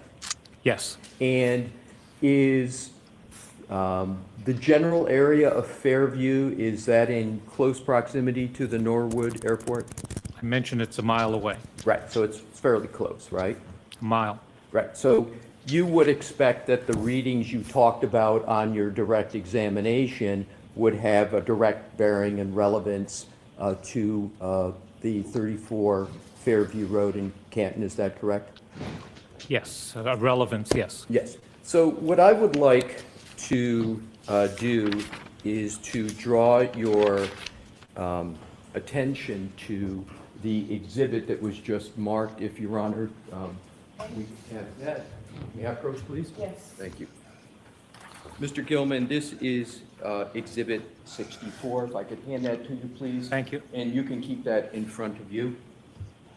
If we could publish. Excuse me, Your Honor, may I publish? Yes. Thank you.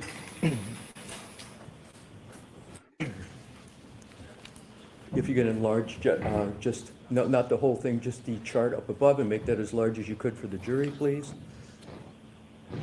That is very good, thank you.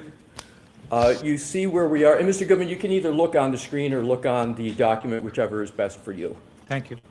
You're welcome. So let's start with the top, which is estimated hourly snowfall ending at. This is for January 29th, 2022, correct? Yes. And what does not appear on this chart, but I want to make sure I can get this as accurate as possible, would it be appropriate to, before 1 a.m., to add a 0.2 for what you mentioned on direct for midnight? You mentioned there was a little bit starting, and there was a 0.2. Is that correct? Did I hear that correct? If you want to get the total for the snowfall event, yes. Okay, so we'll just have, if you will, an imaginary 0.2 up at the top. And what I'm going to do, sir, is I'm going to go through the hourly snowfall, because there are times that you have on your chart that are relevant in this matter. So let's start with, and just do it chronologically by time. And what I'm going to ask you to do is to do a little bit of math as we go through. If you need a calculator, I think it's going to be fairly straightforward math for someone with your skills, but take your time when we get through it. So we start at midnight, and you mentioned the concept of visibility on your direct examination, correct? Yes. And I believe you said on your direct examination that at midnight there was, quote, very little snow precipitation.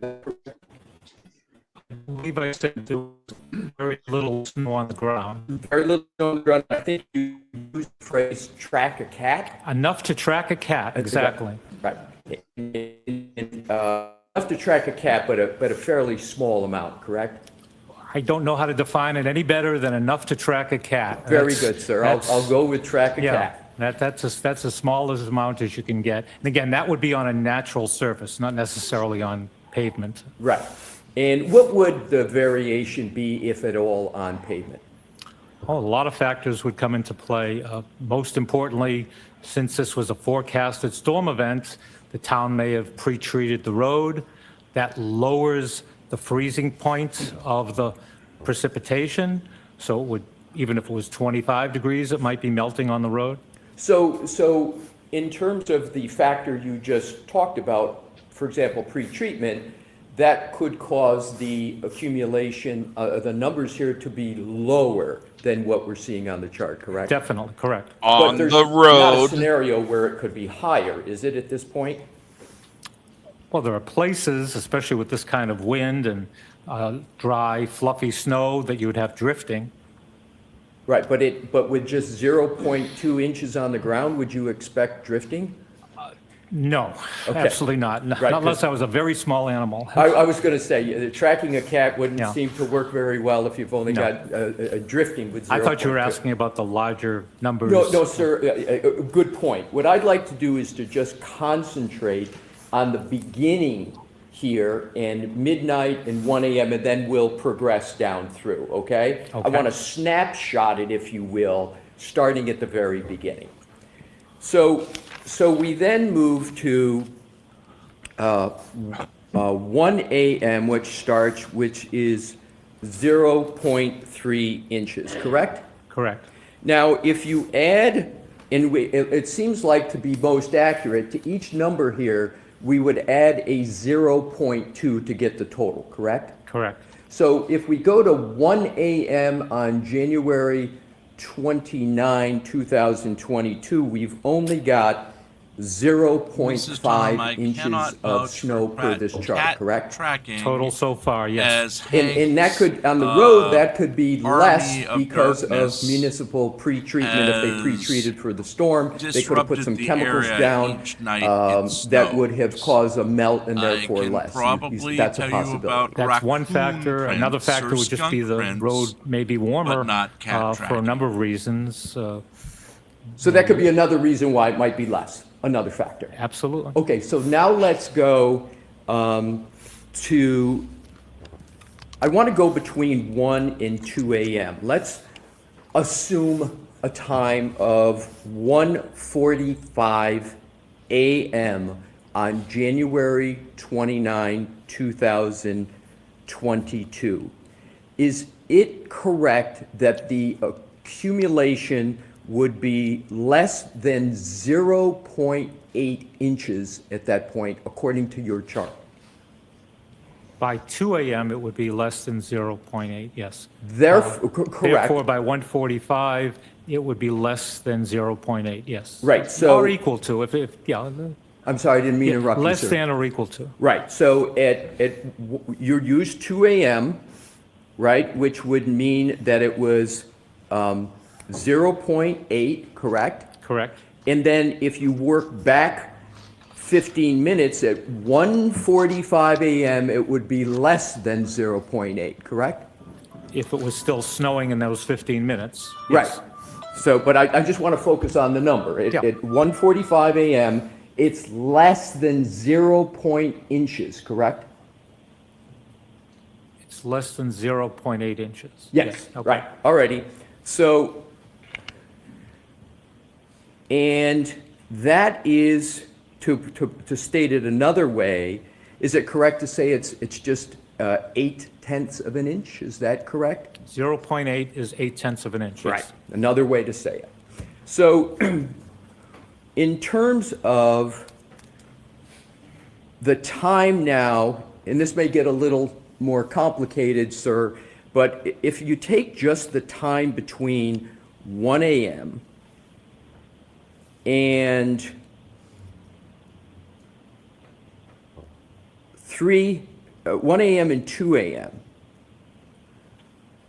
so you've got 0.8. Sounds like he's trying to play a shell game and You would distract have you on the real point. under at 145, is it correct you would have only 0.35 inches accumulated of the 0.8? You follow my math, sir? I'm not sure what I follow in that sentence. Did you ask me how much snow fell between 1 a.m. and 2 a.m.? That's another way of asking the Okay, question. between 1 a.m. and 2 a.m., 0.3 That would be the fucking simple way that the jury Very can well. track, you fucking idiot. And so what I'd like to do now is to move down the chart to 3 a.m. How much snow has fallen or accumulated between 12 a.m. and 3 a.m.? It would be 1 inch. Right, and is an inch, and you're in the measurement business, about the size of a thumbnail? Yeah, I actually use the knuckle on my thumb to the end of my thumb as an inch. Right, so from the knuckle of one's thumb to the end of the thumb is 1 inch. Right. And under your terminology on direct, you had used the term. Or you could just say very half little. your penis, Would jackass. you consider from the knuckle to the top of the thumb very little snow? It definitely would require a comparison. 1 inch of snow has caused tremendous problems for people. Right. So I would not call it, just by the fact of 1 inch of snowfall, I would never say it's very little. No, so I'm sorry, maybe my question wasn't clear. I'm not talking about effects of 1 inch. I'm just talking a measurement of 1 inch. On a measurement scale, would you still consider that your phrase, track a cat, or would you be out of the track a cat? We'd be out of the track All of right. cat stage. Got it. So, but again, the 1 inch being from the knuckle to the top of the thumb. Yes. Let's now go all the way down to about another time is 3:30 a.m., which we're going to focus on now, 3:30 a.m. How much snow had accumulated by 3:30 a.m.? Well, we're going to have that inch we just talked about at length, and we're going to add the 2/10 from the previous day, the last few hours of the 28th, so we have 1.2. And now we're going to add another half an inch by 4 a.m., so somewhere less than 1.7 inches, less than or equal to. Wouldn't the number at 3:30 be 0.85 inches? You're including the snowfall from the previous day, the 2/10 of an inch? Yes. No. What would it be? As I said, there's 1.2 inches up to 3 a.m., and then we're adding some amount before 4 a.m. Unknown how that was distributed within that hour, but something like 1.7 equal or less than total. How about the accumulation between 1 a.m. and 3 a.m.? How much accumulation for that time period? Between 1 a.m. and 3 a.m., so we have 3/10 of an inch. I think he's purposely up to trying to put 2 the and jury another to sleep. 4/10 of an inch to a total Yeah, of he is. 0.7. So between 1 and 3 a.m., there's only an accumulation of 0.7, correct? Correct. Inches. Correct.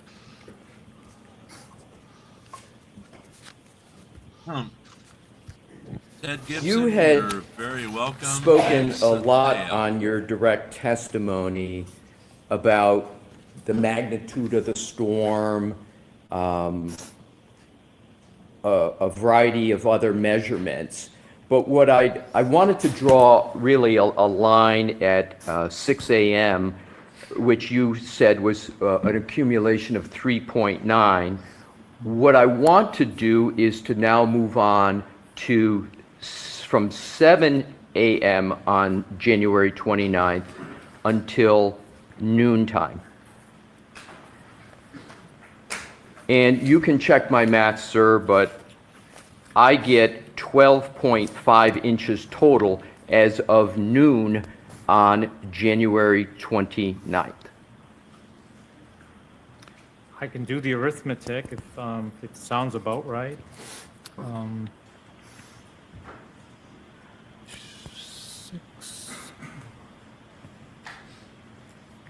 8.6 inches fell up until noon, starting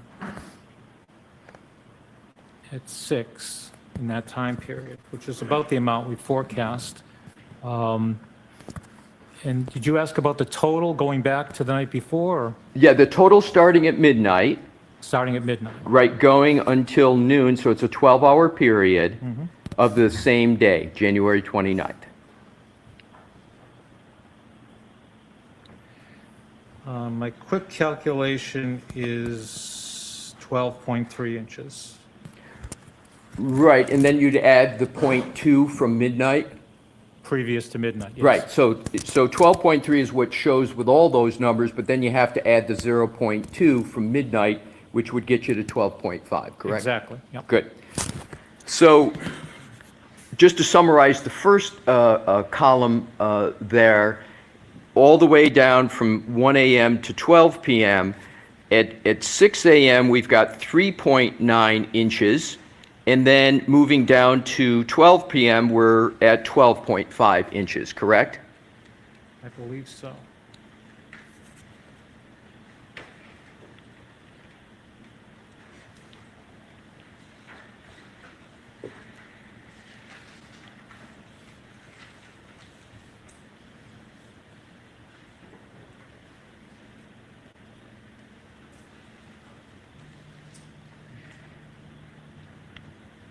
Sir, tell me when you're Yes, yes. So we're in alignment with those two numbers, 3.9 inches as of 6 a.m., 12.5 inches as of 12 p.m. on January 29th, correct? Yes. Yeah, I'm sorry if I wasn't sure if you wanted me to do all the arithmetic again, but I did do that, and yes. Okay, good. Thank you. I appreciate you doing that. You talked about the concept of visibility on your direct examination. In terms of visibility, did I hear you correctly that there's a correlation between the amount of snow coming down and visibility? The intensity of the snowfall, so the amount over time and visibility, right? Right. So the intensity or amount over time, how would you describe visibility from 12 midnight or 12 a.m. on January 29th until 1 a.m., that 1 hour period? How would you describe visibility? I really don't know exactly. I can look at the report from Norwood Airport. They measure the visibility. Could you do that, sir? Would that be easy enough for you to do? Do you need a light, Mr. Gilman? Do you need lights on? If we're going to do more than one, I would, but let's see if I can. Thank you, Your Honor. And we were asked about 1 a.m., is that? Yes, visibility at 1 a.m. Okay, visibility reported at 1 a.m. was 1.2 miles in light snow. And what does that mean, a visibility of 1.2 miles? 1.25 miles, 1.25 miles. It means that anything that was more than 1.25 miles away from the observer would be hidden by the snowfall. You wouldn't be able to see it. And what does it mean if the visibility was less than 1.25 miles? And as the visibility lowers, you can, Somebody didn't your want ability or to didn't see want Sesame objects Street in growing the up. distance is reduced. So assume, sir, that somebody is 30 feet away from an object they want to see, and the visibility is 1.25 miles. Would they be able to see that object based upon your experience with visibility and your your career in that area? All other things being equal, yes. Right. So would it be fair to say visibility would be good from 30 feet if it's a 1.25 mile and beyond? Can you answer that, Mr. Gilman? Can I further explain to the jury about visibility? Thank you. A term like good for visibility would generally apply more toward 8 miles, 10 miles is good visibility. So it's hard to say that anything under 3 miles. For instance, we go from calling visibility reduction in haze to fog once, it's really the same atmospheric phenomenon, but once you get below 3 miles, we call it fog or dense fog. So anything below that, when you reduce visibility by fog, haze, snow below 3 miles, it's hard to call it good visibility. But if something is at 1.25 miles, there's visibility, correct? Of 1.25 miles, yes. There is And again, just again, if I could explain for the jury, a lot of this is developed for aviation. Right. And if you're a pilot or you think about what a pilot needs to go through, that's where these terms come from. I understand, sir, but you are in the weather forecasting business, correct? I sure am, yes. And you, and weathercasters, we all here on TV talk about visibility on their forecast, correct? Correct. And they're not talking just to pilots, right? They're talking to people who are going to drive, people who are going to walk, is that correct? And it is a challenge to communicate that, yes. But sir, my question is, when someone, a weathercaster, weather person is talking about visibility, the main target audience are for people who are going to be driving or walking, correct? There's not pilots that they're giving. Well, I don't know, but I would never expect, and I do broadcast meteorology, a broadcast meteorologist to say visibility was good if it was less than 1.5 miles. Yeah, sir, I appreciate that, but my question's not, I've left whether it's good or not. I'm talking about the purpose of weathercasters speaking about visibility. Yes. You had indicated in your earlier answer, you had tethered it to pilots, but there's also an application of the visibility concept for the rest of us in the world who drive and walk, correct? Yes, Isn't it useful for that? Absolutely. I'm trying to answer your question about whether the visibility was good. Right, but but I'm not asking that question anymore. My Okay. question is just, I only know what you asked me. All right. I'll try it a different way. Visibility is a concept that is used by weathercasters to assist people who are going to be walking or driving. Is that correct, sir? Yes. Thank you. So now let's go on to the concept of temperature. You mentioned the concept of wind chill on your direct examination. You recall that, sir? I was asked about it, yes. Yes. Does wind chill have a relationship to temperature, and if so, what is it? It does have a relationship to temperature. It's a complex function that was developed by the U.S. Air Force in the 50s to help produce cold weather gear. And it was determined that wind had a major impact on our military in terms of what type of gear they needed, in addition to how low the temperature was. So it's a measurement of temperature to begin with, and then there's a complex function applied based on the wind speed to come up with how that air temperature, how that air is going to impact the human body. So is it fair to say that if you have a temperature, and what I wanted to do is to go to the temperatures that you gave on your direct examination, is it accurate to state that, for example, on January 29th, I believe I heard you say there was a high of 29 and a low of 15, is that correct, sir? Yes, that was my report based on all those 3 locations, yes. And you had also testified about wind speed and wind gusts as well. And can you state, if you have it in your notes? I do, yes. It was wind in the speed? report, yep. Yep, and what was the wind speed? The- Average and then high gusts? Sure. 23 miles an hour with frequent gusts of 47 miles an hour. So what does your number 23, how does that affect temperatures of 29 and 15? It makes that air feel much colder. So that air, that 20-degree air, did you say 20 and 29, sir, and 15 were the numbers you had given? that range for that day, sure. Yeah. So it makes that air temperature feel colder, and it allows that air to take heat out of your body more efficiently and more rapidly. So it feels much colder. and we can calculate roughly how it would feel if there was no wind at all. And sir, thank you. You've gotten right to my next point, and I only have a few more questions left for you.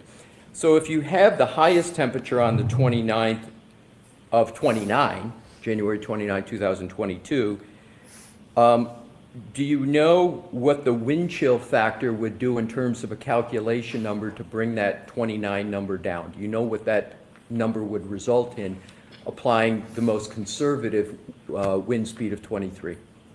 I wasn't asked to calculate that, no. Would it be less than 0? Just an estimate. Based on the 29 temperature? Based on the 29? No. Would it I be don't in- believe so. Would it be in the teens? Yes. So the 29 would be in the teens.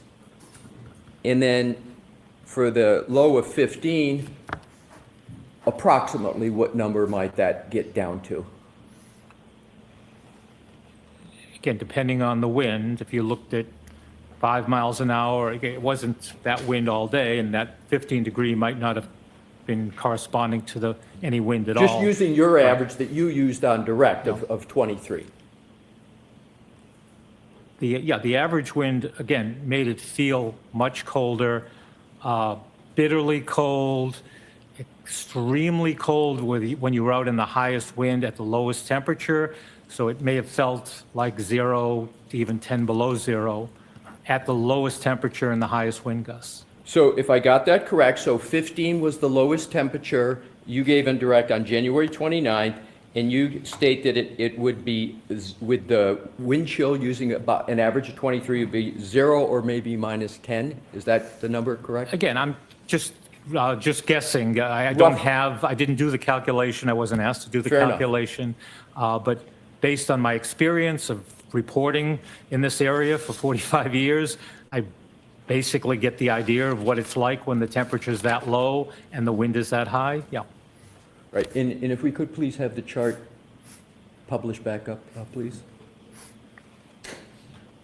You can keep the lights on, you just make it larger. I want to make sure Mr. Gilman has some facile with his notes. Okay, so is it correct to say that if the total accumulation for the storm was 23.8 inches, that the vast majority of that accumulation came well after 6 a.m.? Yes. And as of 6 a.m., we've only got 3.9 inches compared to what the storm ended up at about 23.8. And then importantly, from midnight on January 29th until 3 a.m., we've got just 1.2 inches, correct? Exactly. May I have a moment, Your Honor? Yes. Thank you. Please bear with me a moment, Mr. Gilman.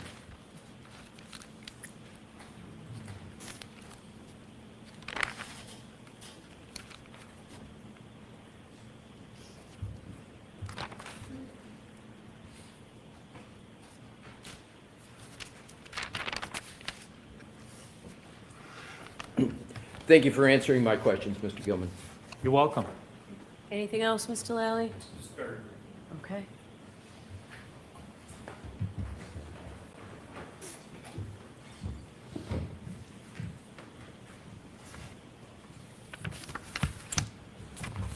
Mr. Gilman, you were asked about the snowfall between 12 a.m. and 1 a.m. How much snow again was there during that time frame? During that time frame, about 3/10 of an inch. Okay. And during that time frame was probably the least amount of snow that was on the ground during the course of the storm, correct? During that hour or two previous. Yeah, there's really, in fact, I have this chart I showed, the graph, the map. It just showed a trace of 0. There was less than an inch on the ground. And we measure snow on the ground in whole numbers, so it would either be 1 inch or 0. So, And so that would be during what you've characterized as the track-a-cat stage, correct? yes, And so it's during that track-a-cat stage that there's the least amount of snow between the frozen ground and anything that may come down on top of it, correct? yes. Now, as quickly as it applies to visibility, when you were asked about visibility in 30 feet, you said all other things being equal. What are some of the things that would make it unequal? A car in front of you, a building in front of you, a person, anything other than weather, and there are other types of weather that can lower the visibility besides snowfall, including fog. So darkness, as far as nightfall versus daytime, that would have a negative impact on your visibility? Sustained just. What about lighting? How would Lighting? lighting impact the visibility of an object? I really can't say that lighting, obviously, you need some light to see anything. That's really all I could say. And lastly, sir, as far as wind chill is concerned, again, could you explain to the jury exactly what is wind chill? What is it measuring? Again, it was developed for the military in the 50s to help design. It was actually done here at the Natick Labs here in Massachusetts to help design cold weather gear, because prior to that time, during World War II, the Korean War, unfortunately, especially Air Force aviators were suffering. They had clothing that might have been adequate for the temperature, but because of the wind, they suffered frostbite and other ill effects. And so research was done, and the result of that was a wind chill temperature, the way it would feel to the human body based on the wind on a certain temperature. And so the wind chill is measuring the impact of how a person experiences the air temperature, correct? Exactly. I have nothing further. Thank you, sir. Anything, Mr. Alessi? No further questions, Your All Honor. right, Mr. Gilman, you are all set, sir. Thank you. You're welcome. Thank you. Do you have any the marked exhibits or identification? I have relinquished them to this nice young lady. Thank you.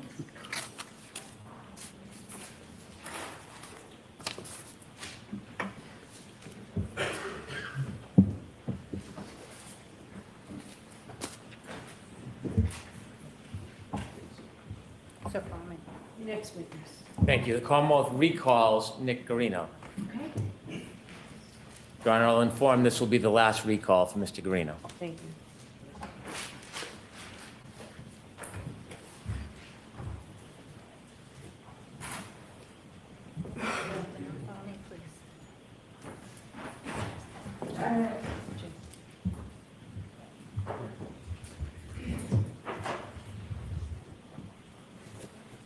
You solemnly swear the evidence you give in the court and jury that this time against the truth, the whole truth, and nothing but the truth, so help you God? I do. Good afternoon. Good afternoon, Your Honor. Again, if you need to stand at any point. Thank you. I'm sorry. May I proceed? Yes. Good afternoon. Good afternoon, sir. Last time you appeared, there were a number of extraction reports that we introduced into evidence. Do you remember that? Yes, I do. And just remind us briefly what an extraction report is? It's the information from the cell phones that I pull out via Silver. All right, so I'm just going to ask that this witness identify himself. My apologies, Your Honor. Could you please, again, introduce yourself to the jury, spell your last name for the record? I'm Trooper Nicholas Garino, G-U-A-R-I-N-O. You would explain what an extraction report is. Yes, it's the information in the cell phones. We can create PDFs or portable cases from information, whatever is specified. An extraction report, can it be general or more narrow? Yes, it can be. I want to introduce a few more extraction reports that we didn't get to last time. Okay. In this case, did you use Mr. O'Keefe's phone to create an extraction report that included all of his calls from the 28th and the 29th of January 2022? Yes, I did. May I approach, Your Honor? Yes.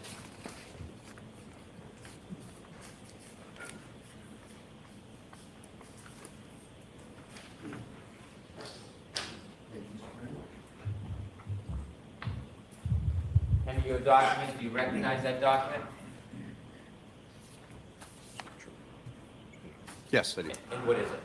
It's John O'Keefe's call logs from everyone from the 29th to the 28th.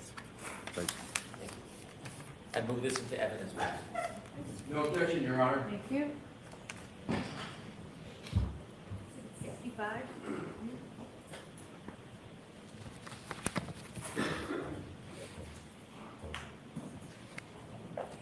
Did you create an extraction report that included a text message between the defendant and Jennifer McCabe?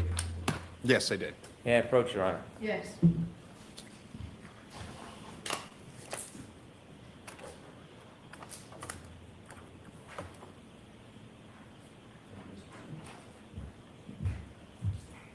Handing you a document, do you recognize that? Yes, I do. Can you tell us what that is? Yes, it's the text chain from the defendant to Jen McCabe. I move this into evidence, please. No objection, Your Honor. Thank you. 66.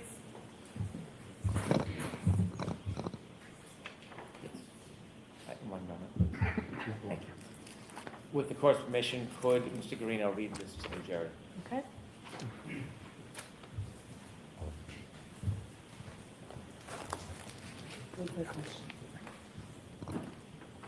Could you kindly read that and explain it to the jury? With all the information on it? Yes. This is from the defendant to Jen McCabe, 7:26:52 a.m. on the 29th. It says, can you send me Kerry's number? Thank you. Did you further create an extraction? Sorry, Mr. Brennan, in terms of that reading of the document, could you just have a check on that, please?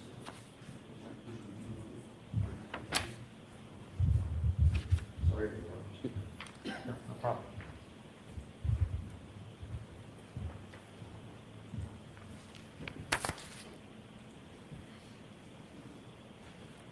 I'll send her the money. Yes.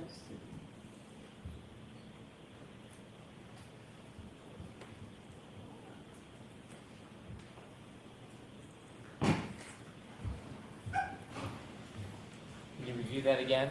Yes. And do you see who that's from? And who it's to? I'm sorry, it's from Jen McCabe to the defendant. And what does it say? Can you send me Kerry's number? What time and date? That is 7:26:52 a.m. on April 29th, 2022. Thank you. Did you do a further extraction report from John O'Keefe's phone with text messages between him and a person named Kaylee? Yes, I did. May I approach? Yes.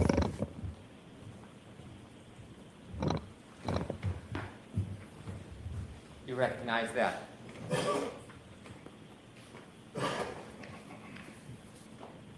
Yes. What is it?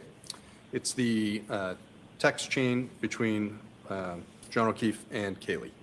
The date? It goes, sorry, it's kind of faded.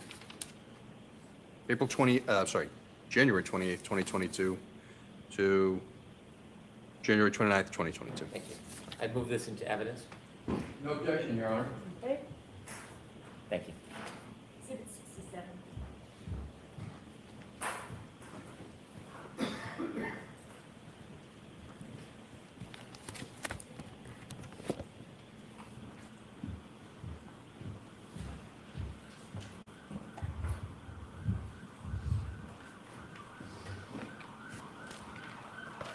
Okay, Trooper Guarino, we're done with extraction reports. Okay. Did you have an opportunity to obtain phone messages, phone calls, and text messages between the defendant and Mr. O'Keefe? Hold it up.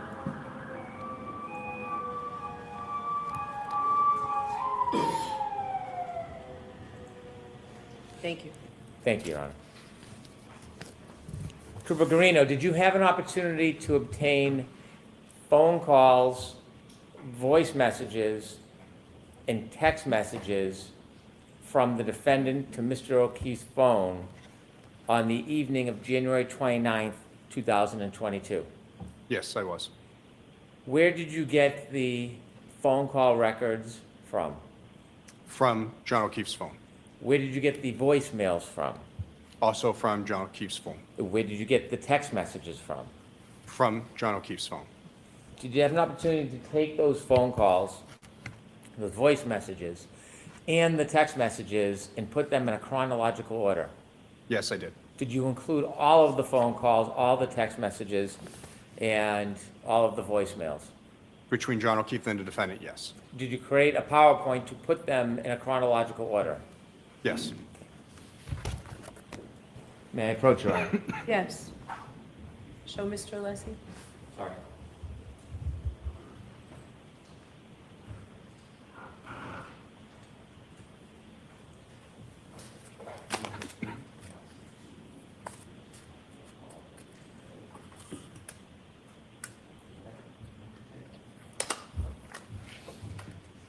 Showing you a binder, sir. Could you open it up? Tell us what this is. Yes, this is the phone calls and text messages between the defendant and John O'Keefe, as well as the voicemails. Well, Is there a package in the front of that binder? yes, there is. And what is that package?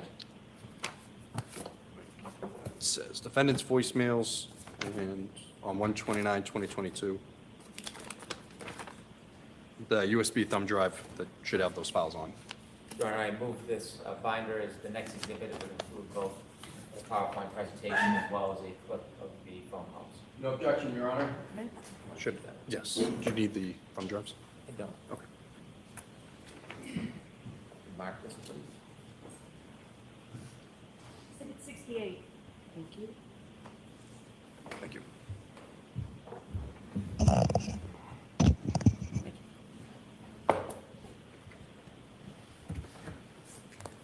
With the court's permission, I would ask that Trooper Greeno take us through the PowerPoint presentation. Yes. Thank you.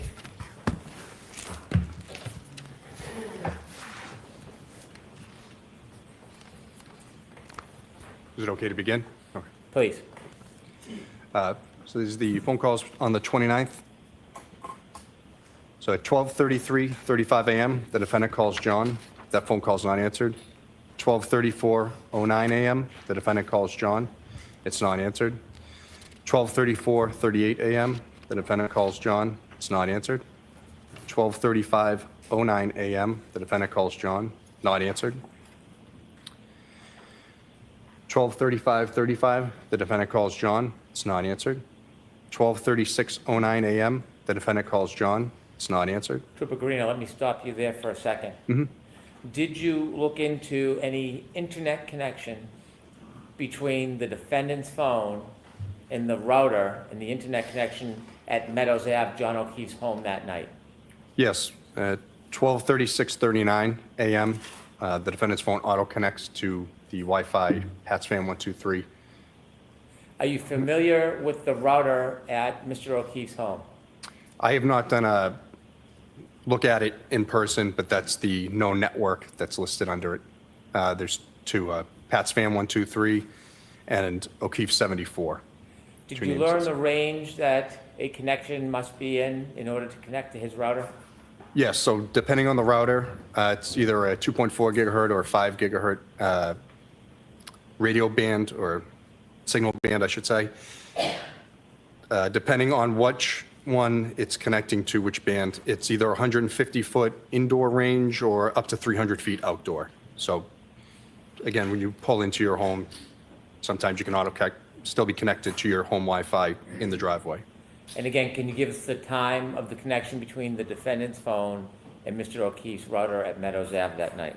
Yes, And if they have a Wi-Fi 12:36:39 a.m. booster, it can continue. triple the distance. At 12:36:40 a.m., the defendant calls John. It's not answered. At 12:37:08 a.m., the defendant calls John, and voicemail number 1 is left with voice. Ms. Gilman, would you kindly play the voicemail for 12:37:08?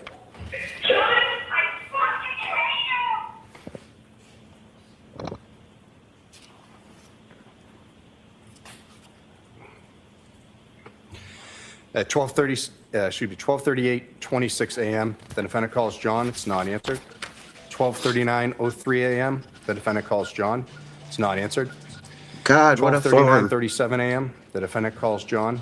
It's not answered. What was that, Gia? 12:40:43 What a thorn a.m., she is. the defendant calls John. Yeah. It's not answered. At 12:41:35 a.m., the defendant calls John. Voicemail number 2 is left. Some beeping noises, appears to be a butt dial or accidental call. Ms. Gilman, could you play the voice message at 12:41:35?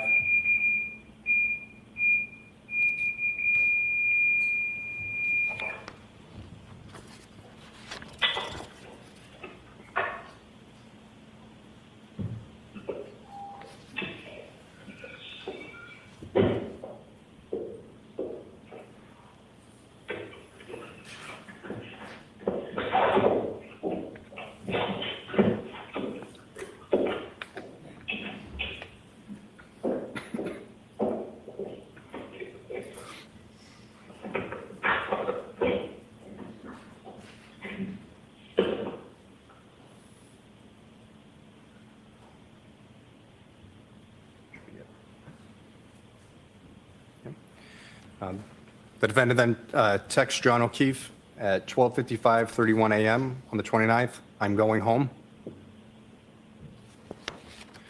The defendant texts John O'Keefe, "See you later," at 12:55:50 a.m.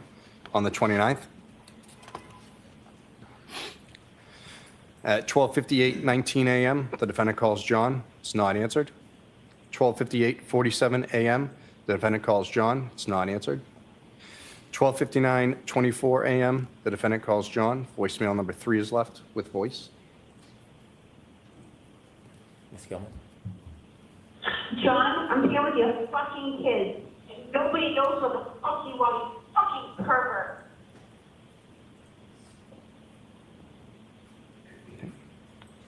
Yeah, why would I want to call that 1 back? a.m., 26 seconds, Yeah. the defendant calls John. It's Seeing not that answered. he was lying there dying. Yeah. at At the 1 a.m., time. 49 seconds, the defendant calls John. Voicemail number 4 is left. It's 1 second called, no sound. Ms. Gilman? That was it.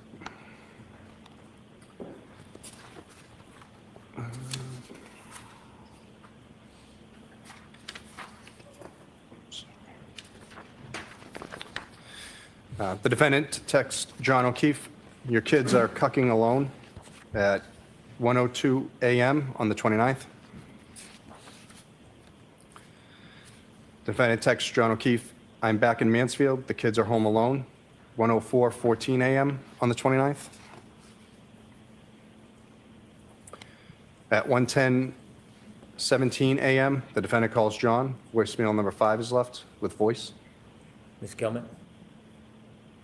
Yeah, it's 1 in the morning. I'm with your fucking niece and nephew. You fucking pervert. You're a fucking pervert.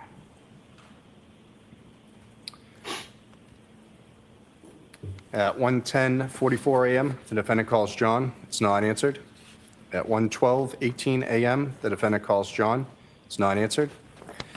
1:12:46 a.m., the defendant calls John. It's not answered. 1:13:13 a.m., the defendant calls John. Not answered.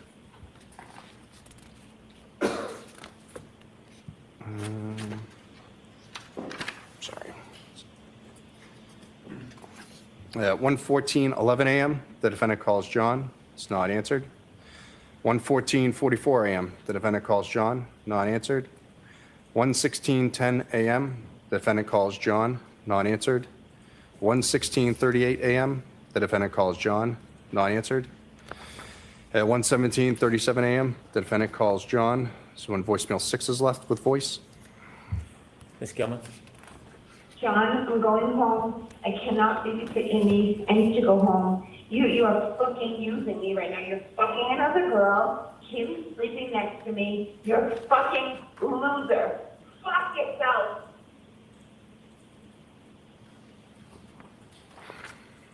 At 1:18:38 a.m., the defendant calls John. Not answered. At 4:38:14 a.m., the defendant calls John. Not answered. 4:38:49 a.m., the defendant calls John, not answered. 4:39:39 a.m., the defendant calls John, not answered. 4:40:05 a.m., the defendant calls John, not answered. 4:42:05 a.m., the defendant calls John, not answered. 4:42:54 a.m., the defendant calls John, not answered. 4:45:10 a.m., the defendant calls John, not answered. 5:04:27 a.m., the defendant calls John, not answered. 5:21:28 a.m., the defendant calls John, not answered. 5:21:58 a.m., the defendant calls John, not answered. 5:23:26 a.m., the defendant calls John. Voicemail number 7 is left with voice. Ms. Kilman?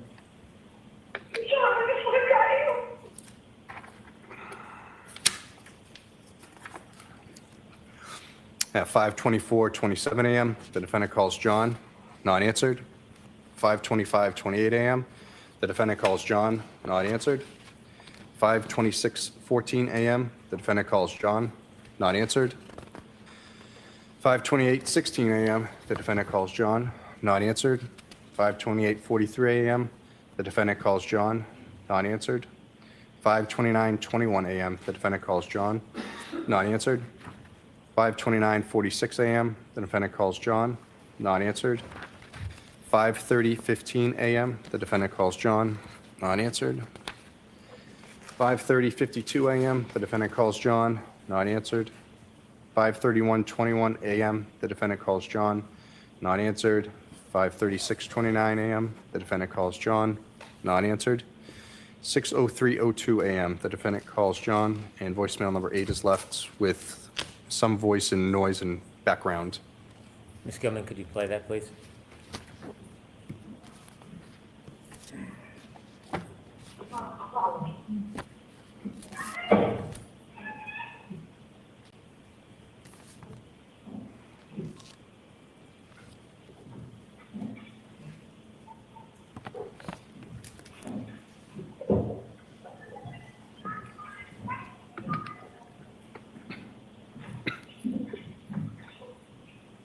Yes, I need some people. 34 beautiful Vietnam living in top notice now.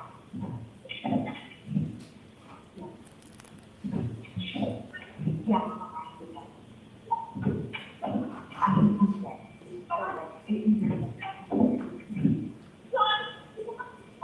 Okay, I know. Where's the blankets? I don't see blankets, Harry. Yes, I need something.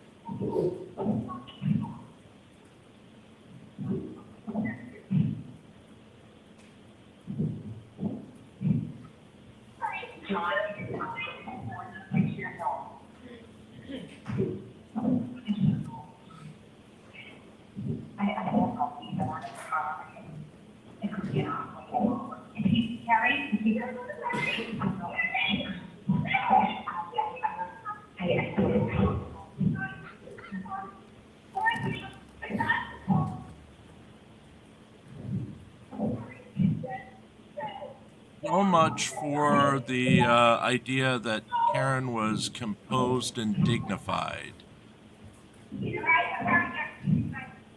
at the scene.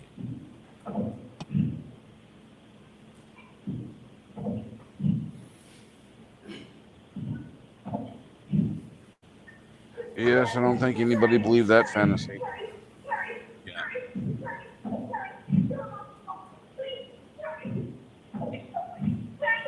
I know, Mom, I know the answer. I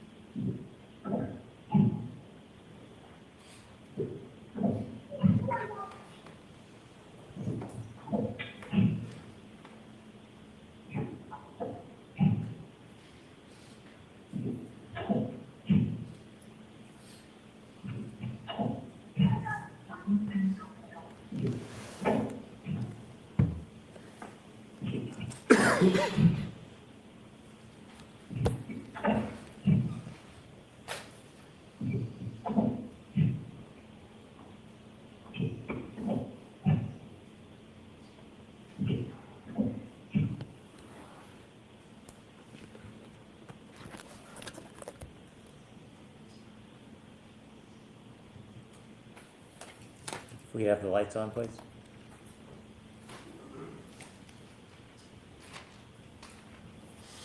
I have no further questions.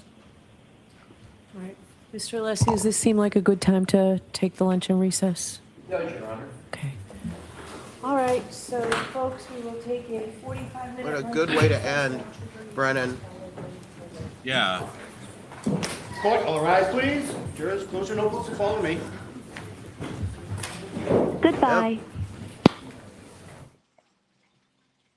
Okay, folks. What we're gonna do is, again, we're gonna take about a 5-minute break for bathrooms, catch up that. Then we're gonna come back and do some Drunk Girl.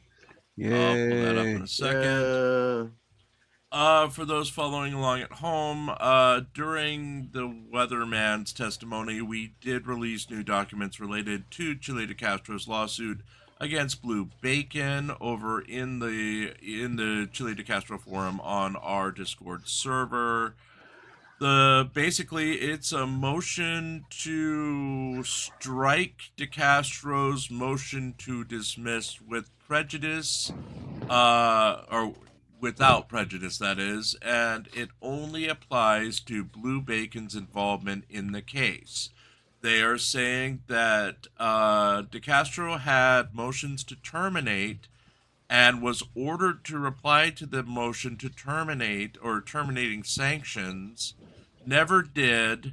Then the next time he's in court, he shows up and says, "Oh, I'm just going to dismiss the case myself. I'll refile it later as a reset. That's only fair." Sorry, I'm channeling my inner pants here. So basically, the lawyer for Blue Bacon is essentially saying that, hey, that's not fair to us. You need to terminate this case in our favor with prejudice so he can't pull this bullshit again. That's basically what's going on. You can read those docs over on our Discord server. They're an interesting read. With that, anything from the panel? Nope. Nope. Okay, let's take our quick music break, and we will be right back with you.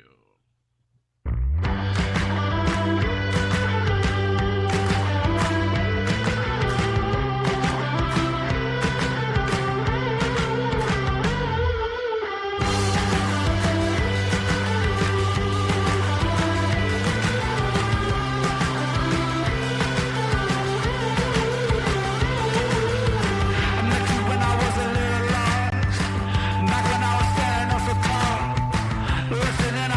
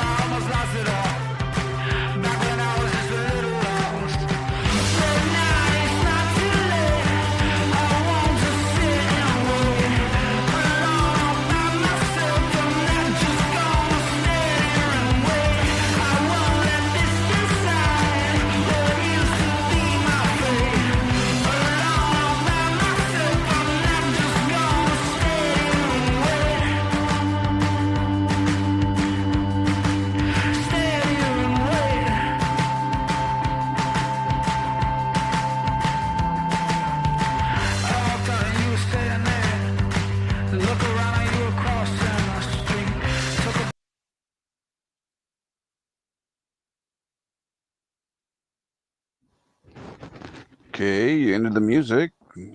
What now? You there, Jim? Forgot to unmute myself, of course. So Oops. Hate when that happens. yes, it's that kind of day. Let's pull up some Drunk Girl. Otherwise, I can just play the news for 20 minutes.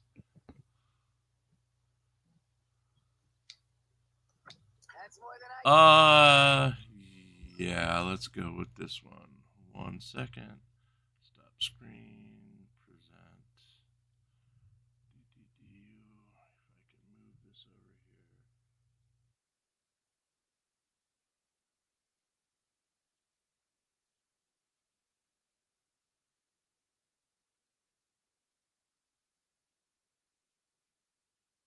here. And let's go with entitled teens power trip gets shut down. Tomorrow, you're lucky. I did not say that woman. Please don't. Try to calm down. I'm not a bad person. I'm a Buddhist. I believe that everybody's life is valuable. I just want my mommy, please. On November 26, 2023, officers responded to a residence following a report of a woman assaulting a minor and the minor's fiance for attempting to remove her daughter from what was described as an unsafe household. After the assault, the minor reportedly texted a friend, threatening to harm the friend's mother with a gun. So I come over here to pick up my best friend who is obviously in an abusive situation. Her mother busted my lip. Is a person here with a gun still? Yeah. She left. Where'd she leave? I have no clue. Once she realized that she had hit a minor and had up, hitting a minor and abused me, she made sure that she had left. Do you know what she's driving? Have y'all been here the whole time? I went to go pick up my girlfriend who had shown me. Can you wait here for a she second? busted my lip. She busted my lip. The woman, this is my fiance. He's 20 years old. I'm 17. Yeah, she came and grabbed her. She came and grabbed me out of my car by the head of my hair, busted my lip, started punching me, started like beating the out of me for no reason. I didn't do nothing. I was just trying to get her daughter out of this abusive ass situation. She's 18 years old. Her daughter is 18 years old. She's not a minor. You know what I'm saying? You're friends with this 18-year-old, and the 18-year-old's mother came to my car, pulled me out of the car by the hair of my head, grabbed my fiance by the hair of his head, pulled him out, hit him, But did she grab her by the hair with any chin chin? hit me too. You can see my. What was that, Hank? By your chinny chin chin? I said, did she grab her by the hair of her chinny chin chin? Hey, NCR. Welcome. We are not marrying you off to this one because she's a minor. So maybe in a couple of years when she's on her next one of these. My busted lip, baby. Yeah, I can see you it. can see it. Yeah. I'm sure you can. She hit me upside the head, busted me upside the side of my door. My car is right there. She busted me upside. She literally beat my head on the side of the car door. This woman is 45 years old. I'm not doing this for this woman. You know what I'm saying? I'm 17 years old. I'm not doing this for this woman. She had to pull the grown woman off of me. I'm not. So what happened with you? What did she do to you? She just She started hitting him and grabbing him. I was inside the car. I was trying to push her off. Off and of me. She grabbed me by the head, so I got out of the car. And pulled him out. And I went all the way around and grabbed him. And started beating him upside his head like this. Like, And I started yelling, get off of my car, get off of my car. get off of our car, get off of our car. I'm not doing with this for this woman. I have this woman's school first and last name. I would like to press charges. I'm a minor. That is child abuse. I'm not doing it. I have been a homeless teenager most of my life. I know what y'all's faults are. You know what I'm saying? Can't no adult come up to my car that I paid for and beat me like that. That is not fair and that is not right. That is not my mama. That is not my daddy. Ain't no reason why that woman should have beat me like that. Right. I would like to press charges and I would like to see something done about it. All right. Well, we're gonna her stepfather is in there. I would like to see something done about it. Okay. Unless I need to get my mother and my father drawn down here. To I wonder if she'd like to see because they're something in done about it. Alabama, But they will drop down here. Okay. So we're just trying to figure out what's going on, get both sides of the story. I got beat the off of my own car by a 47-year-old woman. Listen, if we can locate her, we can. I got a number. Y'all can locate her on, ma'am. Okay, so you said I tried to she... call this woman all night to tell her to come back because the police are being called and she said and went on. Okay, so you said that she busted your lip. Did she like punch you? Or... Yeah, sure did. Beat the I'm telling you, man, when I say beat the me. I'm telling you, this woman kicked me, beat me, put her fist on me, grabbed my throat, pulled my hair. I'm not doing it tonight. I'm 17 years old. There is no reason why somebody else's mama should be grabbing me by my throat. Okay. I'm not doing it tonight. I'm not. I've been abused too much in this goddamn system to be doing this shit to somebody else's mama. Listen, take a deep breath for a minute. I'm sorry, but this shit No, it's got me okay. so I get it. But sometimes it helps if you take a deep breath so we can listen to you and you're not screaming. Just keep taking a deep breath for a minute so she can tell me what's going on. Listen, oh, you're okay. You're okay. You're upset. We can tell. See the This picture is what she looks like, the blonde lady. You're a little bit more calmer. Just explain to me what happened. She came out screaming and yelling at her. So Miss Tina did? Yeah, because her, like, I don't know, son-in-law or whatever, like, said something to her and she was trying to defend. I don't know what happened, but she came out yelling at her. I was in the car waiting because she was going to pick her up. And I was in the car waiting. She comes out and grabs her by the hair. And we just get into the car. So she's trying to get into the car. Right? Trying to get into it. She's in the car and then she comes in and grabs her by the hair. Trying to get in the car or she's already in the car? She's trying to get to the car. She gets in the car and then once she's in the car, I see her coming, right? And then she grabs her by the hair. And then I try to push her off and then she starts like throwing full-blown punches at her. Like throwing full-blown like boxing punches at her. So I shove her off. She grabs me by the hair. I can't get out. And then I open the door and get out and go all the way around and have to pull her out. Like literally pull her off of her. Okay. With all my strength to pull her off. And, like, it was crazy. Did she punch you or anything? She grabbed me by the hair. That was it. She didn't punch me, but I yelled at her, told her, get off of my car, like 100 times, told her, get off my car. And she ran away and started screaming and yelling. She hopped in the car. I think she parked somewhere over here. Okay. Alright. No, all I have. I had it locked, and she grabbed the door, and she went. And she just jerked it open. She jerked it open, and she tried to jerk me out of the car. And then where's her daughter at? With her. Okay, I got you. With her. What's got Brimmy? The female that Nielsen's talking to. Yeah. I guess that young lady is supposed to stay with her. They're friends. Yep. They came here to that young lady's house to get her AirPods. Yep. The mother heard the young lady that Nielsen's talking to saying that she was going to cut this young lady's boyfriend's throat.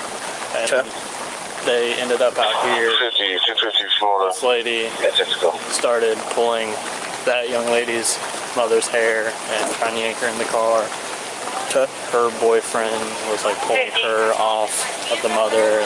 They're saying that with these two? Yeah. Which car is theirs? The Nissan right there. The young lady over there. And NCR, everybody says it's your fault that we got limited last night, so what did you do? What did you do? Right, Hank? Definitely wasn't my fault. I overslept and didn't make it. Okay. So it was completely NCR's fault last night that we got limited. I have filed an appeal and hopefully we win it, but I was not there either because I fell asleep around 7:32. You weren't supposed to be there. I know, but I could have listened to part of it. Over there said that. And yes, for those tuning in, we have added a ban on Coke Dog. For every $5 donated from now until June 5th, we will add a one-day ban of Coke Dog from returning to the show. Due to your contributions, that is now up to 50 days. He will be banned. He is currently being held as a political prisoner in Greenland. So, yeah. He could be returned at any moment. What do you think, Hank?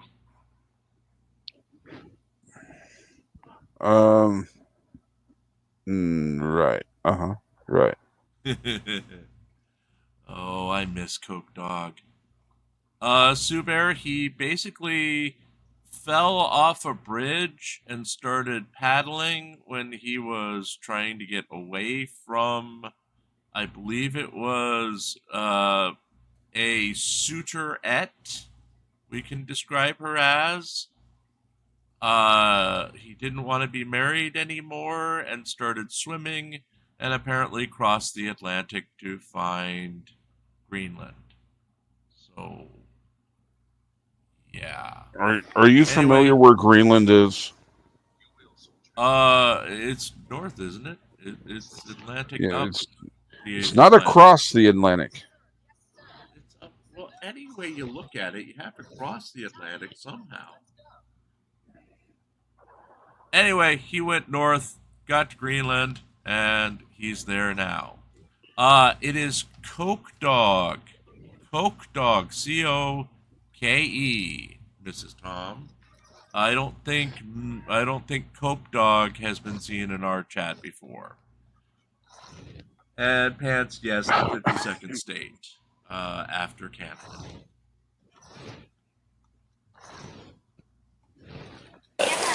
This lady has several guns in the vehicle. So they're both saying that they got guns. She was saying that they had guns. And they're saying that she has guns. She's saying that she has guns. I'm the one that called. Oh, okay. Well, out here. Okay. So you saw what happened? No, I didn't see what happened. I was at work. Well, I had came here because her boyfriend put his hands around her throat last night. Had domestically assaulted her, and she didn't want to say nothing to the police about it or anything. Even though I had The friend that's with the mom, with this teen. Okay, what's her name? And her mother knows that. And I had said that to her. I said, you need to, contact the police. If this man's going to put his hands on your throat to the point where you can't breathe, you need to contact authority. The mom's sitting there telling me that this is a no big deal, that it's a no big deal, that her daughter's boyfriend just put her hands on her throat to the point where she couldn't breathe. Right. And I'm like, that's not okay. So I don't care who you He are. needs to quit kink shaming. Did you get into an argument? You got here, you get to an argument? Did you get to an argument on the phone? I had gotten into the car and Allie was trying to get the rest of her stuff out of my car. So did Allie leave with you? No, ma'am. I did not take her with me. So she was bringing her stuff? She was in this parking lot. You see where that van's? I need a scorecard for this one. Welcome back, Gia. Yo. Yo. Yeah, but this girl needs to quit kink shaming. And this girl, I believe, is the same one that they hadn't blurred at the start, but suddenly they blurred her. So I don't know.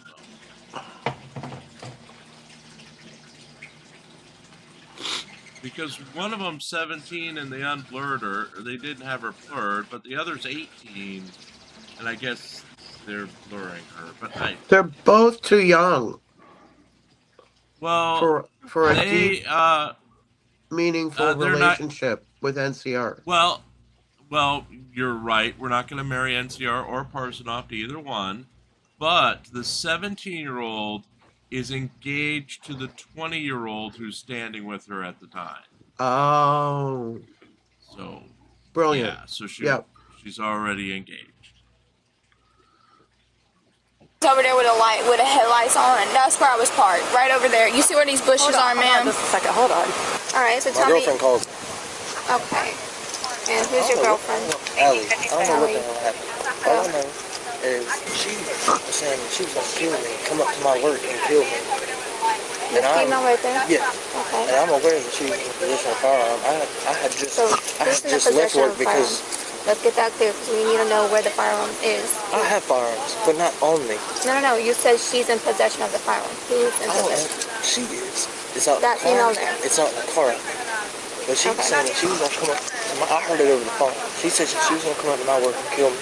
And I had already left work by the time that she said because my best friend just died over here. I was dealing with that. And then I get a phone call saying this is going on. They're saying they're coming back at 1:45. Yes, I called too. I know that they called, but I called too because I didn't know that whether they called the police or not. But I'm not going to have some no life beating at my door, telling me that they're going to kill me. She said that her friend's mom, Allie's mom, from my understanding, pulled her hair, punched her, all of that. Did you say you wanted tater tots, yeah? Yeah. Tater tots? I want tater tots. I saw a recipe for tater tot pizza. Ew. I'm actually doing loaded tater tots for lunch. Oh. Yeah, yeah. Tater tot pizza is just essentially loaded tater tots with pizza toppings. Yeah, well, I'm doing chili cheese, chives. What else?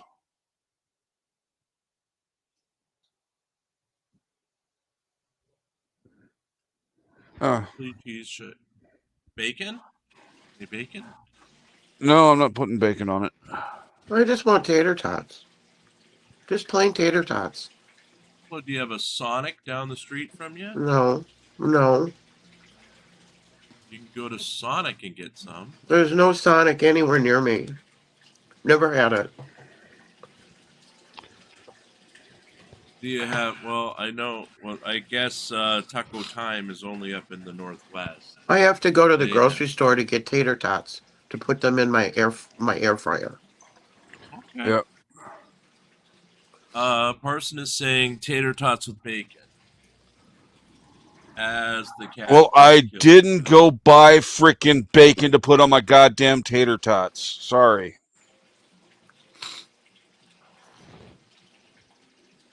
No, baby. And the scroll on the screen was thank you to Olive, who jumping on my mouse. She's quite upset that her sister is sleeping on her heating pad.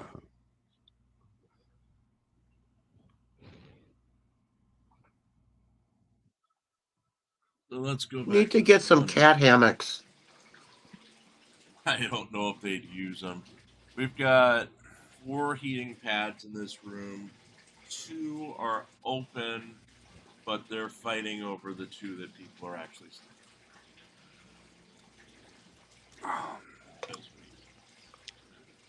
Just go get an electric blanket and let them all sleep on the same one. Yeah, that's too close to each other. They wouldn't go for that. Said she was on the way to kill me. She was about to leave and come kill me. Up to where I I'm was. gonna kill you. So my girlfriend's mom said, "No, you're not," and they got into a verbal argument. I believe she was the aggressor. She was aggressive when I was on an alley. My girlfriend was checking on me, making sure I'm okay, due to what I'm dealing with right now. It's a lot of he said, she said. There's definitely a battery on both parties. It's a little bit more on like the mutual side. It sounds like we just need to figure out who the primary aggressor is. Wait, so who punched her? I don't even know. That's what I'm trying to figure out. That house. Let me go talk to them. They got their window or their sliding thing open. Yeah, they're always there. Okay. Hey, real quick. I'm calling my mother. Okay, that's fine. Show her your lip. I got pictures of that as well. Did you all see anything? I did see all of it. I would like to say this, the young lady y'all been talking to, as soon as she got here, homegirl said she had an AK-47 and a 9 in her trunk. Roger that. We will So check that on that. is exactly how all this got started. Sounds good to me. So as long as y'all know that, and I also heard that little miss, I'm 17 years old, is drunk. Oh, she is. I can tell you that. Okay, well, I was just writing some things down in case she keyed my car. Yes, ma'am. Or hit my vehicle. Perfect. So let me get a jacket and I'll be right Thank you so much. I prefer her not knowing exactly what Oh, she's doing. 100%. Yep, no, you're good. You know what I'm saying? I'll be right back. So. Thank you. So about an hour ago, I guess they pulled up. Okay. And she was screaming and yelling and carrying on. And at that point, the 2 younger girls were okay. And the one that lives here with her mother was trying to calm her down. Okay. Well, that's when she was something about the boyfriend and I'm gonna go kill him myself. And it got all kind of fired up and keyed up. And then some kind of altercation went on at the car over there. Okay. And that's when I called you guys and I was like, look, this has gone too far. Yep, most definitely. So that's about it. But yeah, the threatening of the weapons and was what was a little concerning to me because, you know, she doesn't look that old. Right. Did you happen to see who threw the first punch or pulled hair or No, whatever it was going getting on? dark, you know. Fair enough. I mean, I'm trying to stay out of as much as I can, yes, but I live in a fishbowl, so I saw everything. Definitely understand. But the 2 girls are friends, I think. That's From what my it understanding, sounded it like. sounds like it is. Some way, shape, or form. But Yeah. But nothing to see who actually started it, but that girl doesn't live here. And she's the one who came here and was screaming and yelling and carrying on. I was like, oh my God, it's Sunday evening. What is going on out here? I'm trying to watch how the Grinch stole Christmas. Yes, ma'am. So, That one over there, center there, is in possession of car keys that are not hers. Okay. This vehicle over here, the Chevy Malibu, she's in possession of those car keys and they're stolen. Okay. And they have a pink strap on It's a key fob and it has a Chevy. You know where it's on her? Cause I don't know whether it's on her or not. I just got All I know is that she is in over there, possession. and now they're gone. And she said that she was at my door trying to beat her ass and shoot us. I gotcha. So I'm guessing she took them. Y'all need to take her to jail. We're working on it. She needs to go to jail tonight. And What we got? I'm going to say something. She is renting an apartment over in town illegally because she's not of age. Right. And she is renting from an Indian man. Okay. And he's covering rent for them. But she's not supposed to be renting from there. And she is. I gotcha. You have to understand where my upset is coming from. Everything is coming out right now. No, whoa, Miss Madison, Miss Madison. You need to settle down. Madison, hold up now. Because my lip hurts, Madison. my breast hurt. Madison. I got grabbed by my Madison, I need you to listen to me. Right here. You were calm with me. Stay calm, okay? We cannot. I'm not. Don't call me baby. I'm not your baby. I need you to stay calm, and I need I'm you sorry, to y'all listen. see that is disrespectful. It Where is I come very. from, that is very respectful. I That is a sign understand. of respect. All right. Well, just don't do it. But you need to calm down, especially if he's asking you a question. All right. Thank you. So me and her, we were hanging out all day long. And we went to go to Pier Park, and I had to get my AirPods and bring them to him at work. And he called me and asked about it, and she started yelling at him, saying that she was going to slit his throat and that she was going to shoot him, that she had a gun in the car. My mom came into my room, told her to get out, and I had my wallet and my phone in her car. So I went out to go get it, and I told her boyfriend Zeke what was going on and how she is really drunk and that this is not her and that she's trying to cause a problem. He said, I get that and I understand. And he tried to talk to her, and then she tried hitting him in the parking lot, and she threw a Ford Loco into the bush over there because she's drunk. So you said that she hit him or that she tried to? She hit them. She threw him into the bush. I don't know if it's really hit it, but I know that she threw it. Or She just like grabbed it and just like tossed it. okay, I'm talking about your boyfriend, where you said that she hit him or almost hit him. Or... No, he was at work, and she was saying that she was going to go to his job and kill him and to his house. And then my mom, me and her, we were going to the store, and she was already outside by her car, the Chevy right there. And she walked over there to Madison, and she told her, you don't need to be yelling like that. You don't need to be saying that. You need to go home. And then she opened the door and hit my mom with it, and then pulled her to the front by her hair and yanked her into the car and started hitting her. So I obviously grabbed my mom, pulled her back, and her boyfriend Zeke tried pulling her back, but it wasn't working out. So then he came around to the front and tried to hit my mom and hit me, but I pushed him away from us, and I told him, remember, she's drunk. All this happened because she was drunk. And then he stopped and walked around to the other side and grabbed her. So why did all this start? Like, what triggered it? She has never liked my boyfriend, ever. Because me and him, we got into an argument, we almost broke up, and I was just telling her about it. It wasn't I'm nothing gonna get serious. you that Nothing bad happened, bathroom. just a little hiccup, you know what I mean? You know, I was just talking about girl to girl, you know, she's my best friend. I've known her since I And was a matching 13. one And for she your didn't like it, and she started saying that she was going to kill him. So she's talking about, possible threatening text messages or something? Can I see Yeah, those? because she started calling and blowing me up that she was outside my door trying to beat my ass. Can I see those? Yes, you can. That's awesome. And she just now texted me, they know your ID, either come back now or deal with it tomorrow. Mind if I see your phone? Okay, do you mind if I scroll up? Yes, I'll take you to the very top. Sounds good to me. I have a gun and I'll be back tomorrow. You're lucky. Yeah, you need to take them to jail. I had already told her 3 times to leave my house. Yeah, because even the neighbors heard it that she had a gun in the back of her trunk. The lady that called you. And she has been to prison before, by the way. So you're only 17 years old. So in Florida, you're not a legal adult. Who is your... My daddy is my legal guardian. He is He's at home. but he's in prison. So who do you live with here? Daddy, Myself. he's in I pay my own prison. rent. I do my own thing. Jail. I have my own job. Okay. I have my own Are you going to school? Did you? Yes, ma'am. I had just got in from cleaning the condo, and I was sitting in the No, I chair just talking hang out to at my other places I daughter, don't West live. Virginia, on the phone. And pick fights. And she come in and she got right down in my face, and she told me, she said, "Mama, me and you, we need to have a talk." And I looked at her and went like that because she could clearly see that I was on the phone. And I was talking to my daughter from West Virginia, and I got off the phone with her, and she told me, she said, "There ain't no nigga going to put their hands on my girl." She said, "I will slice his throat." And I told her, I said, "Madison," I said, "go on." I said, "I'm on the phone."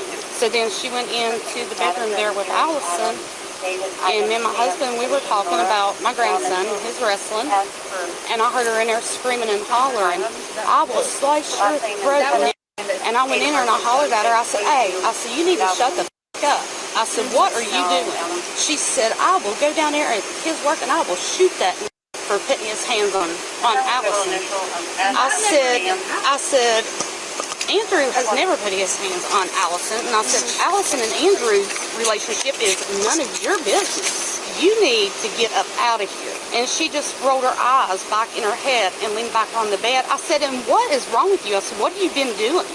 So I put my shoes on and I came straight down, and she was over there screaming and hollering, "I have a gun. I'll go down there and I'll shoot him." And I walked over there and I told her, I said, "Madison," I said, "you're not going nowhere." And she opened her door up like she was going to get out.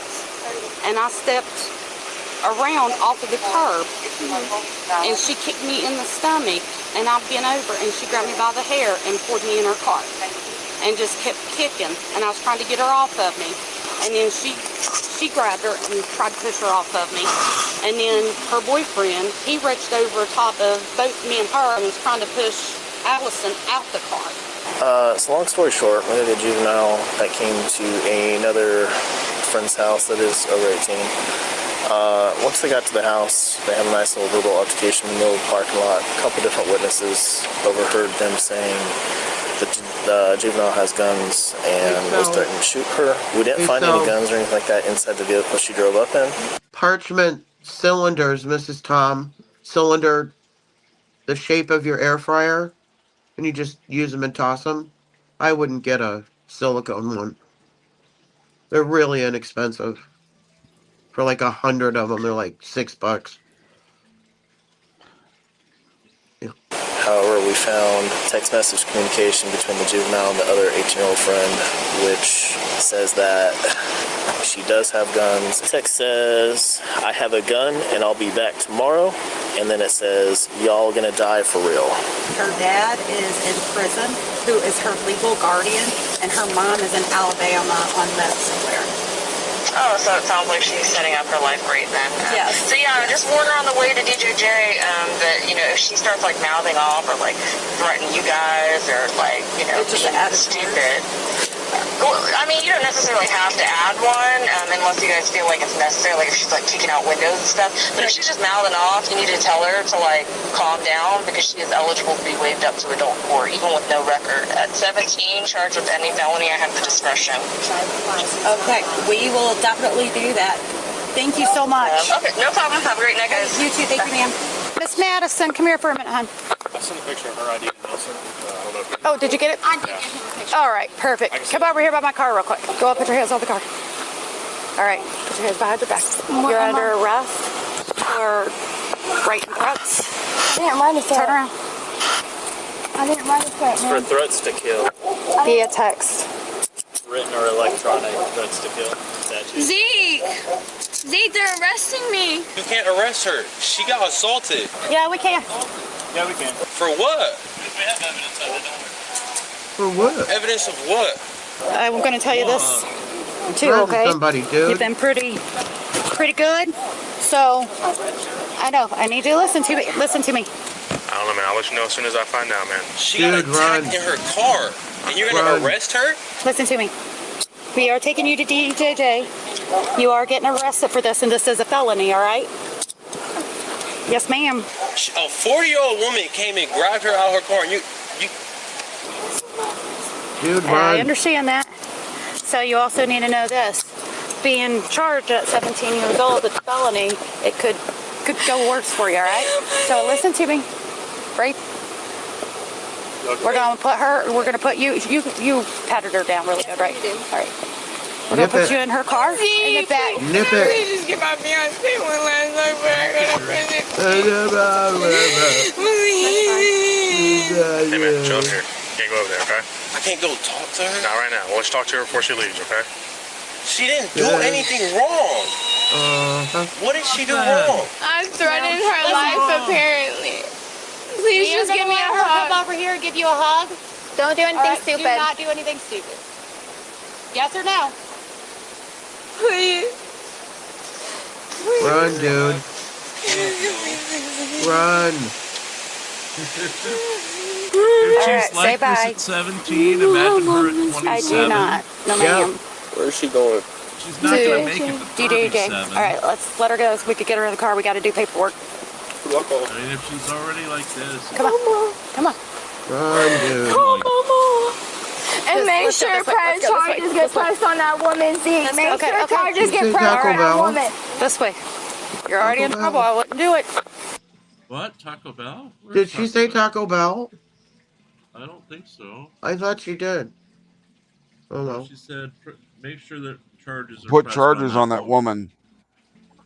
woman. Oh, the one you threatened to kill? Yes. Yeah. I'm not trying to. Okay. I'm not Her going story's to. not I'm sticking not out going to shop. whatsoever, but the woman that she wants press charges, everything she's saying is being backed up, it seems like. Yeah, by the other two. Yeah, she And came by the over. independent witness. She came over to a community where she does not live and banged on somebody's door and started an altercation. She has every right to defend herself. Cooperative. Can Let's I go please around just, this way. Can I just Let's go around this so way. my So pants don't. I'm sorry. I'm not trying to be any kind of way. I just want to pick up my pants. I'm so sorry. No, that's fine. I I'm just so didn't want you to go sorry. through the water. No, I'm so sorry. I'm not trying to this be is- uncooperative. this is I'm it. just trying to pick Okay. up my pants, ma'am. This is the deal. I understand. Madison. I know how this goes. Okay, Madison. Do you have a shirt or something that you can throw on? You don't have anything in the back, a jacket or something you can throw on? No. You're going to go like that? Can you please lift up my bra strap? Yes, ma'am. Oh, I walk around in my bra. Thank You sure you don't have a shirt or anything in that car? There's nothing in the back? I promise you, I know DJJ's like, I know I don't go in there like this. And you don't have anything? I don't have nothing. Okay, so this is still, let's don't misbehave, let's don't kick, let's don't fight, let's... Mama, I never wanted this to happen. Okay. I never thought that this was gonna happen like this. I never ever wanted this to happen like this. I'm completely 1934. All right. Well, let's get our paperwork done, all right? I've never done anything bad in my life. Hey, miss. You're the mother, correct? Yes. Okay. So this is the basic witness statement. If you don't mind me asking, what exactly she get charged with? Or is that none of my business? Well, so how are you related again? Just. I live here. So you're Allison's, the one over there by my car? Correct? Yes. Okay, so it's written threats to kill. Okay. It's a felony. Good. Oh, she's in a cop car because of her. I don't know what you had said to anybody, but obviously it's not. I wasn't what was here, what actually happened, bro. Let's just split up right now, man. Okay. We're good. We're fine. I Ain't know, nothing but- gonna happen between me and him.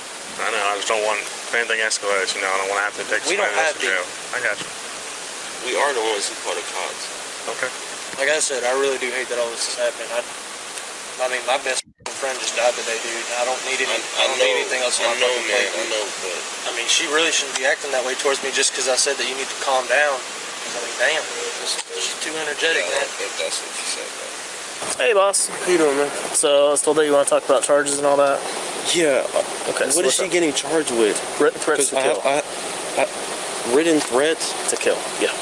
The text message that she sent saying that she's got a gun and they're gonna die for real. Like, well. To the boyfriend. To the girl. To the girl. Yes. It's felony, second-degree felony. She's going to go to jail tonight. As far as the battery goes, the mother is being charged with battery, but it's simple battery. It's a misdemeanor, so she's being released here. Who did she threatened to kill who? She threatened to kill someone over text. Who? You're not, I mean, you're involved, but you're not involved. I get it, you're the boyfriend, but... I don't think you guys know what happened, to be honest. I mean, text is pretty clear. Yeah, I know. I get that. I see that. That's something you can call the cops for. I see that. The mom is still getting charged. I know. Yeah. It's already questionable because this guy's 20, she's 17. You know, I believe there are laws against that. Just saying. Her daddy's in prison. Depends on the state. Yes. Some states have a range from 17 and it's allowable up to X age. I don't know if any of them have it all the way up to 20 or not. Yeah, but her daddy's in jail. Yeah, her dad's in jail. Who's going to protect her? Is gone. So, yes, her dad is her legal guardian and is in Prison. Prison. Oh. Let's finish the last couple of minutes. They're supposed to be back in about 10 minutes with the Karen Reed murder trial. I know. I appreciate that. Your girlfriend just requesting a hoodie. I don't know if you have one or you mind giving yours or. She got this. Okay. I'm sorry. It's all right.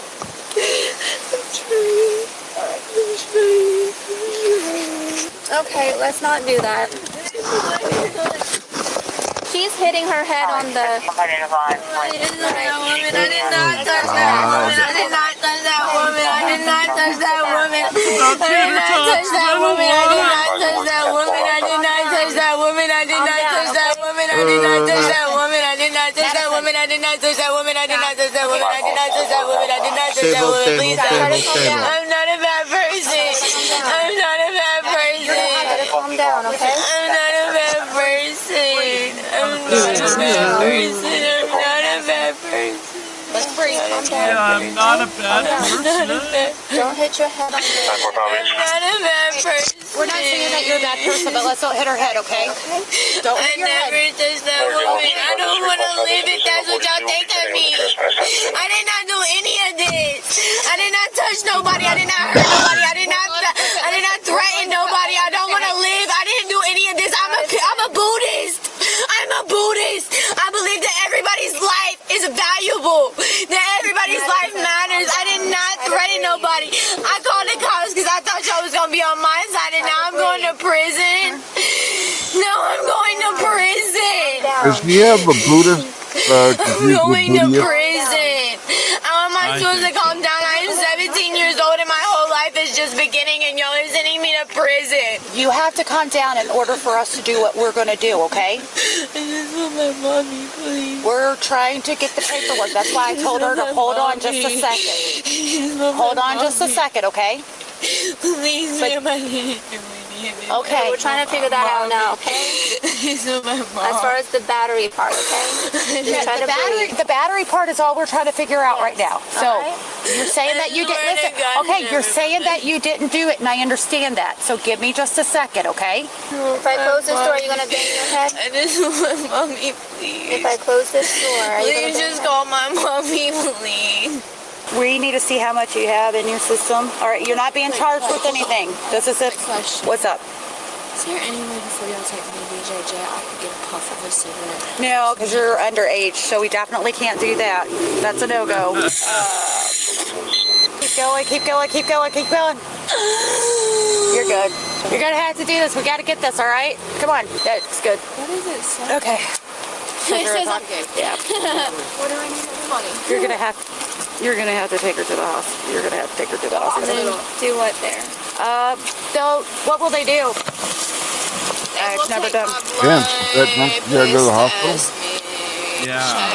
Keep me there for 24 hours, and then I'll go to DJJ. You're not being charged with it. I know, but you're not being charged. alcohol level shows a lot more than what it is. I just recently got off of cocaine. That is why.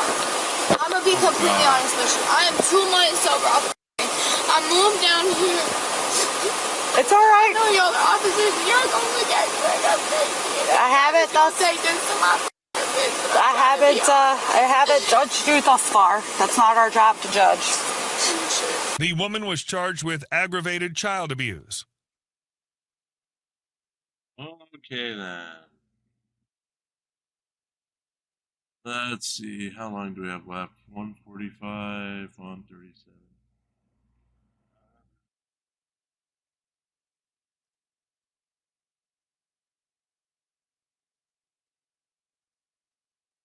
Yeah, we can start this one and just pick it back up tonight.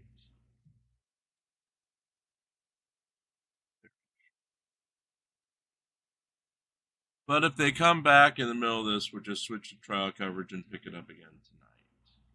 Sound good? Sounds like a plan. Police arrest clueless woman with street sign sticking out of her car. Channel. Riley's bring you fresh, never before seen body cam footage. In today's body cam video, we will be following FWC officers as they conduct a consensual stop on a vehicle passing them at a high rate of speed, almost going into a ditch. How you doing? My name is Senior Officer Stewart of the Florida Fish and Wildlife. Why is the reason you almost ran into the ditch? No. And you're speeding? No, I'm not. You're not? Because I'm doing the speed limit and you came up on me really, really fast. I'm sorry. Where are you heading? I apologize. Home. You're heading home? Yep. Okay. Where are you coming from?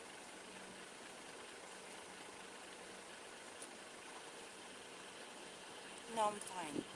You're fine? Thank you. Okay. Wait, where are you going? She's driving off.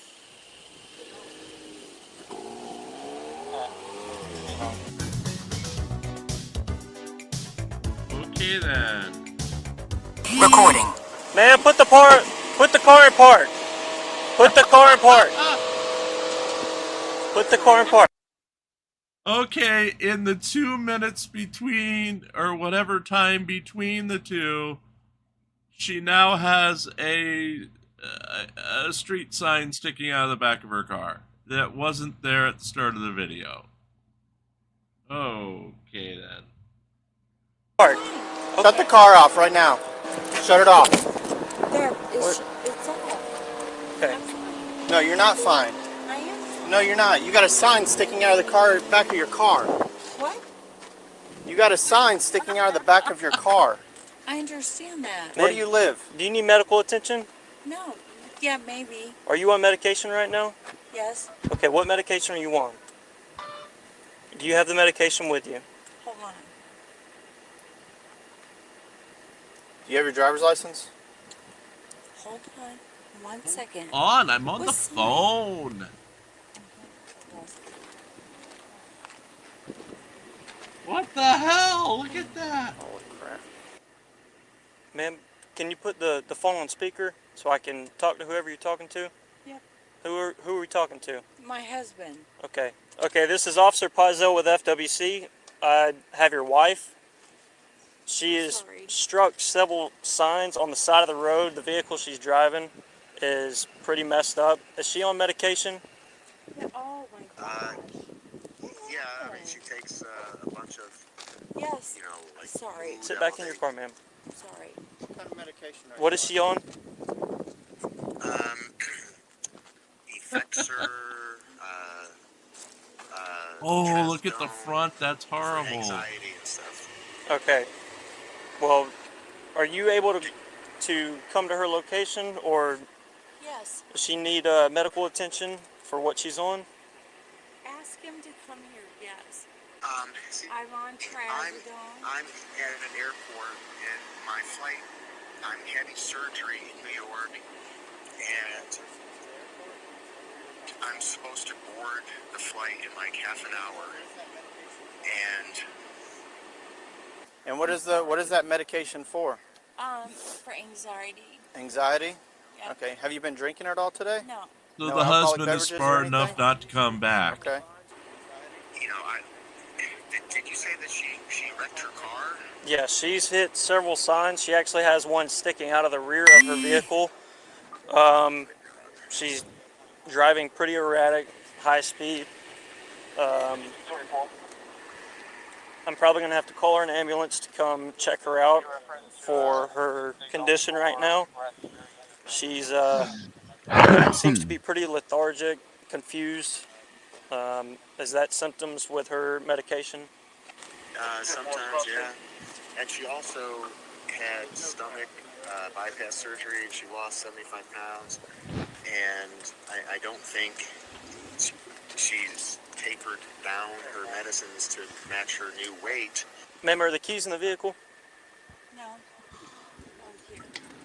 I hadn't gotten that far.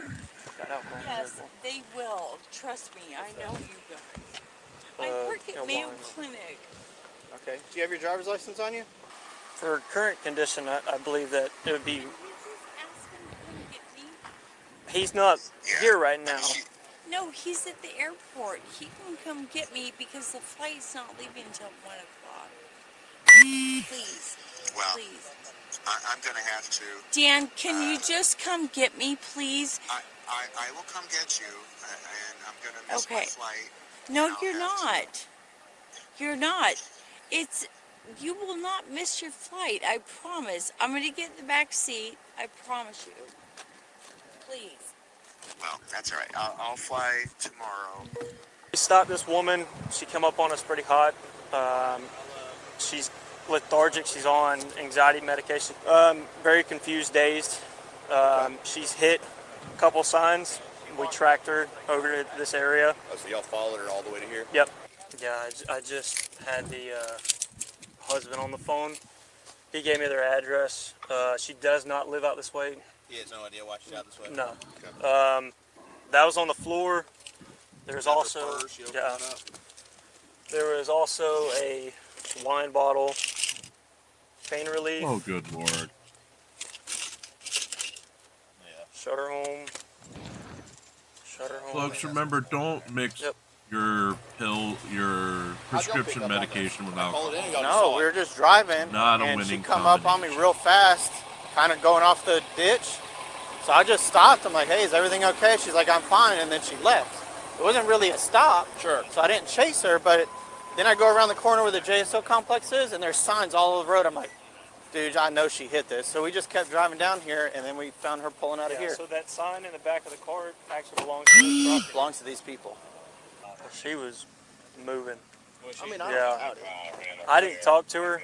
I mean, I work hand in hand with JFRD doing NAS fire rescue. So if I would have talked This to is her, Tom. like, I know it's seen now signs, frowned on. then, okay, we're not leaving here, but I kind of felt like what he said when he got back in the truck. What's like, frowned this up? isn't going to go well. But I was fully expecting to come around Drinking the a corner bottle of wine and while being high on but her prescription leaking psych fluid meds. all the way around. Well, that's your choice. Just as long as you stay off the road, I could care less.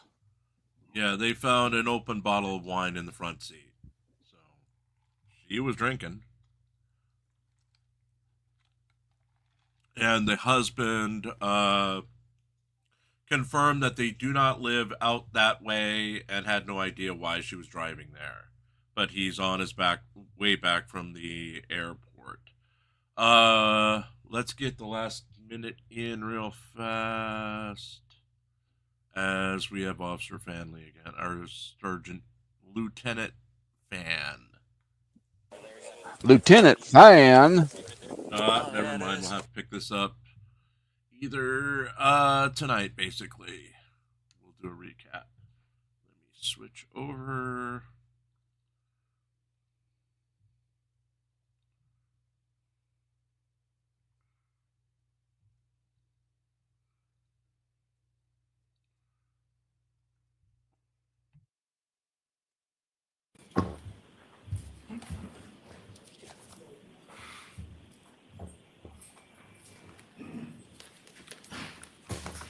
Yeah, Your Honor? Yes. I'd like to introduce clip 1 and play it for the jury.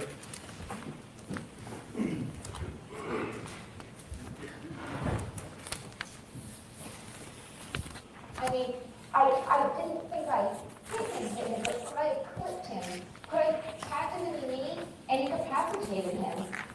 He didn't look mortally wounded as far as I could see, but could I have done something that knocked him out and in drunkenness and in the cold didn't come to again? In this particular moment, you was dropping him off at the party. Yeah, would have had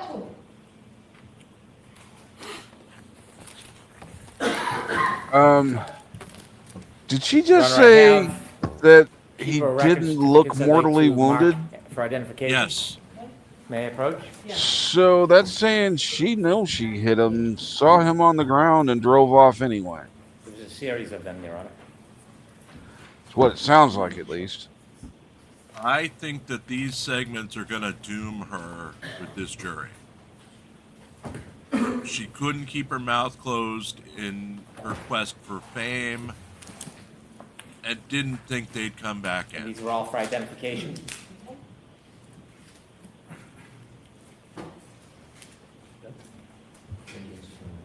And her shitty lawyers didn't tell her to keep her freaking mouth shut. Right.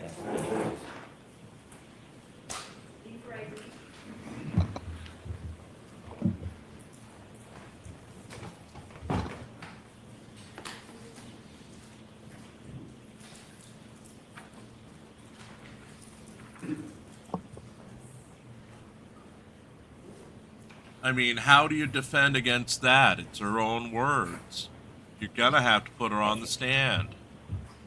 And they're not going to put her on the stand because she'd get eviscerated.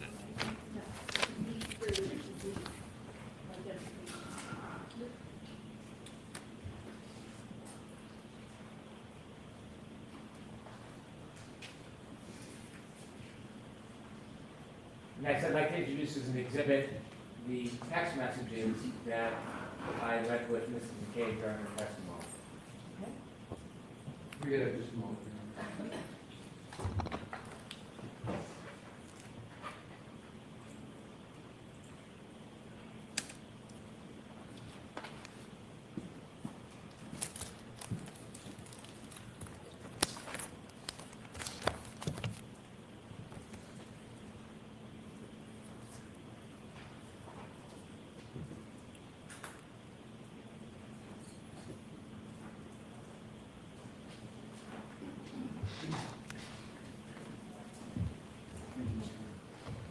I'd move this into evidence, please. No objection, Your Honor. Thank you.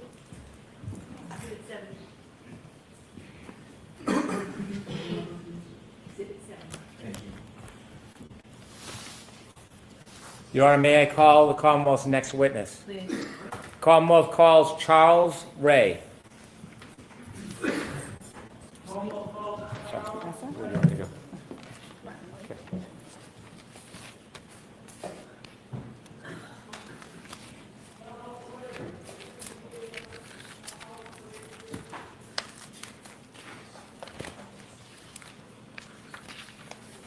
And I'm about to eat what possibly could be my last Whopper for 3 years.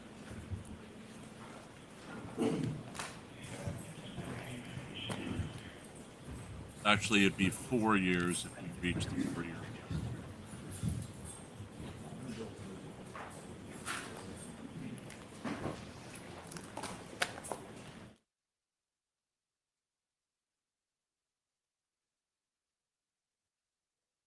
I am doing one last meal a week, so this is my fast food for the week.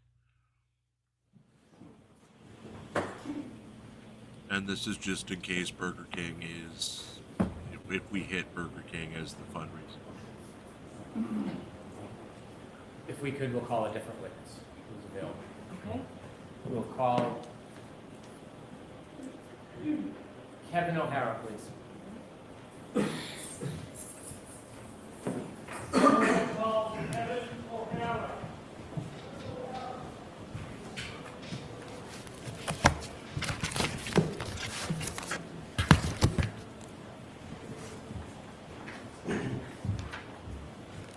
Parsons, it's no more BK if we hit the 4-year mark. Popeyes is at the 3-year mark.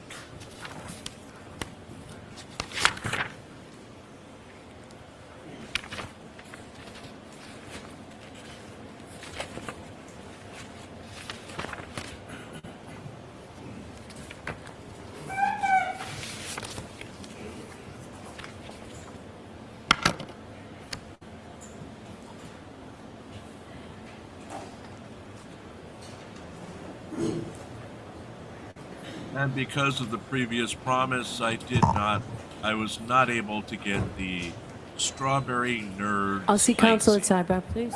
Sidebar.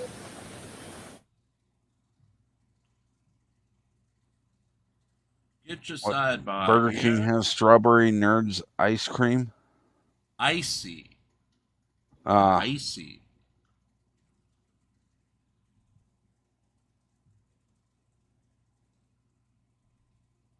Did they just go in the Looks like sidebar? Yes, they did. Ooh, Okay, fancy. sidebar Even 7. sidebar 6. Sidebar 6. Okay. It was pretty sure it was 6. I just changed it to 6. Okay. Yeah, Burger King has this. I think it's the special drink of the month.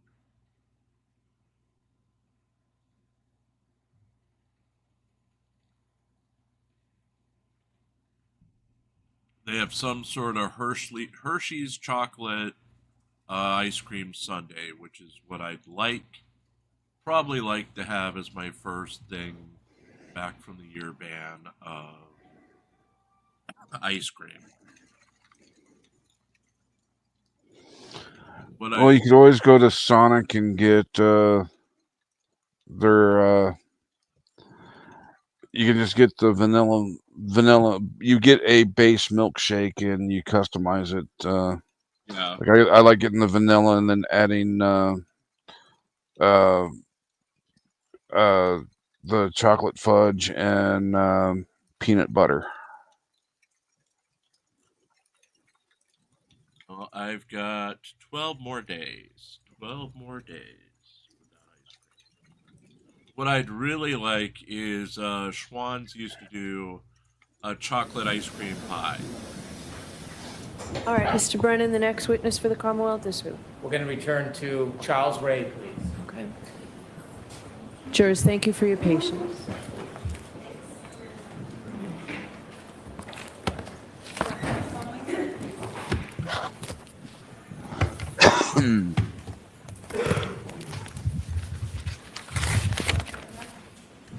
Raise your right hand, please. You solemnly swear the evidence given to the court and jury in the case now hearing is the truth, the whole truth, and nothing but the truth, so help you God. I do.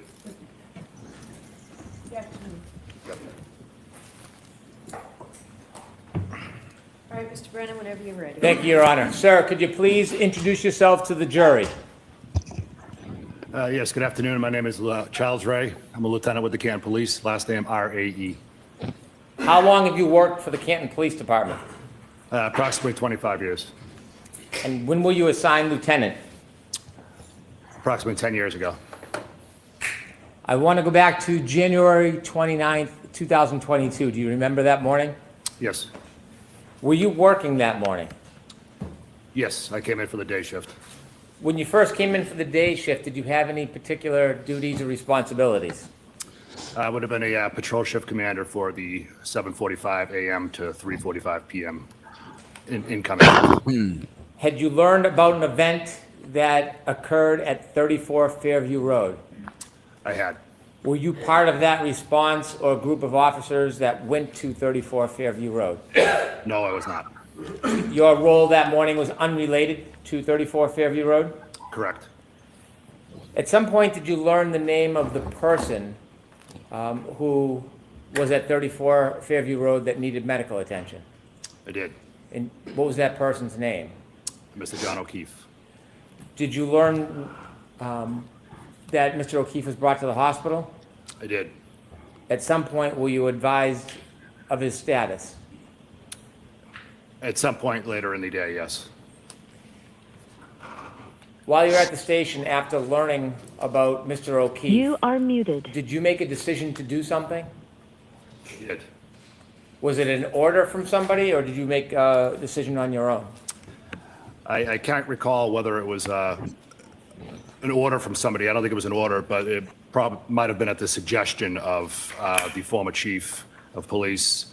Either that or it just developed organically. But one way or the other, we decided that the right thing to do would be to do a well-being check of the home at 1 Meadows Ave, which is the decedent's residence. Why were you doing a well-being check at Meadows Ave?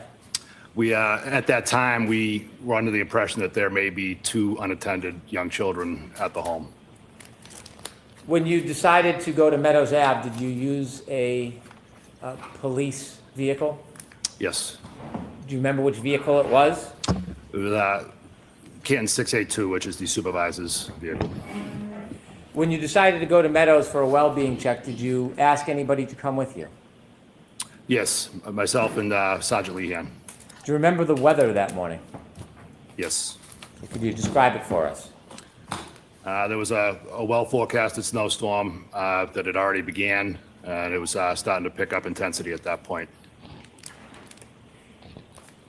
At this point, I'd move to admit the dash cam video from Cruiser 682. Okay. No objection. Thank you.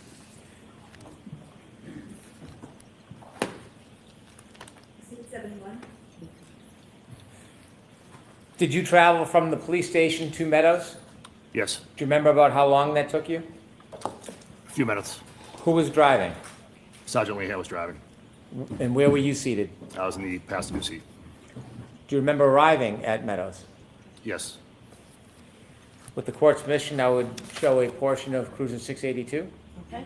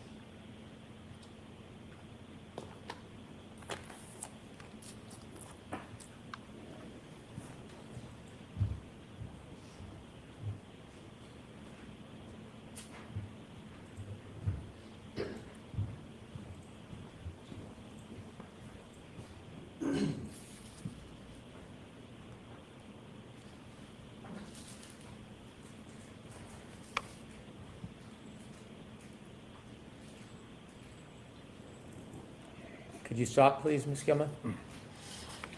I note that the time is 8:23:10. Do you remember the time when you got there?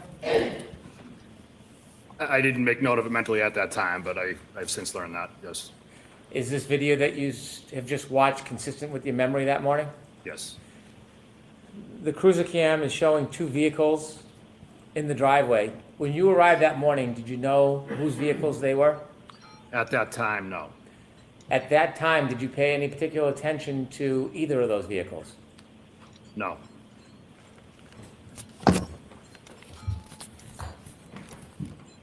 If I could show Exhibit 10, please.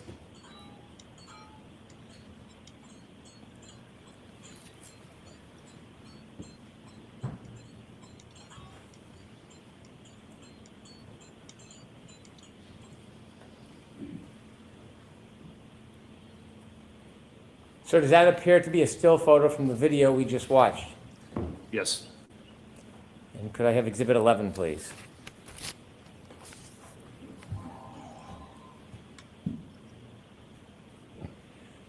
When you arrived for the wellness check that morning, were you working as an investigator in any way? No, I was not.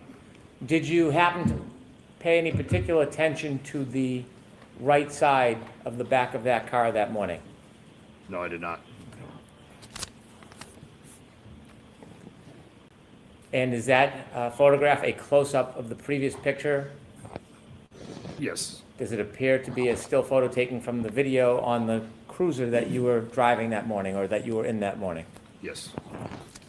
Okay, you can take that down, please. Thank you. After you arrived at Meadows, did you do anything? When we arrived at Meadows, we walked up to one of the front doors and rang the doorbell, knocked on the door. Anywhere we could see through plain view. We were just trying to see if we could raise anybody, see if the children were at the house. Did you find anybody? We did not. I'm going to ask to show 159. It's a portion of an exhibit that's already been introduced. Okay.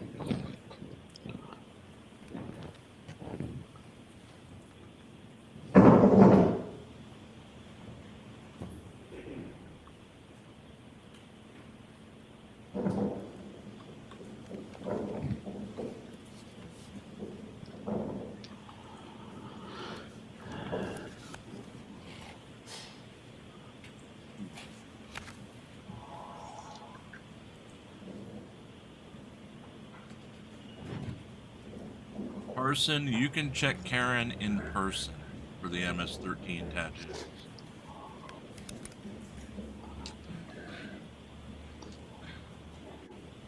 Charge the courtyard. Leave evidence for your day.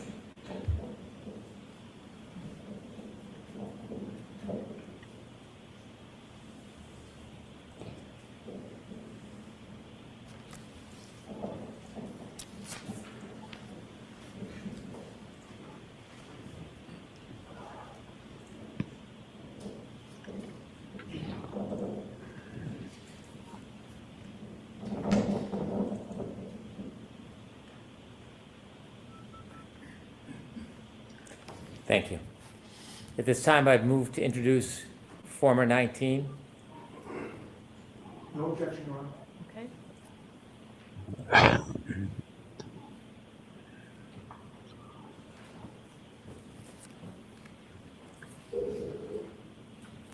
Exhibit 72.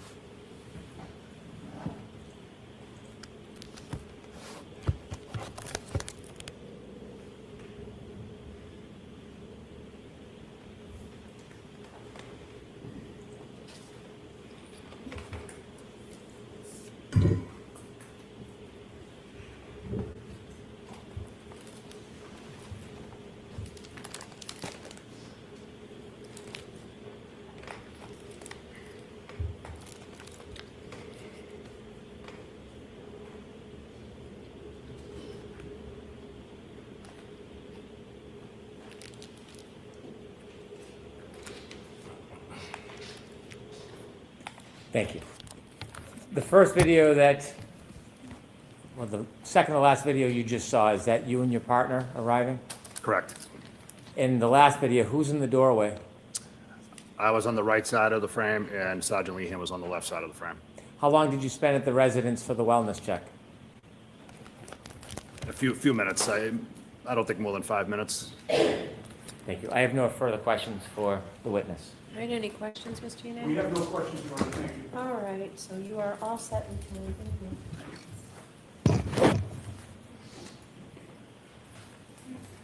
can. I agree. Shuggy did it. Shuggy should go to jail. My next witness would be Kevin O'Hara. But it'd be easy to escape since the door's hinges would be screwed up. But Shuggy needs to go to jail immediately.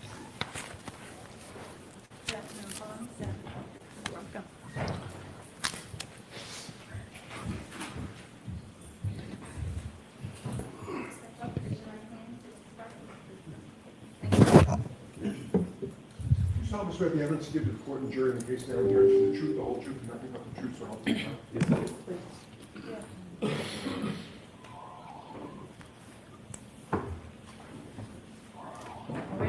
Brennan. Thank you, Your Honor. Good afternoon, sir. Good afternoon, sir. Could you please introduce yourself to the jury, spell your last name for the record? My name is Kevin O'Hara, O-H-A-R-A. Where do you work? I'm a lieutenant with the Massachusetts State Police. How long have you worked for the Massachusetts State Police? 23 years. When you began your career, what was your role with the Massachusetts State Police? I was assigned as a trooper, a patrol trooper, working out of several barracks across the state. Did you have to have any special education or training before you became an official Massachusetts State Police trooper?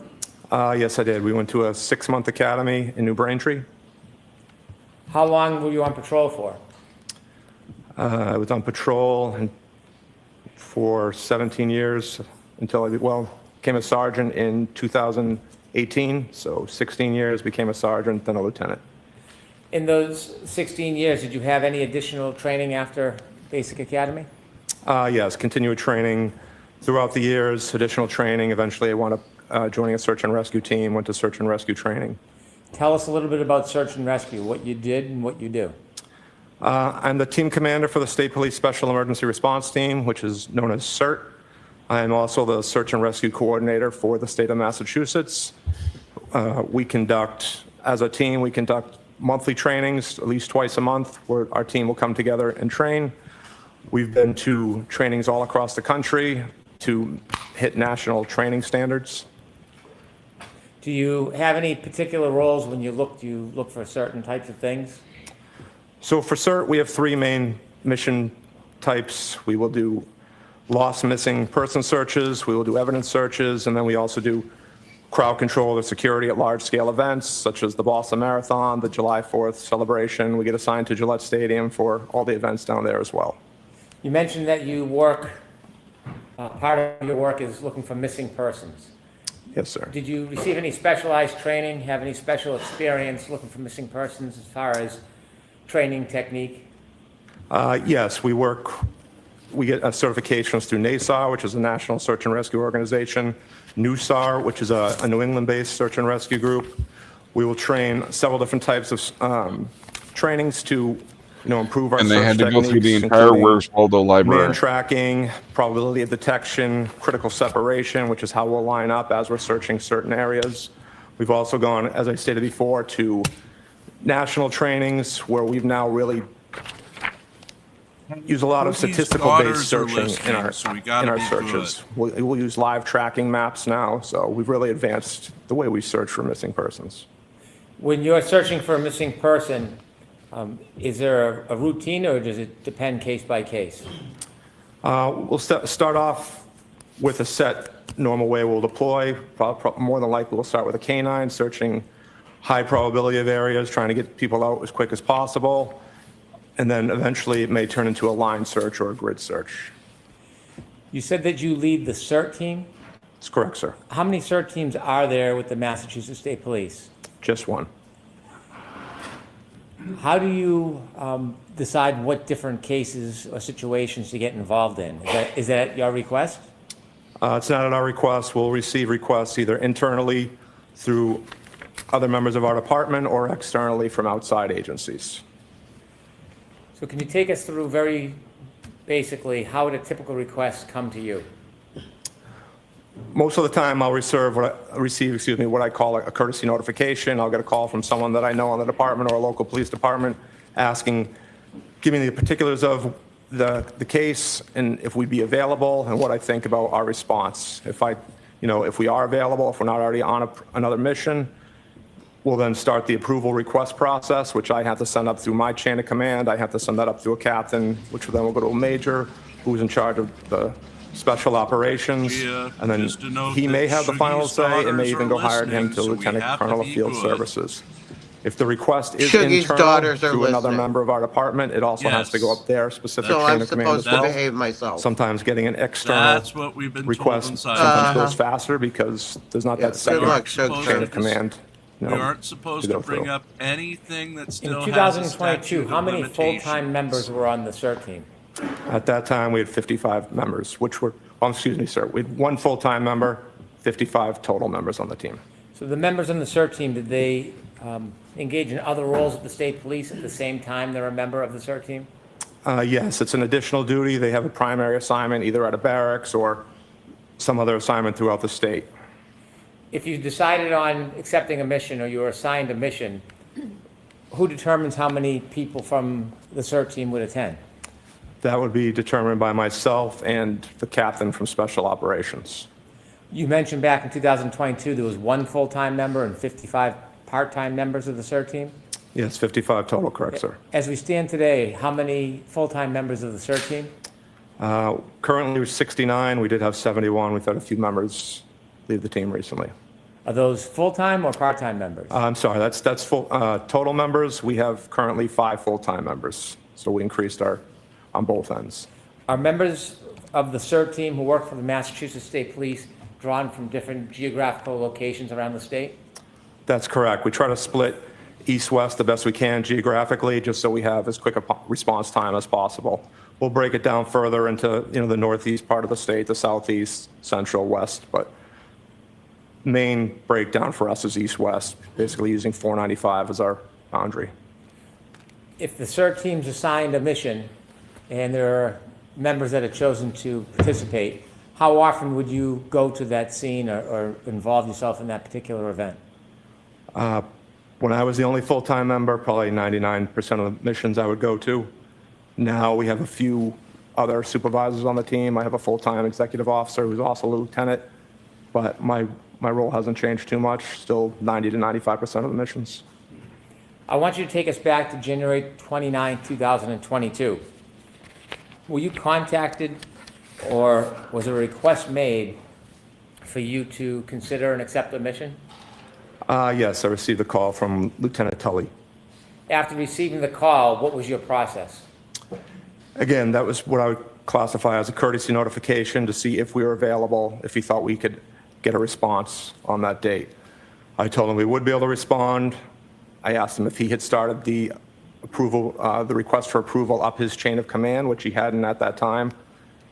He stated he would start on that, and then I contacted my captain after getting off the phone with him to start the approval process through my chain of command.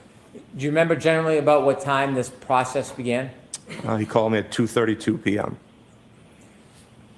At some point, was the task or the mission assigned? So I told Lieutenant Tully that, we had received a snow that day. I told him most of the members, including myself, may not have shoveled out their driveway. I told him at best case scenario would be an hour plus response time, depending on how long, it would take people to shovel out their driveway. So at 2:53, I contacted one of the West team members, a sergeant from the West team, to have him send out an alert to our full team, just to build an availability list to see who was available. So at 2:53, that got sent out to the entire team. At some point, were you able to acquire or compile a team? Yes, Sergeant Simpson was able to put that list together. And what time did you start to begin your way towards Fairview Road? At 3:48, we sent out an alert for the activation of our team, including which members, notifying the team which members would actually be responding. I had just finished shoveling my driveway. By the time I changed into my uniform, got all my equipment together, I left my house at 4:13 p.m. When you left your house, were you in an assigned cruiser or a personal vehicle? Assigned cruiser, sir. Is there tracking of assigned cruisers? Yes, there is. Could you share with us how that works? So each cruiser has a automated vehicle locator, or GPS system. It tracks everywhere you go, marking every time you stop. And did the vehicle you were driving have that system? Yes, it did, sir. Before you left to head towards Fairview at 4:13 p.m., had you already defined what the mission was going to be? Yes, I knew we'd be conducting an evidence search. Did you have any idea of how you were going to do that? Yes, I spoke to Lieutenant Tully just to get an idea of the area we'd be searching. I determined how many members we would need to respond to that search, which at that time I figured we would need 8 members to respond. Normally, as the team leader, I'll function more of an incident command role behind the team, documenting some of our efforts. So we dispatched 8 members to the scene. Unfortunately, due to the snow, one of my members was not able to respond, so we only had 7 members officially arrive on scene, including myself, which change the dynamics a little bit of our search, but nothing major. How did it change the dynamics of your search? Well, like I stated, normally I would stay behind the line of searchers, documenting what they do, more of as a command role. But because we were one member short, I wound up participating in the search, more hands-on than maybe normal. Did you ultimately actively participate in the search firsthand? Yes, I did, sir. Tell us about when you first arrive at 34 Fairview and you get out of your cruiser. What's the weather like at that point? Still snowing. What's the temperature like? Very cold. Visibility? It was windy, but no real issues for us to see as we were working. Was there a particular area you were looking at? Yes, once I spoke to Lieutenant Tully, we wound up focusing on a specific area to search. What time did you arrive at 34 Fairview? 4:56 p.m. Did any of your team arrive before you? Just prior to my arrival, one member arrived at 4:54 p.m. And do you remember who that was? It was Trooper Jason Bousselet. Were there other members that arrived after you? Yes, there were. Did you wait until the entire team was there before you began? No, we did not. The other members that arrived, do you remember who they were? Yes, I do, sir. Do you happen to remember when they arrived? Yes, I do, sir. Could you share that with us? Trooper Blake Bearden arrived at 5:21 p.m. Sergeant Charles Luis arrived at 5:24 p.m. Sergeant Michael O'Brien arrived at 5:24 p.m. Trooper Scott Viscardi arrived at 5:34 p.m. and Sergeant Anthony Carrier arrived at 5:41 p.m. Wow, what a memory. When you first arrived at Fairview and you looked at the scene, did you have any personal knowledge where any person had been in that area? No, I did not. Did you learn generally that a man was found in that area? Yes, I did. Did you have any photographs or precise location of exactly where that person had been found? No, we did not. Did you have a general area that you were directed to? Yes, sir. Any landmarks you can share with us in the general area where you were going to be focused on? There was a flagpole in front of the residence. There was also a fire hydrant in front of the residence. Who made the determination of the scope of the area that you would search? I made the final markings of the distance we wanted to search, but we were guided by Lieutenant Tully's information he was able to provide for me. How did you decide the depth and the broadness of the area you were going to search? He informed me that there was a vehicle involved in the incident. He told me where that vehicle had been parked, so we wanted to make sure we started prior to where that vehicle was parked, which was almost adjacent to the front door of the house. If you were to look at the house we were at 34 Fairview Road, you'd almost say there was two front doors, a main front door and then a secondary front door at, closer to the garage, whether that's a mudroom or a den. So he'd stated the vehicle was parked almost directly across from the main front door, which again, looking at the house, that's on the left front door. So we marked off that as our starting location, and we wanted to search down to the fire hydrant.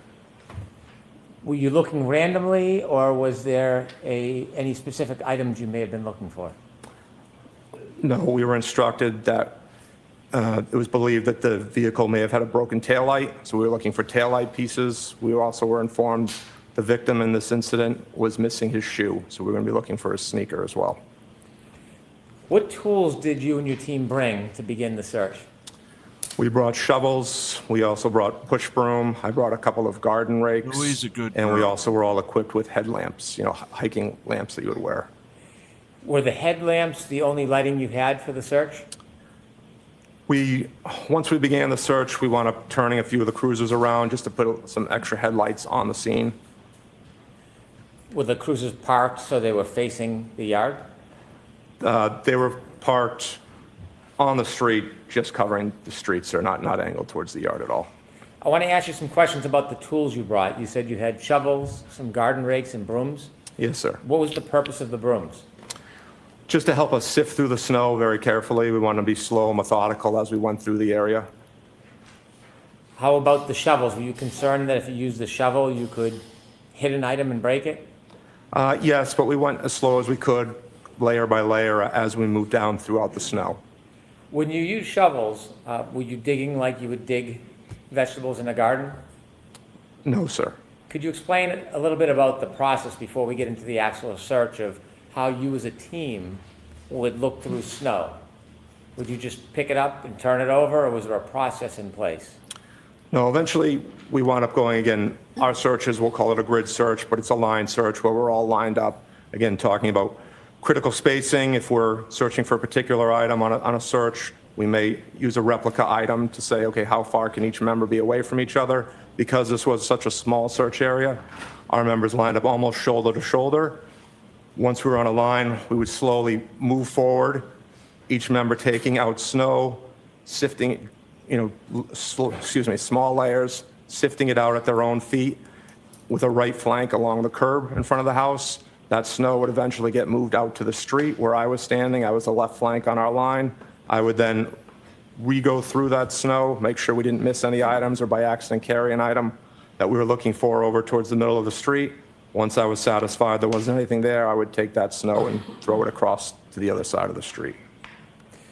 Before you began the search, did you have a chance to look around at the surroundings, including the street, the berm separating the street from the yard, and the area you were going to look at?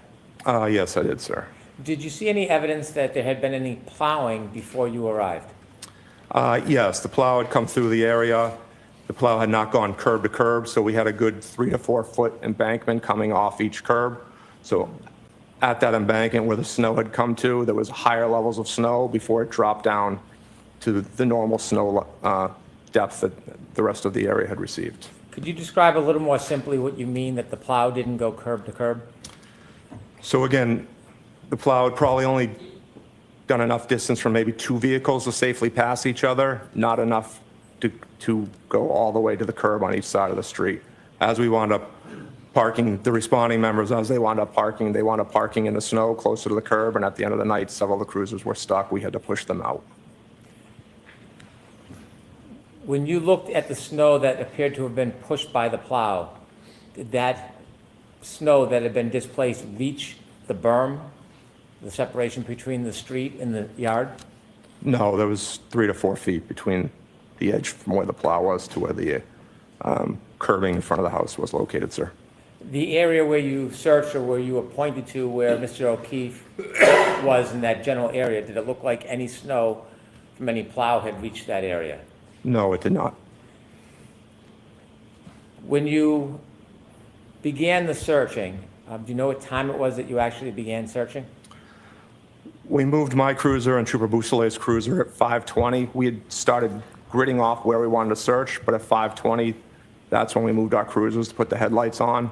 That's right, Trooper Bearden and the 2 sergeants arrived quickly after on scene, so by 5:24, we started, all 5 of us were lined up shoveling. When the 2 other members arrived on scene, they just joined in on the line to help us move. From when you first arrived at 4:56 p.m. to when you began the search at 5:20 p.m., did you see anybody enter the area that you were going to search other than you or a CERT team member? No, they did not. Were there other people in the area outside the scene or the grid that you were going to search, other than you and members of your CERT team? Lieutenant Tully arrived on scene. Was there anybody with Lieutenant Tully? At one point, he had several other people with him. Maybe, I believe, 5 throughout our search, maybe 5 different people, including him, were on scene. Were those people part of state police? At least 1, maybe 2. Unfortunately, I don't recognize all 2,500 members on our department, but there were probably about 5 total people on scene, sir. Was there somebody who was picking up any evidence that you may find and putting it in bags and preserving it? After we found located evidence, it was documented on scene by the detectives. So you yourself were not documenting?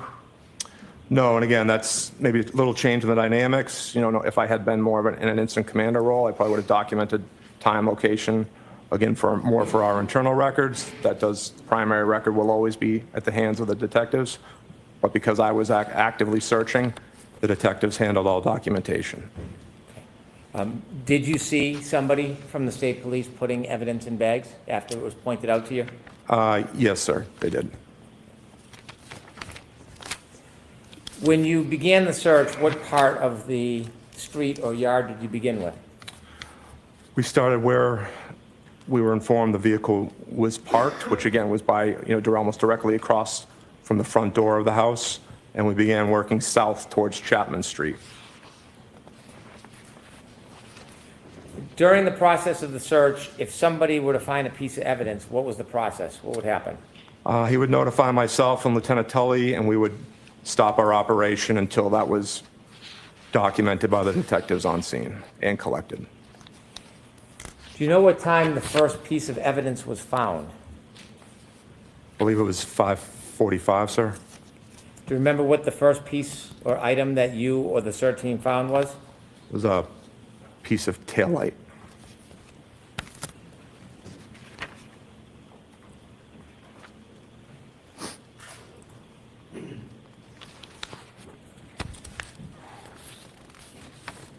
May I approach, Your Honor? Yes.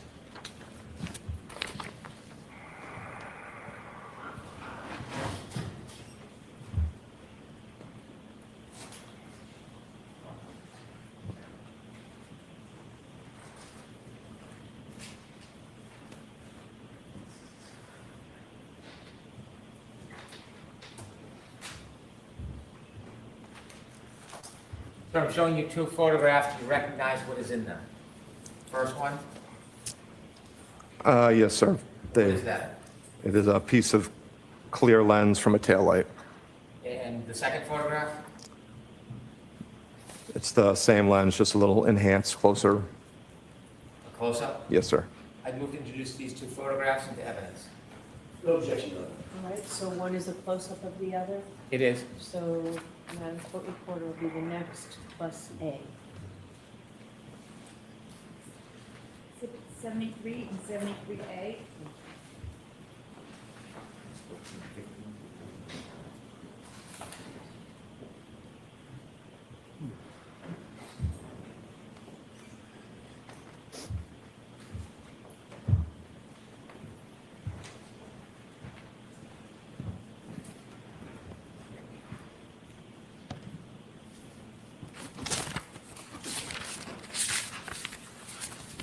Briefly see those photographs.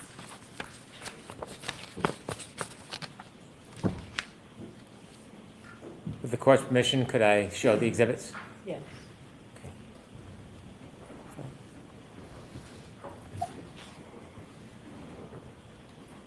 We see exhibit number 129, please.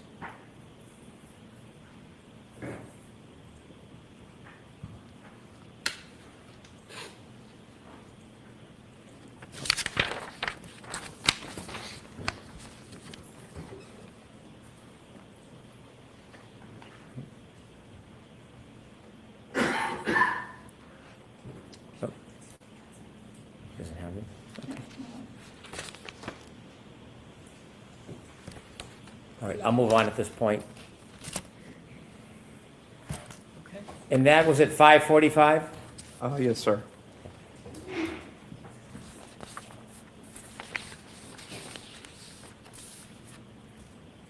At 5:50, do you know if another item was found? I don't know the specific times. I know the first piece was 5:45, but again, I didn't handle the documentation, and I have not seen the evidence log. Okay. Inevitably, did you or your team find an item of clothing? We found the sneaker, yes, sir. A sneaker? Yes, sir. Can you describe where the sneaker was found? Sneaker was flush up against the curb, and it was inverted upside down. Was there anything in the sneaker? There was snow on and inside the sneaker. May I approach? Yes.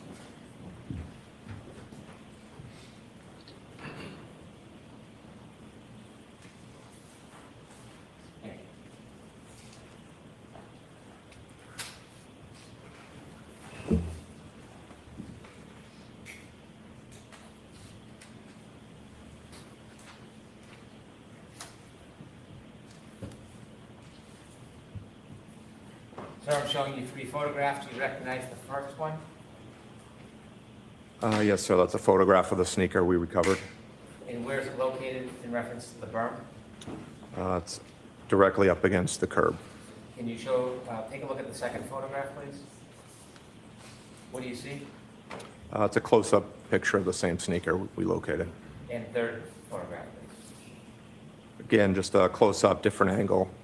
photo of the sneaker we located. Thank you. All right, remove these 3 photos into evidence, please.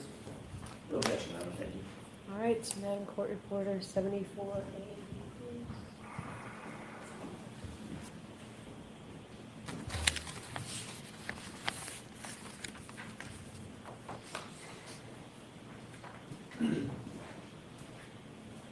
It's 74, 74A, and 74B, so mark. Thank you.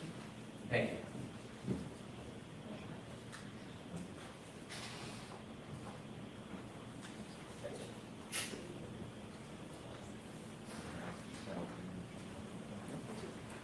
With the court's permission, could I show these photographs? Yes.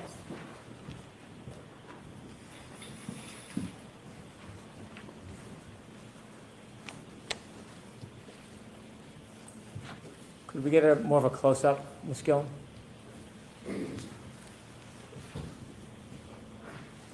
Sir, can you describe what you're seeing here?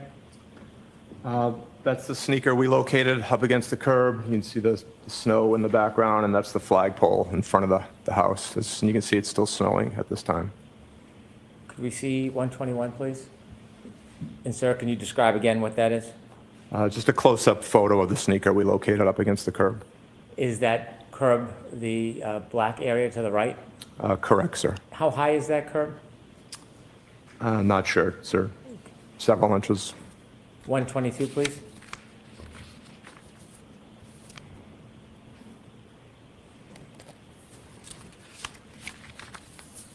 You described a photograph with a sneaker with snow in it. Is that photograph?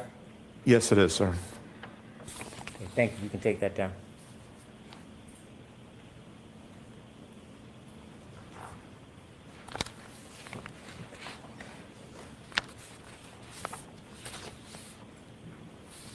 That night, do you recall if there was any other pieces of taillight recovered? I believe in total we located maybe 6 or 7 pieces of taillight. May I approach, Your Honor? Yes.